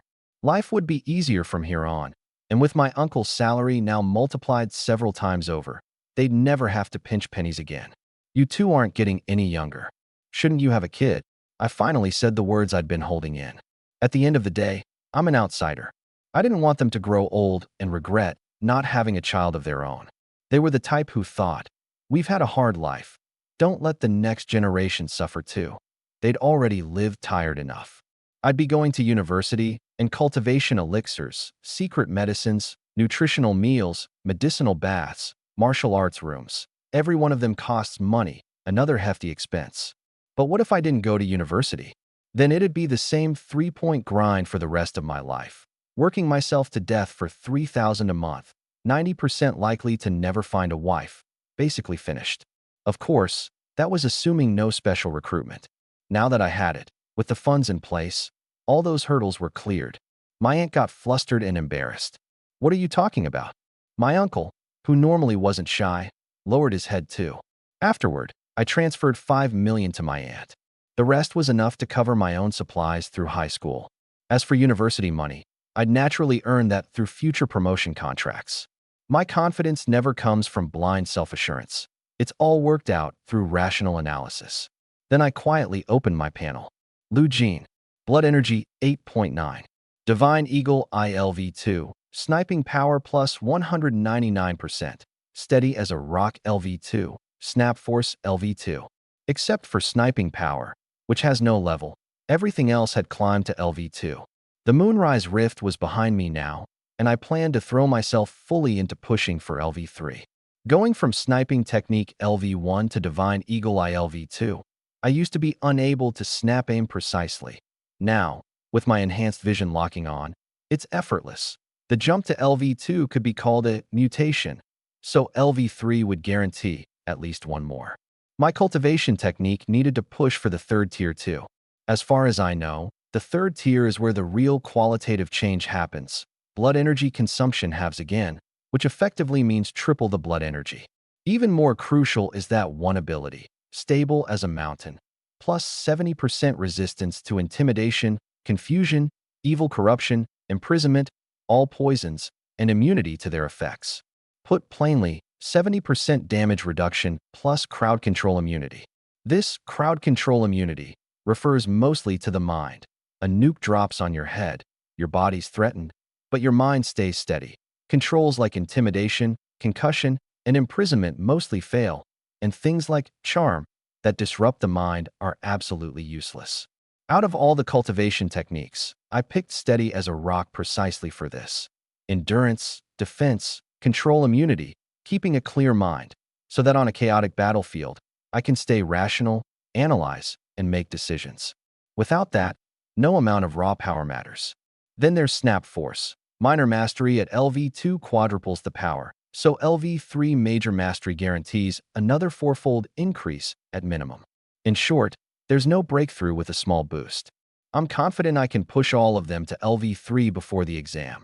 That way my scores climb another notch, and my odds of making Tsinghua Peking or Capital University go up one more point. I downed 6 bottles of cultivation elixir and started training steady as a rock day and night. Blood energy plus 0.1. That night, my blood energy broke past 9.0. 2:30 in the morning, a new day begins. I got up, washed, and headed to the shooting range as usual. On the way, Ma Hongping sent over Great Wall Guild's promotion standards. Standard tier special recruitment. 1. Get into a top 10 nationally ranked university. 2. Pick any S rank or higher martial skill and reach entry level in 2 weeks. Top tier special recruitment. 1. Get into either Tsinghua Peking or Capital University. 2. Pick an SSS rank martial skill and reach entry level in 1 month. National Treasure Tier Special Recruitment. To be discussed after completing the top tier. The conditions were simple, just 2 lines each. But getting into the national top 10 would stump millions of test takers. Even S-rank talents would feel the pressure. Getting into Tsinghua Peking or Capital University. Last year, the 2 schools together admitted only 6,000 people. As for reaching entry level in a martial skill, the higher the rank, the harder it is to enter, and 2 weeks or 1 month squeezes a genius to the absolute limit. By ordinary standards, these targets simply can't be met. At the range, I didn't rest. I channeled Snap Force Intent, 199% sniping power boost, range 2,820 meters, quadruple power. Bang! A massive heat wave exploded from the muzzle, and a cliff a kilometer away had a watermelon-sized chunk shaved off. My Barrett, in the darkness before dawn, shone as bright as daybreak. Training like this, a week went by. Suddenly, I heard a ding. Snapforce LV2 upgraded to max. Training and training. A flash of inspiration struck. My inside erupted, and some kind of epiphany slammed down on me. Snapforce had reached full-level major mastery. A snap of the fingers, a snap, an instant. I remembered pinching glass marbles and flicking them with classmates as a kid, and I remembered the finger snap divine power of martial arts novel heroes. It's all about building up power by pressing your index finger under your thumb. All about the mind and spirit flowing through the instant you release, when the index finger flicks out. Somewhere in that haze, I felt like I'd grasped something. My mind clicked, and following that feeling, I squeezed the trigger and fired a single shot. From that moment on, Snap Force was mastered. That did it. There was supposedly still 59% progress left. Yet who knew? Sometimes when the intent arrives, the spirit arrives, and it just filled in that 59% for me. Of course, I don't believe a single flash of inspiration alone can bring instant major mastery. It's like playing basketball. Suddenly your touch comes, and you sink a perfect three-pointer. But can you keep sinking three-pointers after that? That feeling can't be held on to. You have to chase it, get familiar with it, over and over, before you truly master it. But in my hands, it stuck on the first try. No need to wonder. It had to be the panel's doing. Once you step through the door of major mastery, even if it's only temporary, it becomes permanent. Right then I was playing ranked, one strong opponent after another. Bang! A shot fired from pure feeling. At major mastery, the kinetic energy at least tenfold. That bullet was like a sword straining to break free of the barrel. I could clearly feel it vibrating at high frequency as it shot out, screaming from a force it couldn't contain. The opponent was clearly a master too. The instant I fired, he raised his great sword over his forehead, and behind him a purple-black tortoise seal spun into place. His towering, muscular 2-meter frame let out a resonance like an ancient bell, like a decaying ancient bell that had hung untouched for 1,000 years. Boom! His whole body flew backward, his face twisted and warped, smashing the goddess statue in the spring water to pieces. UVS Ancient Bear. Victory! I returned to the matchmaking screen, but I was a little stunned. I sharply sensed that his black tortoise-augmented bodybell defense was terrifyingly high. Snap force at minor mastery probably could have only scratched him. But even with this major mastery shot, I didn't punch through his defense. I'd only ripped him off his feet through sheer, horrifying kinetic energy, shattered his organs, broken his technique, and smashed him to death against the statue. My shot had power. His defense had power I hadn't broken through.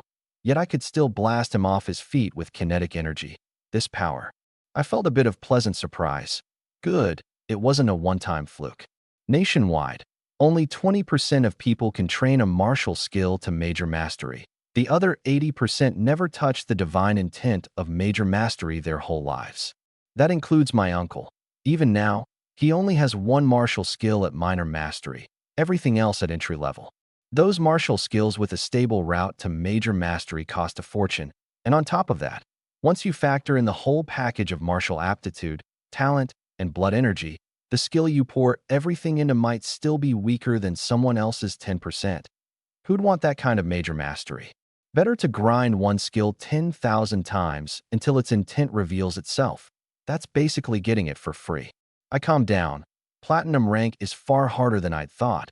But now that I have a major mastery martial skill, maybe it'll be a bit easier. As my gold points climb, everyone I PK against is a true prodigy of heaven. And even with snap force at minor mastery plus the spring water sniping, winning isn't easy. Now I had even more confidence pushing for platinum. That's a whopping 50-point exam bonus. Just as I was about to open ranked again, in reality, a phone call rang. I exited Glory and picked up. It was Teacher Wang calling. Come to the classroom. There's something important today. There wasn't a shred of feeling in his voice, just a reluctantly informing you tone. I hung up, stood in front of the full-length mirror, tidied up the long hair I hadn't cut in months, left martial arts room number 001, and headed for the teaching building. Ever since I got a martial arts room, I'd hardly passed by here. I'd nearly forgotten what the teaching building looked like. At the stairwell, I stopped. A rather good-looking girl saw me and shuddered involuntarily, her foot missing the step. She was about to fall, when another even prettier, more innocent-looking girl caught her. Zhongqi laughed. Zhongyi, what are you doing? You can miss a step going down the stairs. Zhongyi flushed red. I did not. I walked past them, and Zhongye's words cut off abruptly. Zhongqi could tell. She seemed to be afraid of the person she'd just brushed past. Lu Jin. Zhongqi called out to me. Are you crazy? Why are you calling him? Zhongyi hissed under her breath. What is going on, really? Now Zhongqi turned serious too. She'd never seen it. The Zhongyi who challenged anyone stronger than herself to a duel, hiding from someone. Zhongyi touched her forehead. That guy is terrifying. Just don't provoke him, and you'll be fine. Zhongyi had been physically sensitive since she was little, yet in that person's gunfire, she couldn't feel a trace of emotion. And that was exactly why she found it terrifying. Zhongqi looked back. My figure had long since rounded the corner and vanished. Oh, right? I'm not coming to the group dinner tonight. I've got something to do. What thing? Not telling you. Guess. I walked into the classroom. The noisy room fell silent in an instant, and every gaze snapped to the doorway, as if watching someone they hadn't seen in ages. I walked to my seat and sat down. Teacher Wang clapped from the podium. All right, everyone's here, let me begin. Of course, this only concerns a very small number of students in this class. The students pricked up their ears. Next month, Daewoo University in City A is inviting top students from across the country to a combat experience event.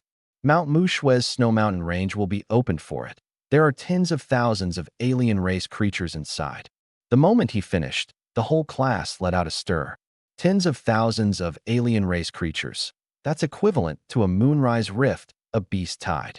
In the whole country, only Daewoo University, ranked 7th among the 985 schools, dared to do this. Backed by the Snow Mountain Range, with superb geographic conditions, it had the alien race stockpiling capital. Let me go over the entry requirements. Gold rank, blood energy above 7.0, combat power above 7,000. Among those who qualify, only the top 3 best will earn a spot at Daewoo University. Lee Bowen's clenched fists finally relaxed. He had gold rank, and blood energy 7.0, and combat power 7,000 were within reach. But to fight for the top 3, he'd have to compete with the strongest people in the whole school. He couldn't even beat the ice archer in his own class. How could he compete school-wide? He muttered. The select few the teacher mentioned must mean the ice archer. He and Daewoo University were not meant to be. This opportunity couldn't be bought with gifts or pulled strings. The teacher couldn't help either. It came down entirely to raw strength. For a moment, Lee Bowen felt a bit disappointed. Why am I only S rank, not SS or SSS? To most people, S rank is already beyond reach. But who could know that to an S rank, SS and SSS are just as unreachable? So what's the reward this time? The ice archer asked. Same as last year, Teacher Wong said. Anyone who performs outstandingly gets a 1 million yuan reward, plus their pick of one S-rank martial skill from the skill library, with all the matching secret medicines and medicinal baths prepared for you, guaranteeing you can train it to major mastery, and a recommended admission qualification too. But don't just fixate on the rewards. This event is meant to hone real combat readiness, and it's a huge help for improving fighting ability. Glory is ultimately unreal, no blood, no flesh. He was fulfilling his duty as a teacher. My guess is this year's exam theme will most likely involve solo hunting of alien race creatures. The exam theme has never been just one kind. Sometimes it's the test takers of one district fighting a simulated boss with infinite health, competing on damage output, damage technique, awareness of finding weak spots, and skill at dodging attacks. Sometimes it's test takers fighting each other. Sometimes it's a great escape. In short, it thoroughly tests overall ability. Getting to experience real combat in advance is nothing but good for the exam later. The students who couldn't participate, aside from grinding training and ranked matches, went off to learn more about what real combat actually looked like. Any more questions? Teacher Wong scanned the room, and the students all lowered their heads. He was about to clap and dismiss everyone. How do you determine the top 3 best? A hoarse voice rang out. Everyone snapped their heads up and found it was me, who hadn't said a word the whole time. Why is Lu Jin asking about this? Lee Bowen wondered.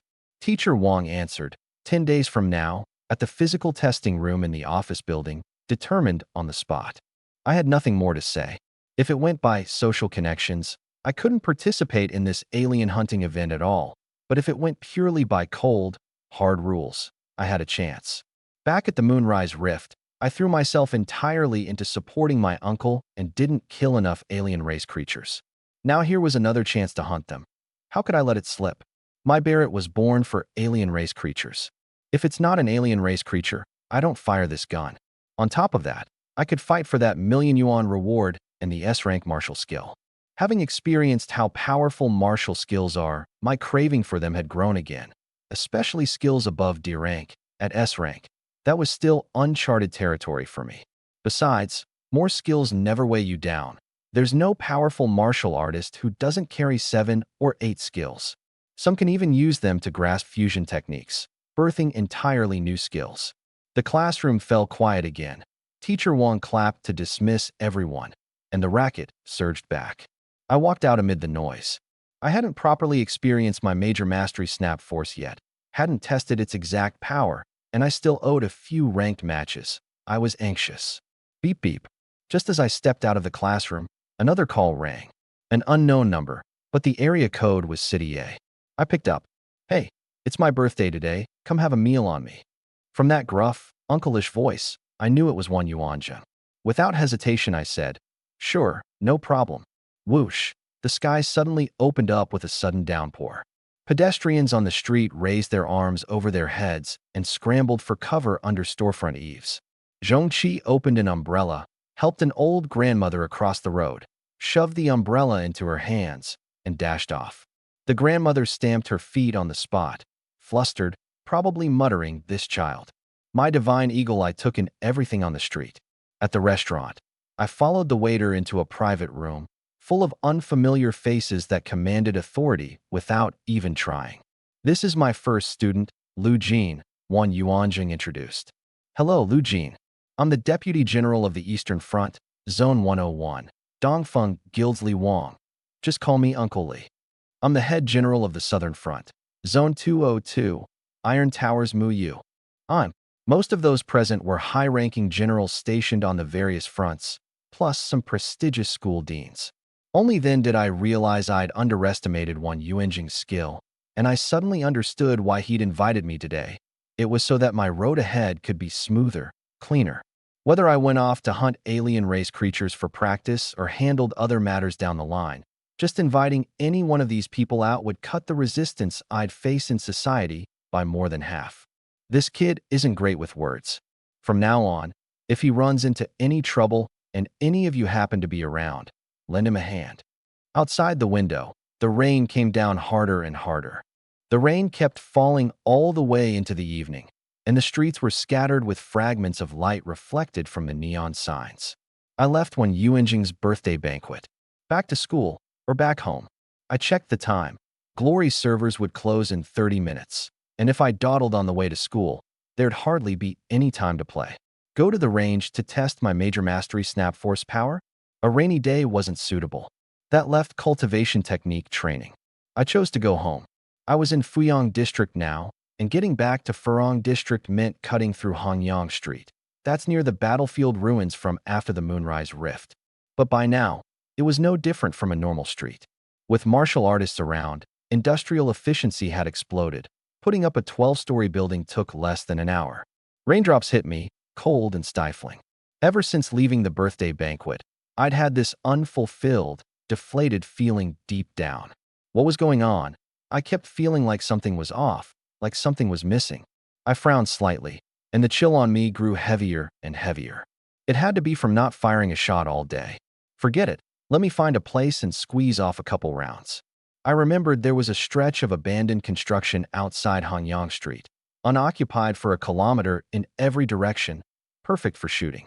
And while I was at it, I could use the known structural strength of those steel and concrete buildings to work backward and estimate roughly what range of boost my Snap Force Divine Intent plus sniping power shot provided. The closer I got to the abandoned buildings, the farther from the city's neon, the dimmer the light. Fortunately, with Divine Eagle ILV2, night was as bright as day to me, and I moved without obstruction. The rain soaked through my clothes and seeped into my skin, and the chill deepened another 3 degrees. A sense of foreboding pressed down heavier and heavier, and I couldn't help glancing left and right. Suddenly, I saw a figure darting swiftly through the dark. The speed wasn't all that fast. I'd guess a notch weaker than the Phantom Girl I'd run into at Gold Rank. The figure was unremarkable, the profile innocent-looking. I recognized her at a glance. It was Zhongqi. Right now, she was heavy with killing intent, clutching a spear that clearly wasn't ordinary, running down a small path beside the abandoned buildings. It looked like she was carrying out some kind of mission, or again killing someone. Calm as still water, I didn't follow. Instead, I went to find my sniping position. The rain hitting me was genuinely miserable, so I ducked into an abandoned building. The ground floor had limited visibility, so I took the stairs up to the top floor. A cool breeze blew, and my view opened up wide. I set up the Barrett, adjusted the scope, and looked for a suitable target. But at first glance, I instinctively aimed the muzzle in a certain direction. About 1,300 meters away, at an aluminum siding factory, 8 teenagers were being watched over, waiting to be loaded into a transport truck. I saw clearly. One of them was that missing boy from our Furong neighborhood. They were still alive, still in City A. And at that moment, Zhongqi, gripping that extraordinary spear, was also heading toward this factory. At the factory gate, she thrust out a single strike. That spear held a fiery red glow, carving out a beautiful crimson arc, the rain evaporating in the spear's light. And boom, the transport truck at the gate was melted clean in two. The adult in the red headscarf who'd been in charge of hauling the kids had two veins bulge at his temple, and without another word, the two of them started fighting. The fight lasted several minutes. Bang! A fire fist collided with a fire spear, exploding into a dazzling burst of sparks. Damn it! The red scarf man's hands were already showing white bone. Where'd you come from, you brat? How'd you know about this place? His answer was an extremely tricky strike from Zhongqi. Her spear work was maxed out to the extreme, the fiery red glow like steel from a 2,000-degree furnace, melting on contact with water. Bang! Spear tip against fist. Zhongqi looked petite and delicate, but the power of that strike couldn't be underestimated. The red scarf man was blasted straight off his feet, snapping a tree as thick as an adult's two spans clean in half. Damn it! He wiped the blood from the corner of his mouth and tried to climb up. Old Hong, you step back first. At this point, a man walked out of the factory, a scar on his face, features sharply defined, not a trace of emotion showing. The cigarette in his hand getting rained on yet refusing to go out. Kid, you're not our target. There's still time to leave now. He quietly drew on the thick smoke, some kind of weathered, faraway memory seeming to surface on his face. You shouldn't have reached your dirty hands out right under my nose, Zhongqi replied. The man paid it no mind. 10 seconds. Don't leave, and you stay here. Brother Scar, from the way she's carrying herself, she's got to be an S-rank talent or above, The blasted red scarf man scrambled up in a sorry state. The man ignored him and smoked slowly, until a point of red light arrived first. The cigarette but dropped to the ground, instantly drenched by the rain. The man's arm jolted, and with one hand he clamped down on the spear, while his other fist smashed straight down at Zhongqi's forehead. Boom! Zhongqi's head slammed into the ground, the muffled thud drowning out the sound of the rain. Her innocent face was a bloody mess, but those eyes, burning with an unquenchable fire, never dimmed. She sprang back up, retreated a few steps, and without hesitation, thrust her spear out again. The scorching red heat evaporated the rain falling within 2 meters. The power of this strike was clearly several times greater than before. The man let out a surprised sound and dodged sideways. Right after, the red light pierced the white mist, bearing down before his eyes. He struck fast, deflecting that point of red light, and at the same time whipped out a reverse strike no one could dodge. Zhongqi brought her spear shaft up horizontally to guard her chest. Clang! The raindrops before the fist scattered from the impact. The little girl who a moment ago had been hammered into the ground by the man's fist suddenly had the aura of an equal. Her stance didn't budge an inch under the man's straight punch. The rain gradually let up. That scar-faced man seemed to finally understand why this petite girl before him dared to come charging in alone. He stopped holding back. His whole body suddenly swelled a size larger, his clothes bursting with a pop, revealing a burly, iron wall physique. Boom, boom, boom. The next moment, the two slammed together fiercely. The man threw combo punches. Zhongqi thrust combo spears. His body was grazed by the spear, the smell of scorched flesh spreading through the air. But Zhongqi wasn't faring well either. She took several direct hits, her whole body bent into a bow shape. Right after, Zhongqi unleashed some kind of bizarre spear technique, thrusting once and instantly splitting it into dozens of strikes. But the corner of the man's mouth slowly curled up. He let all those spears rain onto his body, smoke rising from every scorch mark, taking it all head-on. Only then did a look of decline appear in Zhongqi's eyes. The man grabbed the spear tip, the scorching heat searing his hand with a sizzle, the smell of cooking meat filling his nose, yet he didn't make a sound. Meanwhile, Zhongqi, who'd taken those punches, was already whimpering from the pain. The gap between the two was fully laid bare in this moment. Brother Scar, his underling called to him. The man ignored him, and with a sudden yank, hammered several punches into Zhongqi, her head, her chest, her stomach. Crack, crack, crack, and with every hit that landed, a lump bulged up on her back. Brother Scar knew she was a genius, at least SS rank. But now, there was nowhere left to retreat. If I had your talent, I'd probably still be honestly training martial skills in some martial academy. A brief memory flashed before Brother Scar's eyes. Finally, he clenched his last punch, aimed it at Zhongqi's head, and brought it down. Zhongqi's consciousness was already blurring. She didn't even know why she'd dared to charge in alone. Maybe she'd made a colossal mistake. Arrogance. She was so sorry she couldn't save those missing teenagers.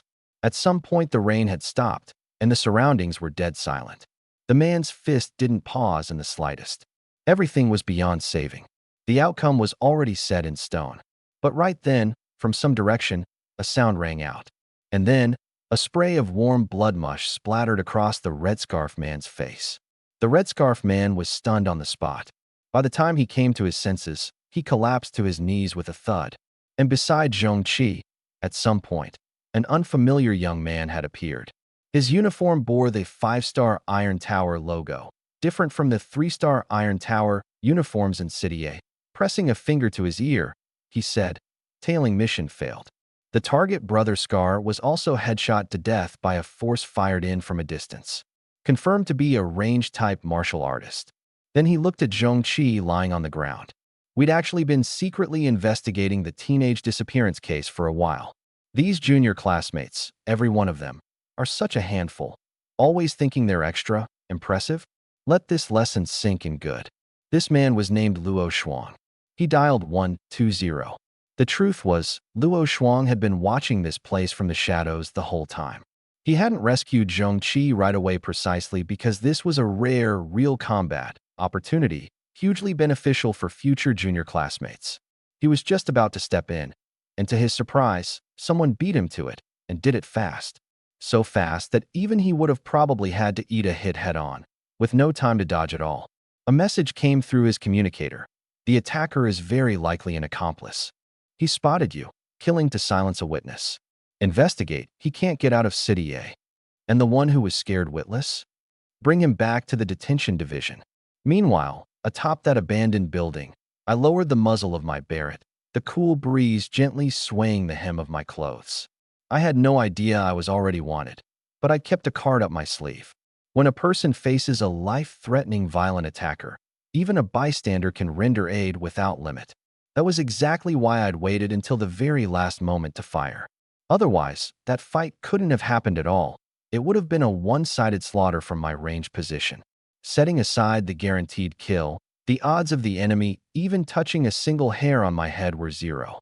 That being the case, I actually couldn't have fired that shot, and I couldn't be bothered to meddle. Of course, it didn't really count as meddling. I'm a teenager myself, and A rank, so I was very likely already on their list. Even without Zhongqi, I would have stepped in, just not as recklessly as she did. I lost the mood to keep practicing and turned to head home. Once home, I trained my cultivation technique through as usual, bathed, changed, and lay down on the bed. 2:30 in the morning. Day after day, a new day begins again.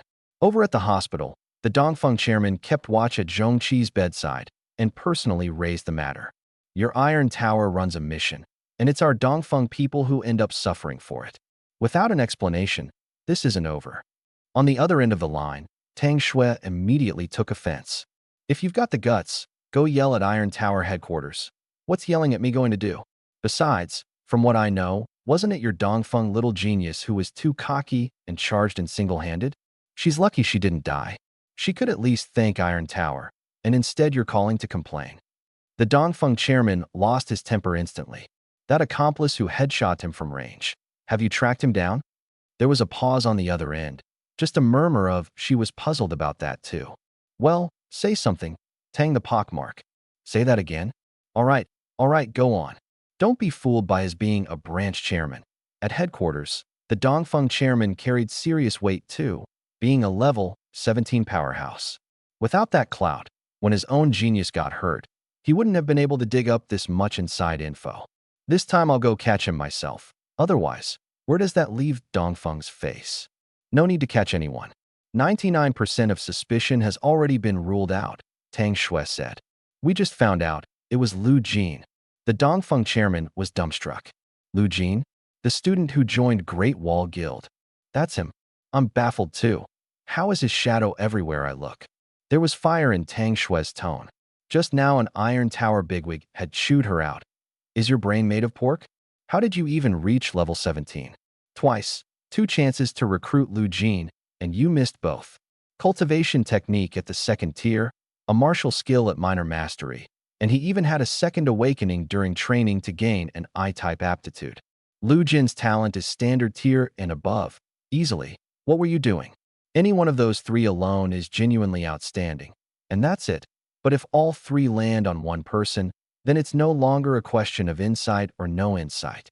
Tang Shui was full of grievance. How was she supposed to know that I-type aptitude came from a second awakening of his cultivation technique? She'd known about the other 2, but this I-type aptitude, she couldn't make sense of it. As a result, she got chewed out even harder. That couldn't be an excuse for looking down on or underestimating people. Right then Zhongqi woke up and heard the name Lu Jin too, but she didn't dwell on it, and certainly no cliched notion of devoting herself to him, serving him hand and foot, popped into her head. You still need to train, the Dongfeng chairman said. You've graduated on the fundamentals of spear work, but you're short on honing. Your martial skill is only just at entry level, otherwise you wouldn't have lost. So how could this Lu Jin kill him? Because his martial skill was long since at minor mastery. The Barrett's base damage is already considerable, and stacked with his minor mastery martial skill, the boost is fierce, even if that skill is only D rank. Huh. Don't doubt yourself, you did great, the Dongfeng chairman said. In the early stage, relying on the Barrett, Lu Jin really is comparable to you SSS rank geniuses. He can even crush you. But once you hit level 10, any run-of-the-mill S-rank archer can loose an arrow at his tier, at most just not shooting as far. In a high martial world, firearms don't have many advantages. So Lu Jin can only be impressive for a while. So he's just riding a temporary wave, Zhongqi summed up. Huh, you could put it that way. The Dongfeng chairman seemed to remember something. I recall Dawu University is holding a combat event. Yes, that top spot. I should be able to get it.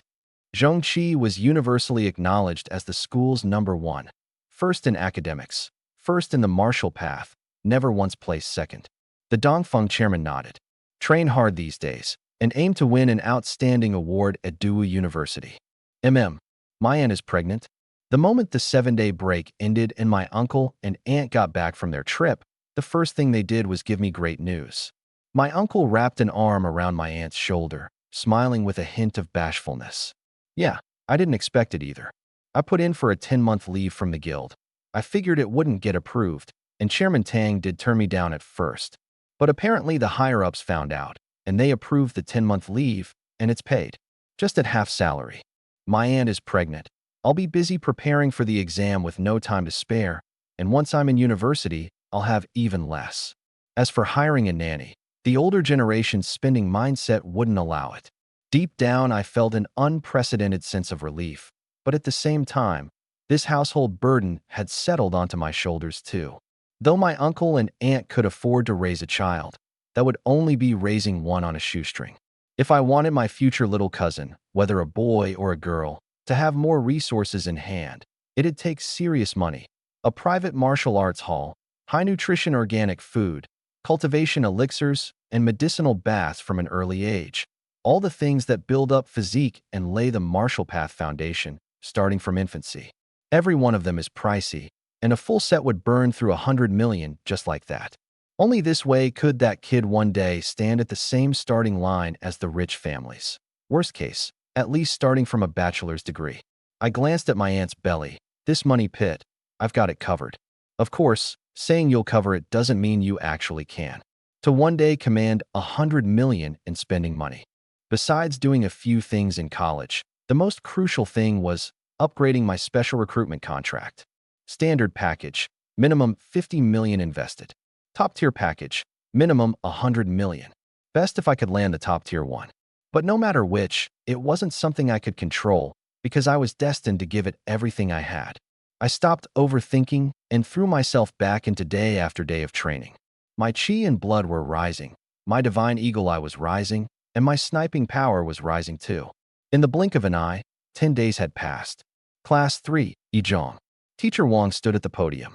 Today, We're picking 3 students from our class to represent Ejong and go compete in the live combat at Daewoo University. Hanbing, come with me. Everyone else, keep an eye on the college entrance exam schedule, train when you should, and don't crowd around the office building. Hold on, teacher. Li Bowen called Teacher Wang outside. Once they reached the hallway, he first glanced back into the classroom, then lowered his voice. Teacher Wang, actually, I'd like to try out for Daewoo University too. You? Teacher Wang shook his head firmly. Everyone's seen Hanbing's scores with their own eyes. Even if you go get tested, you can't beat her. You won't make it. So teacher, is there any other way like? Li Bowen's voice dropped even lower. Teacher Wang's brow snapped into a frown. Li Bowen, if you're still pulling these petty little schemes, then I've really misjudged you these past 3 years. No means no. Just train hard. This time he was genuinely furious, loud enough for the whole class to hear. Li Bowen's face went red. Teacher, I'm sorry. I really shouldn't have said that. Teacher Wang waved him off. Enough. That's it. Watching him walk back into the classroom, Li Bowen clenched his fist a little tighter. Then, gritting his teeth, he followed Teacher Wang and Hanbing over to the office building, his excuse being to see clearly just how far behind he was. When they reached the physical testing room in the office building, the hallway was packed with people. The roughly 500 square meter testing room was also crammed full, and there were even prodigies you'd normally never lay eyes on. Zhong Qi, Zhong Yi, all the SS rank and above powerhouses had shown up. Among this crowd of testers, not a single one was S rank. Li Bowen found the most inconspicuous corner and curled up in it. Teacher Wang went to hand things off with the other teachers, while Hanbing got in line at the testing point. Hanbing, you made it? Zhong Qi greeted her. Zhong Yi said, I won't lose to you. Against a ranged fighter, I'll only lose once, and that once is the only time. Hanbing smiled. Aren't there 3 spots? Besides Zhong Qi, there are 2 left, one for each of us. Prodigies chatting and laughing with prodigies. The prodigies from the other classes were also discussing those 2 spots. I'm definitely going all out later, putting up combat numbers beyond my usual, and then there'll only be 2 spots left for the rest of us. True enough, 3 spots, with Zhong Qi claiming one outright. That was the consensus among everyone. Before long, the testing began. First up, Li Hanzhong. Rank points, Qi and blood, combat power, in that order. Understood. Li Hanzhong walked to the center of the testing zone, which had been cleared to a 50-meter radius. First, the rank test. Gold, 300 points. She stood before a face-scanning device, and her rank score displayed as a hologram above the machine. Man, 300 points already. Most of the prodigy's hearts sank. Going from gold to platinum required accumulating 2,000 points, and right now 90% of people were stuck below 100. Li Bowen heard it and gritted his teeth. Li Hanzhong's rank score alone was 30 times his, and he'd already given it everything he had to accumulate what he could. Next, Qi and blood. Li Hanzhong, Qi and blood, 8.9. The moment the words landed, holy crap, that's strong right out of the gate? It's over, there's no competing. 8.9, she'd hit 10.0 before the entrance exam with room to spare. Seeing this, whatever tiny, but what if I've actually got a shot? Hope Li Bowen had left vanished completely. Li Hanzhong's back seemed impossibly far away from him, far beyond reach. Finally, combat power. Combat power and Qi blood are the 2 most important categories. Please give it your absolute all, the testing teacher reminded her. Li Hanzhong walked up to a 2-meter-tall, oversized roly-poly training dummy, which also had a defensive combat art layered on it, diamond-shaped fragments pieced together into a shield. 3-blaze surge ruler. Flames spread out several meters, and the shield rippled with a halo of light. The combat power value promptly appeared. Combat power, 9,099. Just a hair short of reaching a level 10 official warrior's combat power. The standard combat power for level 10 was 10,000. If she could reach 10,999, that would be the peak combat power within level 10, only a fraction away from crossing into the level 11 combat threshold. And don't underestimate that fraction. It often determines whether you're qualified to challenge above your level.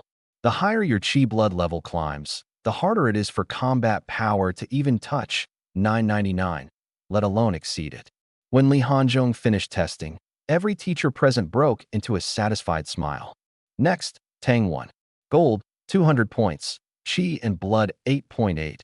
Combat Power, 10,001. When Qi Blood levels are roughly even, the higher your combat power, the greater your edge. Tang Wen was behind Li Hanzhong in both categories, yet his combat power had actually touched official warrior territory. The remaining students buzzed with discussion. Then, one after another, students took the stage. Some had high Qi Blood. Some broke 10,000 in combat power, but the gaps between them weren't all that large. Until Zhong Qi took the stage. Yizhang's only SSS rank. Everyone held their breath. The testing teacher shouted with fervor, Gold, 1,000 points. Qi and Blood, 9.5. 1,000 points, 9.5. Each number more terrifying than the last. Among the students who'd just tested, not one had a rank score over 300, and Zhong Qi was straight up triple that. None of them had broken 9 in Qi Blood, and Zhong Qi had already reached the threshold of a level 9 warrior. Combat Power, 11,999. A deserved, cliff-edge first place. It was heart-stopping to watch. Then Hanbing and Zhong Yi took the stage, but they only managed Qi Blood of 9.0 and combat power just over 10,000. No comparison to Zhong Qi at all. After all the prodigies had tested, the teachers gathered to assess the data. Besides Zhong Qi deservedly taking one spot, among the rest of the relatively outstanding ones, the selection of spots wasn't entirely free of personal favors and connections, but the prerequisite was that the gaps had to be small. Being just a tiny bit better wasn't a guaranteed win. In the end, several teachers settled on the result. Zhong Qi, Zhong Yi, Hanbing. No objections, right? All right then, I'll announce it publicly. One teacher picked up the paper data sheet, cleared his throat, and had just opened his mouth to make the first sound. Hold on, someone hasn't tested yet. A figure appeared in the doorway. At the sight of this figure, Li Bowen, who'd been sulking the whole time, lit up in an instant, like he'd spotted his savior.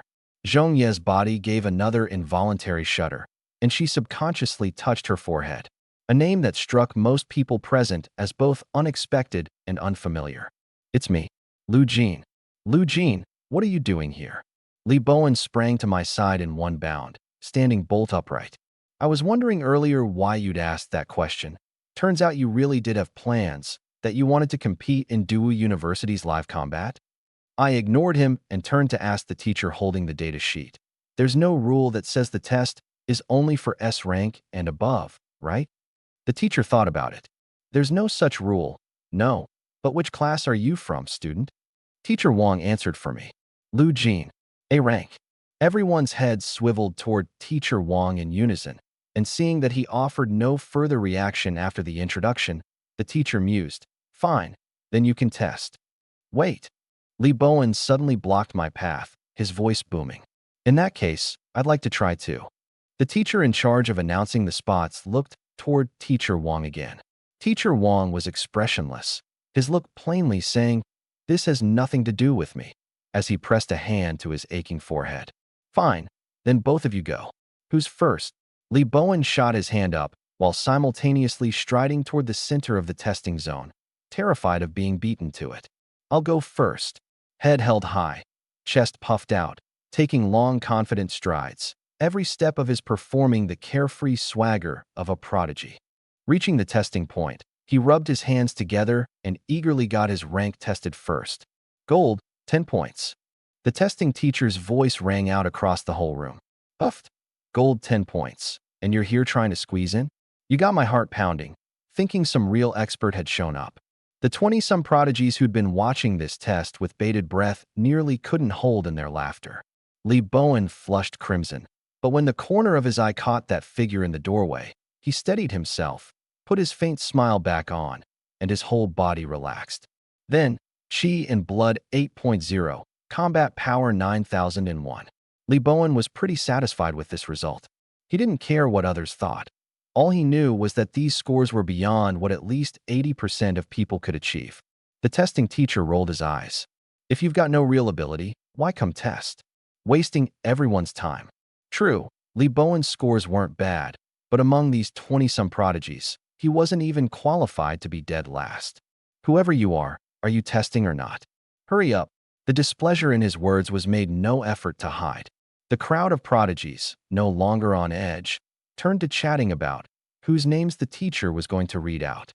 The teachers gathered around were also pressing hands to their foreheads. Comrade Wang, this is a student from your class, and you tacitly allowed this time wasting just now. I didn't want this either.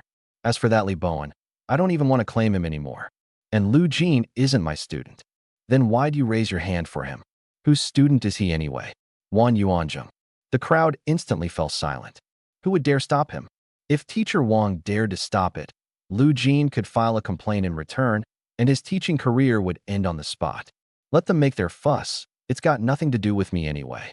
Just then, rank, platinum, 5 points. The testing teacher's voice was thin as a mosquito's whine, and not a single person in the room caught it.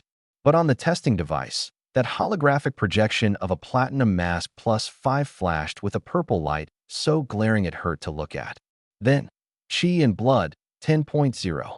The testing teacher's voice finally soared, even louder than before, carrying all the way out of the entire office building. Then I set up the Barrett. Finger flick force fully mastered, sniping power breaking 200, so the power of this one shot would be bang. Dead silence. Like the deathly stillness before a storm, the testing teacher's voice rose again. Lu Jin, combat power 12,999. As the words landed, inside and outside the building, dead silence reigned. The score popped up within seconds, and no one could process it. Only Li Bowen, eyes trembling wide open, felt something inside him get smashed to pieces. The very person who used to fight him for the financial aid grant, and who now couldn't even beat him for a personal martial arts room. Zhong Yi clutched her forehead, that one shot from before seemingly replaying before her eyes. Last time it was virtual. This time, it was real. An inexplicable sense of defeat welled up in Zhong Qi's heart. Lu Jin is first? Only then did Teacher Wang snap back to himself. And it was at this very moment that he clearly tasted what regret and unwillingness felt like. Teacher Wang, I still need to add my entrance exam bonus points. I stepped down from the testing point and said to him, I hadn't truly left the class yet, so all the registration procedures had to go through the homeroom teacher. That was his duty. Right, no problem. Before long, the teacher in charge of the spots re-announced the list. Lu Jin, Zhong Qi, Zhong Yi. In the hallway, landing a spot was well within my expectations.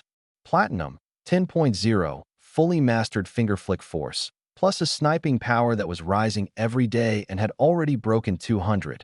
Put all of that together, and I was the 1% of the nation who'd accomplished the impossible. I'd also secured 80 bonus points for the entrance exam ahead of time. Yet my expression wasn't a good one. I'd carefully checked Tsinghua, Peking, and Jingda University's admission data from last year. Getting 80 bonus points early was still just a threshold. Within that top 1% of the nation, there were still tens of thousands of people, and Tsinghua, Peking, and Jingda combined admitted at most just under 6,000. Subtract those who got in through connections, and the actual admissions were under 5,000. This meant I had to squeeze into the top 5,000 among those tens of thousands in the nation's top 1%. Just thinking about it, the difficulty of Tsinghua, Peking, and Jingda kept climbing higher and higher. In the end, my face grim, I arrived at a single conclusion. Anyone who can test into Tsinghua, Peking, or Jingda purely on merit is a monster. With that thought, I quickened my pace toward the martial arts room. The reason I'd shown up at the last minute to test was precisely because I didn't want to waste my precious progress time standing in line. On the way to the martial arts room, I opened my panel. Lu Jin, Qi, and Blood 10.0. Divine Eagle ILV2, proficiency risen from 30 to 36, sniping power plus 230%. Steadfast as Bedrock LV2, risen from 15 to 20. Finger flick force, max. Finger flick force was already maxed out. No matter how I used it, I couldn't accumulate any proficiency, and I hadn't been able to improve it for a while now. No improvement meant standing still. Standing still was the greatest torment. My gaze couldn't help but land on that live combat event at Daewoo University. Besides being able to hone my skills against the alien races, there were also new combat arts to be won. Sniping power plus 3%, Divine Eagle Eye plus 1%, Chi and Blood plus 0.01. After a full day, I stared at these results. Sniping power steadily rose 3 to 4 points a day. But as for shooting technique, ever since Divine Eagle I hit LV2, even maxing it out every day only guaranteed a minimum gain of 1 point. After Divine Eagle I reached LV2, my sniping skill had risen dramatically, and the room for me to perform beyond my usual level had, conversely, been squeezed narrower and narrower. Unless my training method got harder still, maxing it out each day was probably just going to earn me the minimum. Right now, whether in simulated live combat in gold or platinum, spin shots, one-handed shots, kick shots, all sorts of flashy poses, I could nail every one perfectly with ease. This kind of simulated combat was no longer doing much for raising my Divine Eagle Eye's proficiency. I looked again at that Chi and Blood, up by 0.01. The official rule that only level 10 counted as an official warrior wasn't without reason. Past level 10, Chi Blood quality improved, but the improvement efficiency didn't rise along with the quality. I downed 6 bottles of essence refining fluid and maxed out my cultivation method, but the Chi Blood I could gain in a day, which before level 10 would have been 0.1, was now only enough for 0.01. The higher your Chi Blood level climbs, the lower the efficiency. This was when the advantage of martial talent fully showed itself. Martial talent, put plainly, was just Chi Blood refining efficiency. SSS rank refined the fastest, D rank the slowest. If your comprehension was poor and you weren't diligent enough, then past level 10, you might not gain a single level in 10 years. I gained Chi Blood fast entirely thanks to my comprehension, which let me wring the cultivation method's efficiency to the max. In short, Chi Blood levels couldn't be raised overnight, and if the cultivation method hadn't broken through to its first or second layer, it would even cause Chi Blood stagnation. Otherwise, there wouldn't be people who spent most of their lives and still couldn't reach level 15. The efficiency of raising Chi Blood couldn't be squeezed any higher for now. Divine Eagle ILV2 still had potential, though I had to figure out how to make my own shooting harder. As I thought, I'd already sunk into a deep sleep. Around 2:30, I got up to wash up, checked my phone, and skimmed the live news. Recently, the authorities had already gathered multiple leads on the youth disappearance cases, but because a few key leads had been unexpectedly cut off, no breakthrough had yet been made. Still, the authorities guaranteed that all the youths were still alive, and if a single Chinese youth came to harm, everyone involved would, without exception, be punished under the gravest of crimes, a fate worse than death. Training day and night, I still had to keep an eye on what was happening outside. I couldn't let myself fall out of step with the times. Looks like that unexpected incident probably had my hand in it. Back then I'd blown a certain someone's head off with a single shot. Without dwelling on it further, I headed to the shooting range. Things like this weren't yet mine to worry about. As a nameless nobody, I wasn't the kind of brainless brute who goes looking for trouble. I glanced at WeChat again. Teacher Wang had posted a message in the class group. Students participating in the Daewoo University event, pack your bags tomorrow. The school has booked a hunting ground in the East Peak Forest to warm up in advance for Daewoo University's live combat. Hunting was something ordinary people couldn't access. It amounted to beginner difficulty real combat, quite useful for people who'd never experienced actual combat. Though I'd had one real, live-fire combat experience, it had only been one shot, not enough. Before honing my skills against the alien races, warming up with some hunting first wasn't a bad idea. This time, the school had really spared no expense. I put down my phone and went to the range. Bang! The first shot of a new day rang out. A sniping power of 230, layered with the tenfold boost from a fully mastered fingerflick force, gave my sniping an effective range of 3,120 meters. By effective range, I mean that within 3,120 meters, the power wouldn't decay with distance. From the instant the shot left the muzzle, the velocity surged to its peak and held all the way to 3,120 meters before any sign of decay began. So this one shot, within 3,120 meters, was enough to warp an alloy tank out of shape. A slight push shoved back against my shoulder, and the cliff face 1,000 meters away had another huge chunk shaved off, rubble flying in all directions. After firing a few more shots, I decisively switched targets. I was afraid that if I kept this up, I'd shave the entire cliff flat. Shaving it flat was a minor matter. What I feared was the cliff collapsing and causing an accident. I turned instead to aim at the green leaves on the treetops at the very limit of my vision. Bang! A leaf turned to powder, and the trees behind it burst apart one after another from their midsections. I aimed for the leaves at the tops of the trees as much as possible, so the chain reaction damage would be a bit smaller. Bang!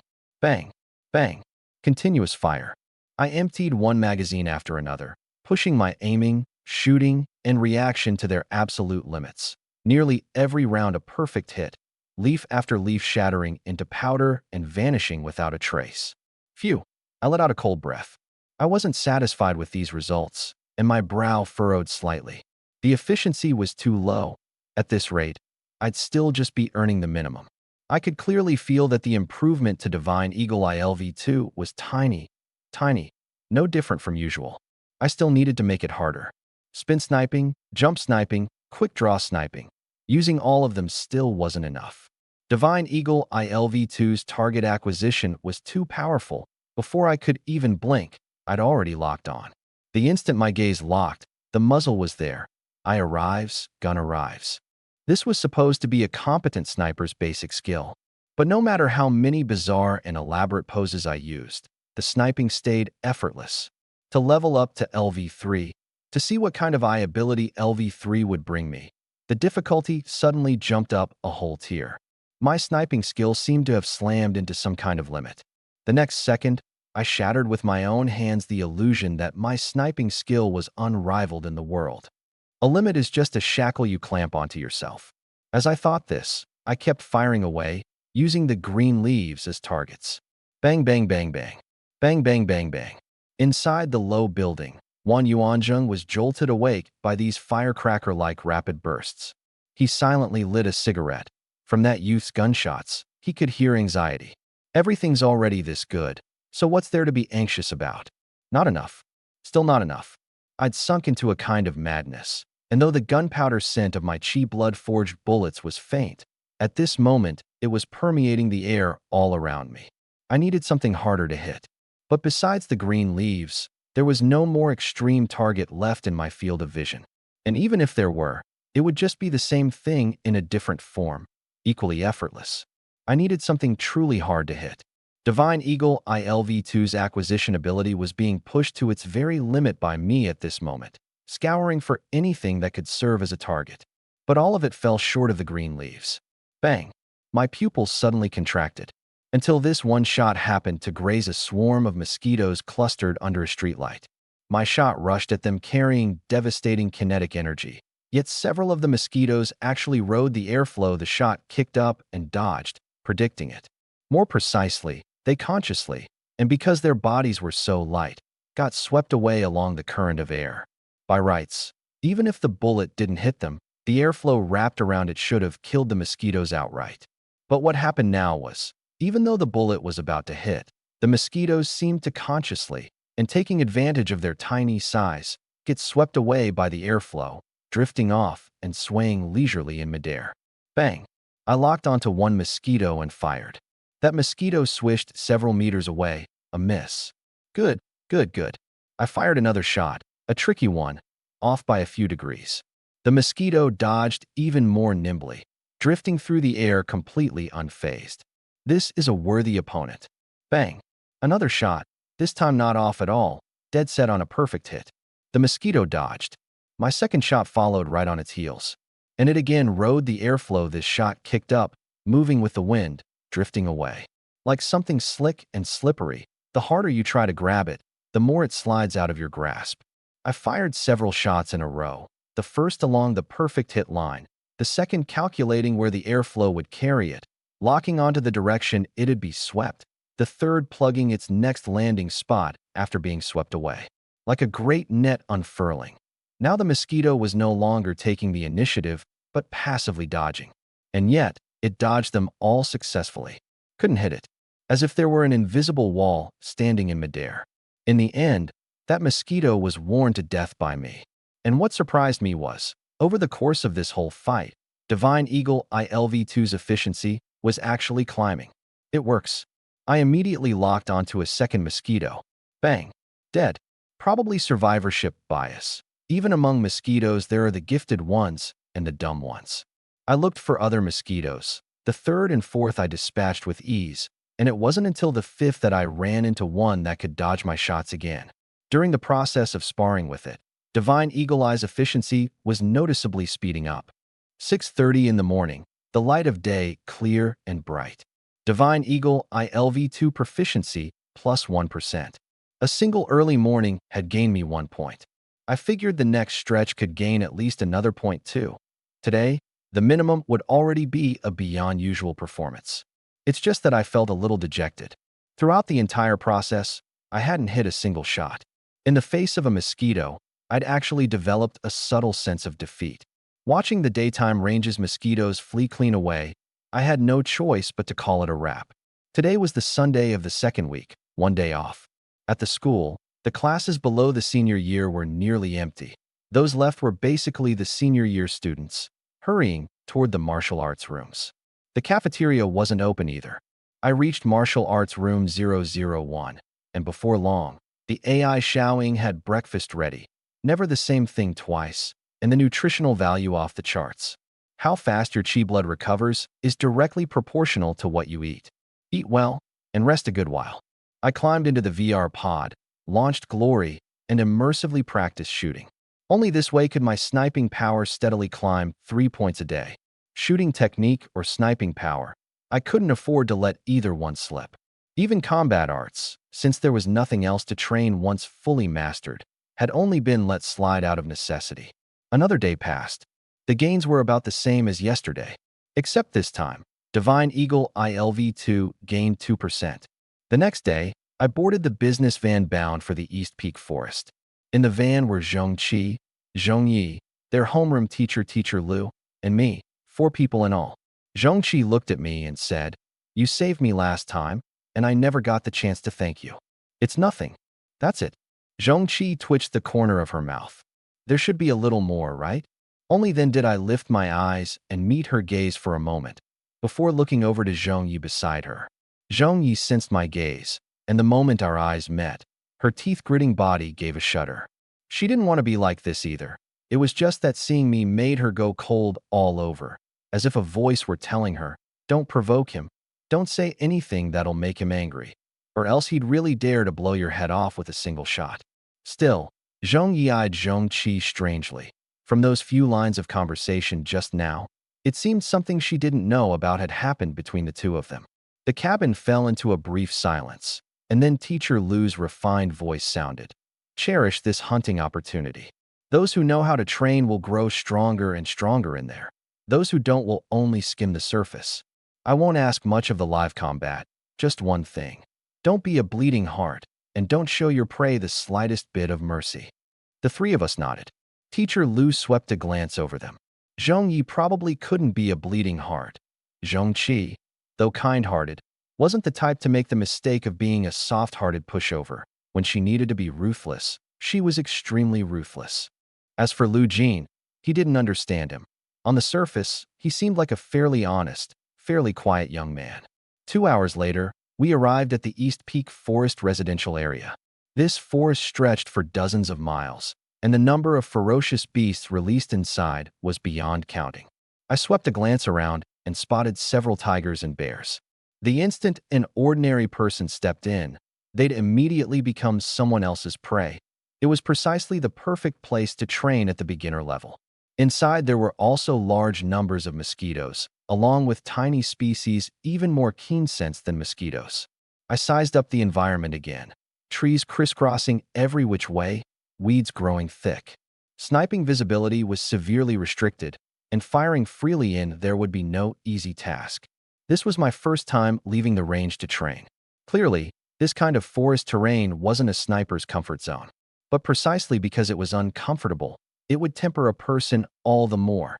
With that thought, I'd already begun to look forward to it, looking forward to hunting with the BARRETT in the forest.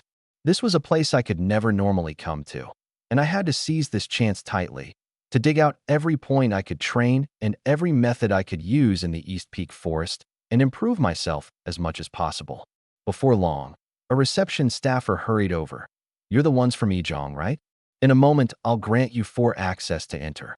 The ferocious beasts inside are yours to kill freely, the trees yours to burn freely.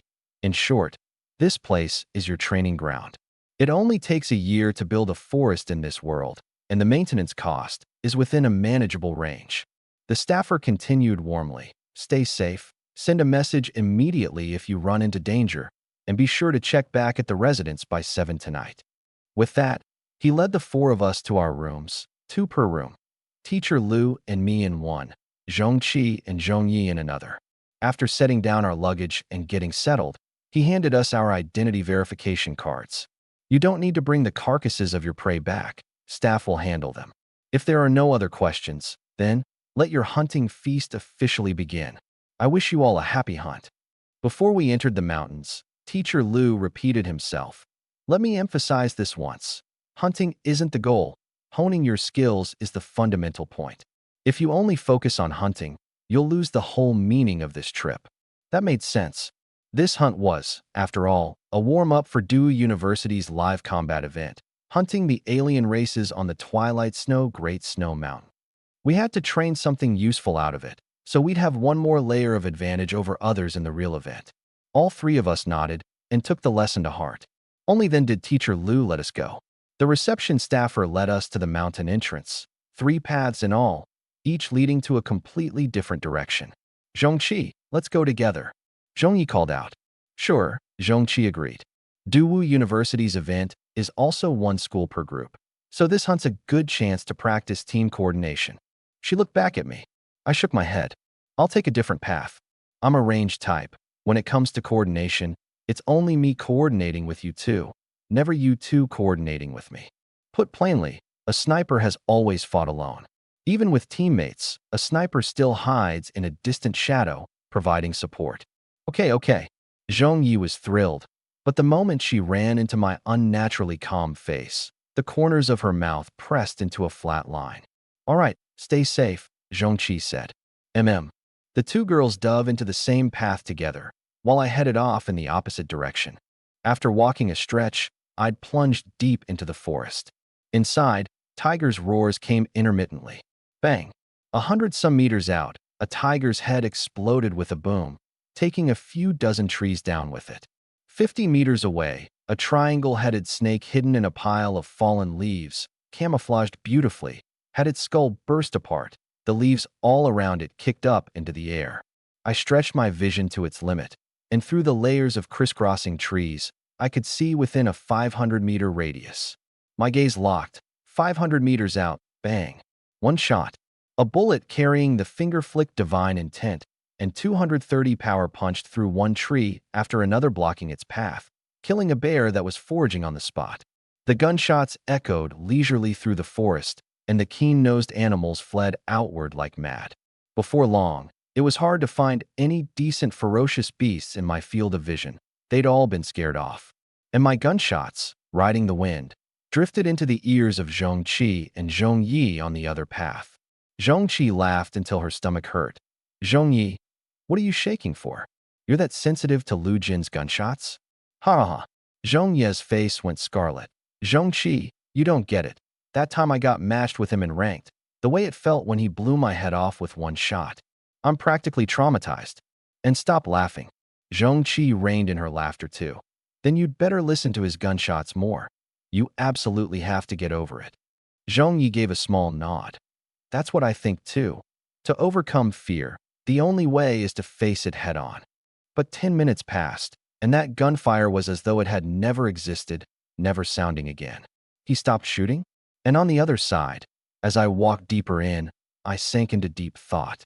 Occasionally I'd spot a few wild monkeys, but the moment they saw me they'd bolt away at a run, and I couldn't be bothered to kill them. Too easy. To me, this kind of pure hunting was utterly meaningless. The improvement to Divine Eagle I was only the minimum too, worse than shooting mosquitoes. Practicing with mosquitoes, and with the small creatures even keener than mosquitoes, could indeed effectively raise proficiency, but this clearly wasn't wringing the maximum benefit from this hunting trip. Did I really come all the way to the East Peak Forest just to shoot mosquitoes? Clearly, I hadn't yet grasped the essence of hunting. This forest before me, seemingly full of obstacles, was utterly useless against my Barrett. The power was too great, and what ordinary trees could stop it? That bear from earlier was the best example. Walking deeper like this, I finally set up the Barrett, locked onto a mosquito, and fired a shot. The East Peak Forest mosquitoes seemed craftier than the ranges. The one I casually locked onto could dodge a hit. I was about to fire a second shot when suddenly, a ball of white fluff, a rabbit, flashed across my vision, then vanished. I subconsciously locked onto it, but it disappeared from my field of vision again, forcibly canceling my lock. I don't like the feeling of prey slipping out of my control. As if I'd grasped some key point, I holstered my gun and swiftly gave chase from where it had disappeared. Relying on divine eagle-eye's keenness, I could clearly analyze the tracks on the ground. But then I discovered the weeds grew thick and the ground was rugged and uneven, and my movements were greatly restricted. I get it now. The essence of hunting lies in adapting to the environment. The same warrior, placed in different environments, would have their combat power affected in completely different ways, with no fixed ceiling or floor. It was like holding a Guan Yu great blade in a narrow alley. Normally you're used to slashing, but there's simply no room to swing it here. By the same logic, my movements were restricted, and from the moment I entered I should have realized this, should have shifted my thinking to adapt to it. Use it, avoid it. Everything can be a usable point, but everything can also become a point that obstructs you. It all depends on how well you adapt. Before, I'd gotten used to fixed position sniping and had completely overlooked something this crucial.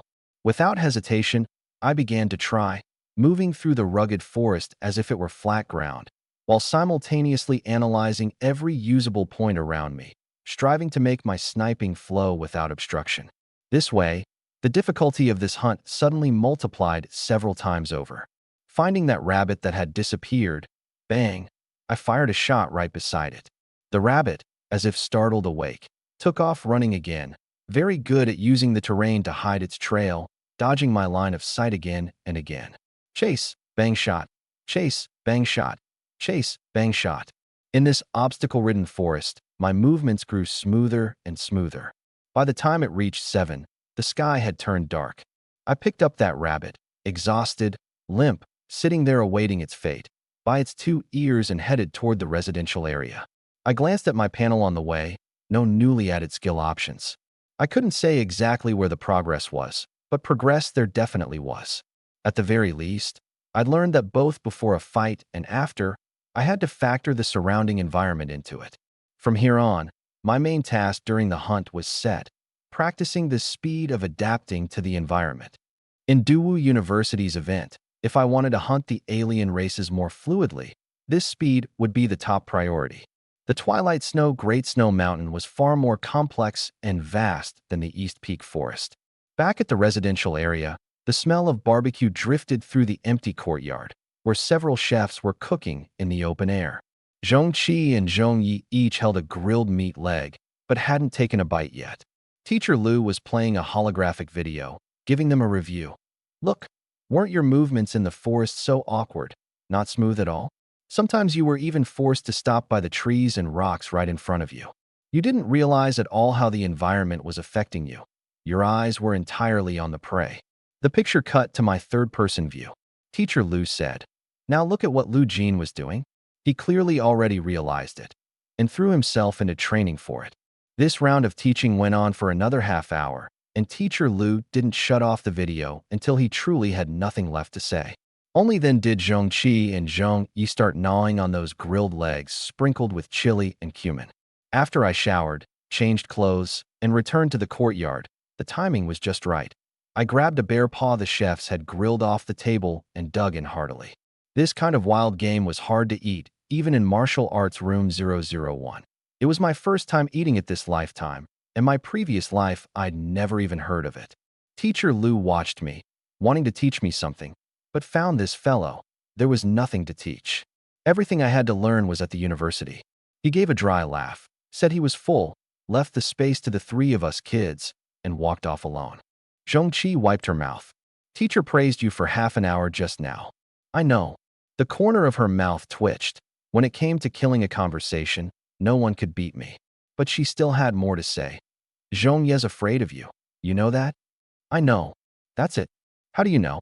Zhong Ye just opened her mouth wide to bite into the meat and choked it back, her face going scarlet. Yeah, how do I know? Her body couldn't help but spasm, her pupils dilating, her face changing abruptly. Then do you know why she's like this? I scratched my temple. That I genuinely didn't know. Zhong Qi finally laughed. Did you forget you got matched with her in Glory Ranked? She said.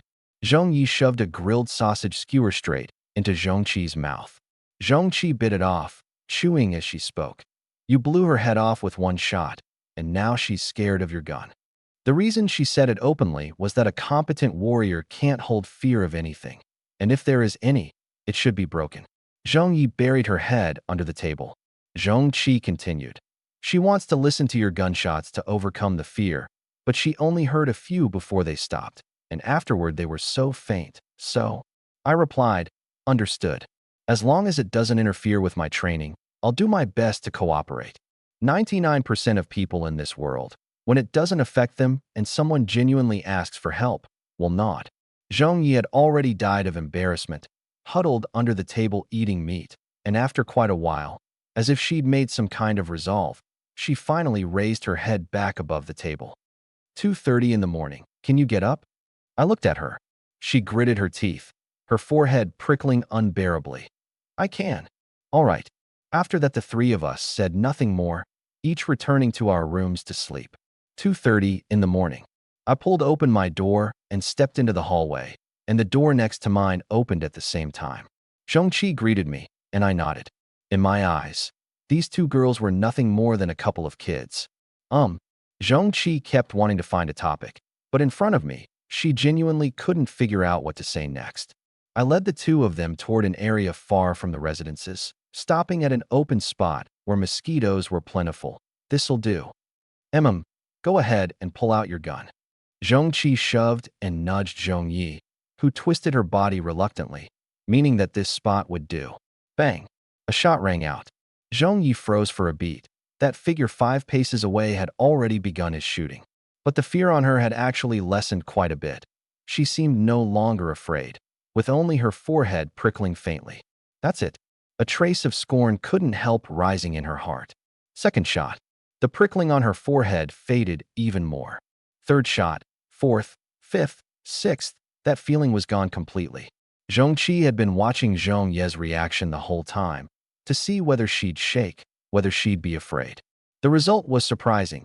She didn't once, a completely different person from the one who'd heard the gunshots during the day. Made sense.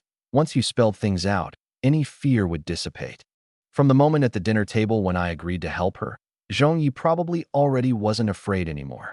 So now, listening to the gunfire, she felt nothing, and it no longer gave her the slightest fear. I couldn't be bothered with how she reacted afterward. All I knew was that my current opponent was the mosquitoes. Divine Eagle, I was rising at high efficiency. Bang, bang, bang, bang, bang. The gunshots, the recoil, the blast of air, the gunpowder scent, and that solid, steady weight in my hands. I sank completely into the shooting. Meanwhile, my mind was calculating rapidly, where the mosquito would come to rest after dodging the bullet, then predictive firing, then calculating where it would rest next, and firing, then calculating the time after that, on and on in a cycle. My chi blood was also plummeting sharply. Before I knew it, a sliver of pale light broke in the east. I finally had only one last bullet's worth of finger-flick-infused chi blood left. I turned my head and found that Zhong Qi and Zhong Yi actually hadn't left. There wasn't a trace of fear on Zhong Ye's face. On the contrary, she carried a hint of disdain, just like when we first met. In truth, the two of them should have left at 3 in the morning. Watching someone else train was dull and boring. But having accepted someone's help, slipping away early would have been unkind. So the two of them stayed with me to the very end. You done? Zhong Yi asked. One shot left. Then go ahe, bang. Utter silence. That last shot, I saved for Zhong Yi. The bullet flew past right by her ear, lifting a strand of her long hair. Zhong Yi froze on the spot, her breath as if snatched away, her heart seeming to turn ice cold in an instant and stop beating. Zhong Qi was stunned too. This shot came too suddenly, and even her own heart gave a wild thud, a brief moment of panic. Zhongqi looked at Zhongyi again. She was wearing a t-shirt, and a fine layer of goosebumps had risen on her exposed arms, her body still trembling uncontrollably. Zhongye's pupils shook even harder, as if she couldn't understand why I'd suddenly given her this shot. But why was she still afraid? Tears welled and spun in her eyes, and that small, young heart seemed to be shattered to pieces by this one shot. Didn't you say you weren't afraid anymore? I'd meant to help her wholeheartedly, since she'd stayed the whole night, and her sincerity was commendable. I hadn't expected this shot to backfire. I scratched my head. How about finding a doctor to take a look? The 3 days of hunting ended, and all 3 of my abilities rose steadily. Divine Eagle Eye, Sniping Power, Steadfast as Bedrock Cultivation Method, not one left behind. Divine Eagle Eye in particular had stabilized at gaining 2 points a day. There was one more thing, the insight of rapidly adapting to the environment. And this was the greatest gain of this whole hunting trip. Back home, I glanced at the calendar.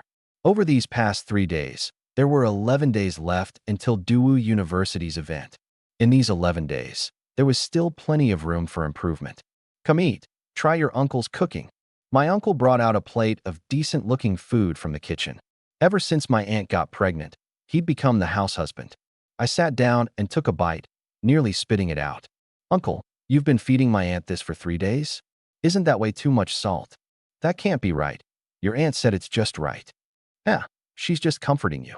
In your aunt's condition, she really can't eat food that's too heavily seasoned. Hearing this, my uncle quickly whisked the dish away to remake it, and the smile on my aunt's face had grown more frequent than before. Time slipped by, and in a flash 13 days had passed. I opened my panel. Before boarding the bus to Daewoo University, I glanced at my own progress. Qi and Blood 10.1. Divine Eagle ILV2. Proficiency surged from 36 to 64. Sniping Power risen from plus 230 to plus 270. Steadfast as Bedrock Cultivation Method, from 20 to 30. Fingerflick Force, max. At this rate, a Divine Eagle Eye breakthrough before the entrance exam was a sure thing, but Steadfast as Bedrock was a bit iffy. The quality had gone up, but the minimum gain hadn't risen with it, so unless I had a sudden flash of insight one day, I could only eat the minimum each day. Qi Blood was the same. The cultivation method and Qi Blood, neither could be rushed. Past level 10, leveling up was a struggle for every warrior. Even SSS rank talent might not gain a single point of Qi Blood in a whole day. My edge was having a guaranteed minimum, being steady, and occasionally even performing beyond that minimum. In short, effort brings reward. Looking again at that maxed-out fingerflick force, when it came to combat arts, there'd been no progress for a long time now. A sense of urgency couldn't help but rise in my heart. Once this event was over, the entrance exam would be near, and I had to get moving on the combat arts front. With that thought, I packed my bag and set out. On the bus, besides Zhongqi, Zhongyi, and me, there was the driver, no one else. Zhongqi pulled out a stack of identity information sheets. You weren't at school today, so Teacher Liu did a little homework for us, though it doesn't seem all that useful. The students coming to this event are all SS rank and above. The competition's fierce. Everyone's at least on the same level. Winning excellence won't be easy. Daewoo University's event was divided into Team Excellence and Individual Excellence. Team Excellence meant ranking first in alien race kill count. Then all 3 people in that group would each get $1 million in prize money plus 1 S-rank combat art. Individual Excellence was judged by Daewoo's leadership based on how you performed during the hunt. What Zhongqi meant by not easy was team first place. As for herself, whether in courage, talent, or execution, her chances of winning individual excellence were quite high. What she worried about was Zhongyi and me. Zhongye's SS rank ranked only mid-tier among the competing students, and I, an A rank, lost a lot of points on rank alone, so winning individual excellence would take far more effort. Zhongyi, on the contrary, was even more excited. The harder it is, the more of a challenge. Zhongqi, don't worry about me. Just take care of yourself. I nodded. We may look like one group, but really we're each competing on our own. Team excellence is secondary. Zhongqi didn't agree. Since we're one team, of course we should win together. Zhongyi and I said nothing more. Zhongqi spread out that stack of sheets, 3 in total, representing 3 people.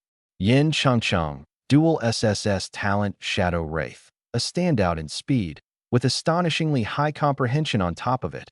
A rank Hidden Dragon Step fully mastered. Zhang Tianbiao, dual SSS talent, 6 paths Dharma form. A rank Baji Fist minorly accomplished, King of Power. One punch could send a ton-class armored vehicle flying 100 meters. Tang Xiaoqiu, dual SSS talent, Luotian Sword. Already recruited in advance by Tsinghua Peking's Great River Sword Dao Academy. His sword was compatible with the Great River Sword intent to the bone. By then he'd truly be, within 3 feet. I am invincible. SSS talents. Not one of them was in existence within the bounds of common reason.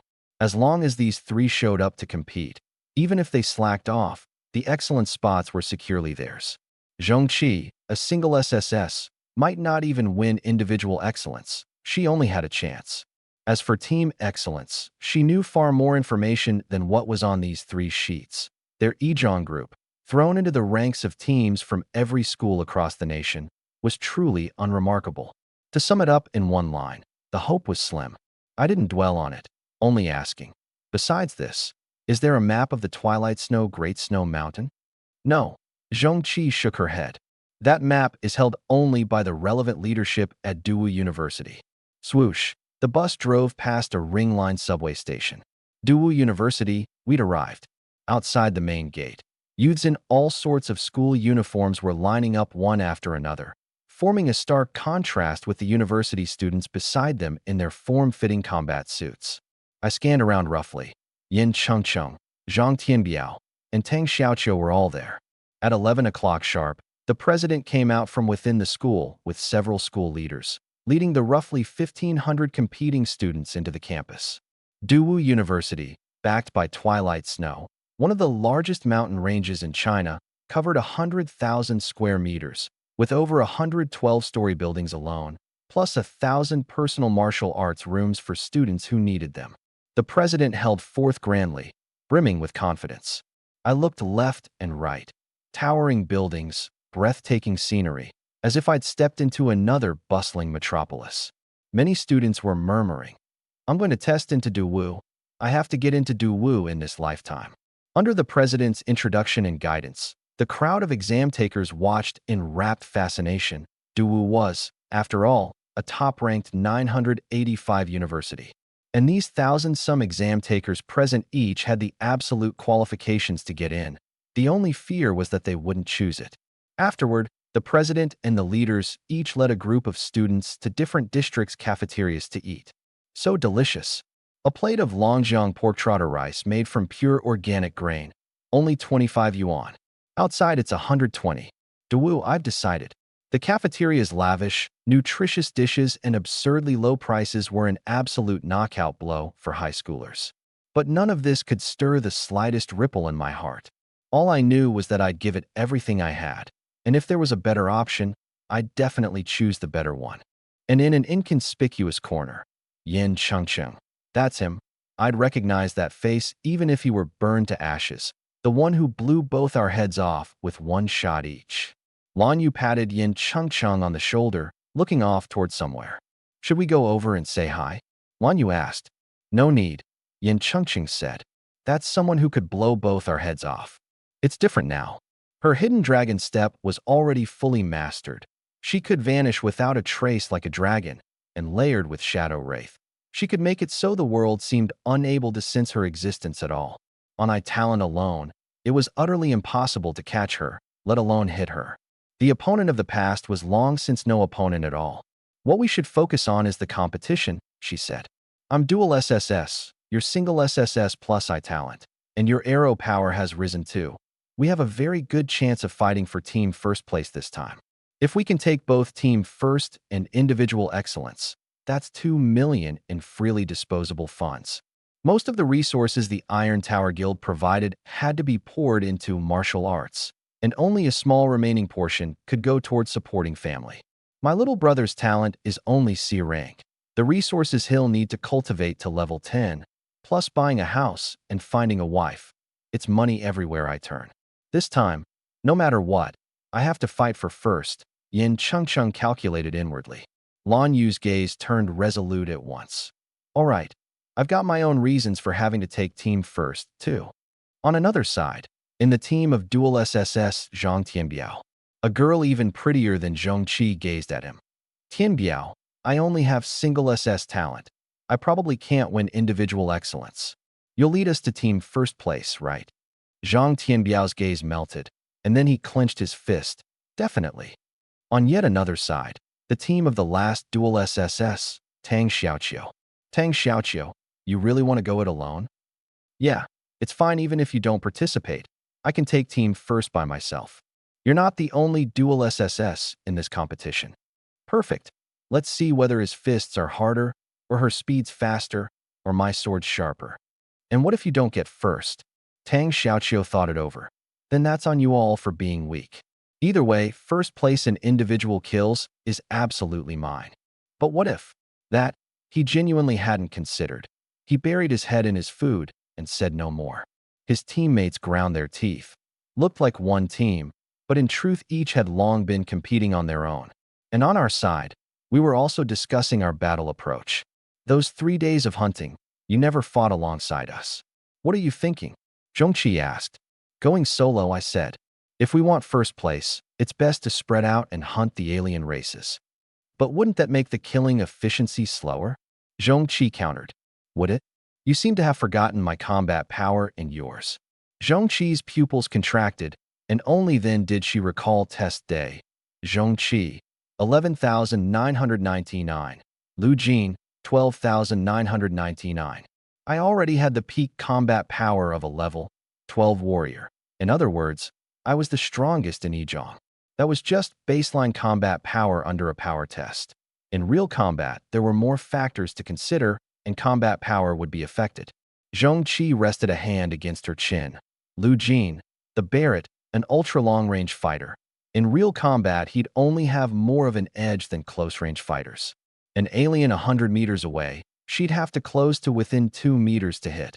And I could finish it from 100 meters out, a one-sided slaughter. My real combat power would only perform higher than 12,999. Fine, I respect your decision. Hey, are you two looking down on me? Zhongyi slapped the table. Zhongqi was about to explain when I spoke first. Then prove yourself. Zhongye's chest heaved up and down. After lunch, everyone gathered outside the cafeteria. How was the food? If you have suggestions, please share them. We'll definitely improve, the president said warmly. Next, we'll arrange your dormitories.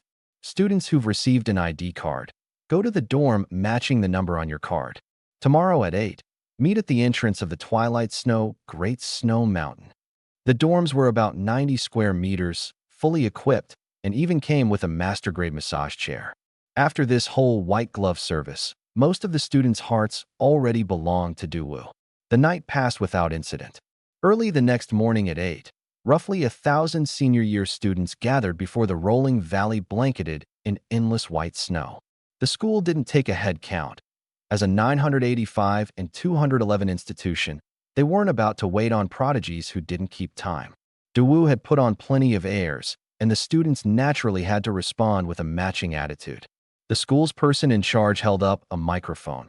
Behind me is the entrance to the Twilight Snow Great Snow Mountain. The terrain inside is extremely complex, the climate bitterly cold, and it's home to tens of thousands of alien race creatures in all, level 9, level 10, even level 13 and 14. To participate in this event, you must also sign a death waiver. Duwu holds a live combat event once every 3 years, and as you all know, every year someone is gravely wounded or dies outright in there, unable to hold on until the school arrives to rescue them. This is a real war between aliens and humans, no performance.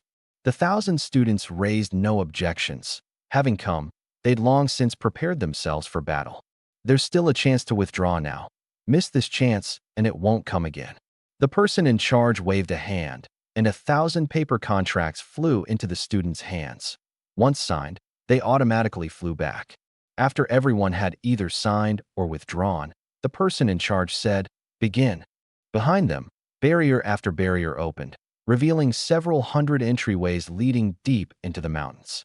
Zhang Tianbiao led the two girls in his team, plunging into one first. Tang Xiaoqiu, Yin Chengcheng, and the other teams also charged toward their respective entrances one after another. "It's up to you now," I said. "Up to you too," Zhongqi replied.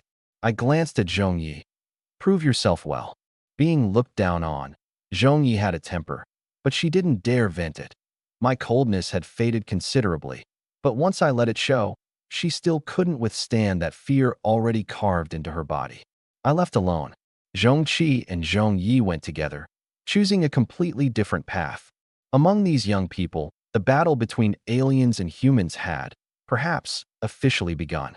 And on the topmost floor of a certain tall building, in the open-plan penthouse, several vice deans of the martial arts academies had gathered, along with the president and the school leaders.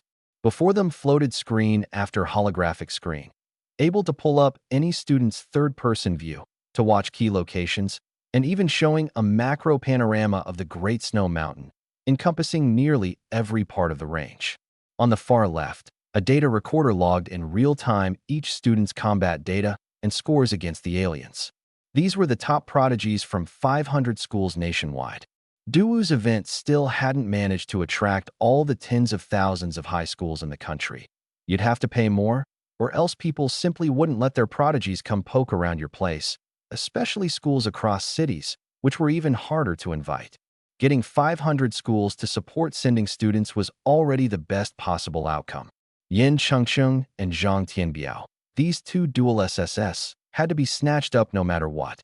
As for the other students, it all came down to their live combat performance this time, and the various vice deans' inclinations. One gray-haired old vice dean was the first to cut his view to Tang Xiaoqiu. Such a shame, snatched away by Tsinghua Peking. Otherwise, with his Luotian sword, learning my dragon-slaying Sword Dao Academy's dragon-slaying method, he'd definitely be no worse than the Great River Sword Intent. President, rest assured, Tang Xiaoqiu we can't get, but that student Zhang Tianbiao, my Martial God Martial Dao Academy, will absolutely secure. Martial God, nice name, but not as good as my Cloud Rising Fist Dao Academy. With his Six Paths Dharma form, learning my Cloud Rising Fist technique, he might well punch the clouds and mist wide open in one blow. The two old deans began arguing over whose academy's combat art was stronger, and the president stepped in to stop them. Besides these two, there are plenty of single SSS, and the SS ranks aren't bad either. On the data recorder, the students' scores had already begun to rank. The data of Tang Xiaoqiu, Yin Chengcheng, Zhang Tianbiao, and hundreds of others came flooding up, and before long these three stood out, holding firmly to the top three. The president specifically pulled up the views of these three dual SSS. Tang Xiaoqiu, wielding a minorly accomplished A-rank sword technique, Jade Water Flow, gently sliced an alien in two with flowing grace. Behind Zhang Tianbiao materialized a six-armed Dharma King elephant. He threw the most basic straight punch, the six-armed Dharma King punching along with him, one blow exploding an alien 2 or 3 meters tall, its form so bizarre it defied description. And Yin Chengcheng. Even with the third-person view, you couldn't catch a glimpse of her figure. The aliens died without ever knowing how they'd been erased. If you had to name a flaw in these prodigies, it was that they killed too few aliens. Though they'd all made successful kills, you could tell there was still some rustiness. The president nodded coldly. This is war. A war between the invading aliens and the resisting humans. Fortunately, the president didn't see the slightest reluctant, soft-hearted, bleeding heart expression on any of the three faces. Every one of them was of the see it, fight it, Uduridai sort. They hadn't let down the China and blue star that generations of forebears had filled in with blood. If there were even a shred of a bleeding heart, then Duwu, and any 985 or 211, would have to seriously weigh whether to admit that student. The impression would drop to rock bottom. Zhang Tianbiao ran into an alien called the Charm Race, which by human aesthetic standards had molded itself into a stunning, city-toppling beauty. Zhang Tianbiao shattered it with one punch, and that charm body disintegrated on the spot. Excellent. Clap. A vice dean who was very high on him began applauding. Zhang Tianbiao showed not a flicker of being moved by that Charm Race's body. What remarkable mental fortitude. Most people would go soft at the sight of a cute cat, let alone a peerless beauty. This vice dean resolved inwardly. Zhang Tianbiao, I'm having him, and Qinghua, Peking, and Jingda can forget about snatching him. Over on Tang Xiaoqiu's side, the Sword Dao Academy Dean sighed again and again. That's the Luotian sword. Past level 15, on talent alone, he could cleave a mountain with one sword. How did Qinghua Peking end up reserving him? He and I, fated to meet but not to be. Yin Chengcheng needed no mentioning. Both of these people, Duwu was bound to spare no expense to secure. Besides these three, the deans were also watching others' views. Nearly everyone was performing their hearts out, wishing they could dazzle the whole crowd, and nearly everyone was worthy of excellence. The vice deans wished they could take them all under their wing. We have to pick the more outstanding ones out of so many outstanding people. It's truly difficult. Indeed. President, why don't we just take them all? The president replied, I'd like to as well, but the authorities won't allow it. It counts as improper recruitment. The deans then said no more and continued watching the battles inside the snow mountain. And on that data recorder on the far left, a name annotated as Range-Type Warrior was surging up the rankings. Lu Jin, a rank. The Bao Dao Academy Dean, seeing a participant below SS rank for the first time, immediately cut to my view and began watching. Earlier, he'd swept through every ranged fighter. Quite a few had awakened bow and arrow-type talents, but only Lan Yu was SSS rank. Having watched Lan Yu's performance, he was quite satisfied and turned his gaze to the SS rank archers. All excellent, but somehow they feel like they're missing something. The Bao Dao Academy Dean didn't fear others poaching people because Duwu had only his one Bao Dao Academy. But the problem was plain, too. There were too few who could make one's eyes light up. Archers demanded top-tier execution and awareness, with talent level being secondary, which meant they had to put in several times the hard work others did, plus a few extra measures of qualification. They'd all reached SS, and their shooting fundamentals were up to standard, but that was all. He'd been searching all along, searching for an archer who stood apart from the rest. He'd searched a long while, and besides Lan Yu, hadn't found a single one to his liking, until my name surged up the rankings. Within the Snow Mountain range, I scanned the environment left and right. This place was extremely complex. One careless move, and you'd wind up in a dead end, forced to either scale a mountain or backtrack the way you came. Terrible for killing efficiency. Relying on Divine Eagle Eye's excellent observation, plus the hunting insights from the previous days, I barely adapted. 100 meters ahead, an alien appeared. I raised my gun and spun it around, one thunderous crack. Dead. No fewer than 5 more emerged on the left, and I stood my ground and sniped. Bang, bang, bang, bang. 6 shots emptied a magazine. Dead, dead, dead, dead, dead. I didn't even bother to hold my breath, nor did I deliberately lock on with my eyes.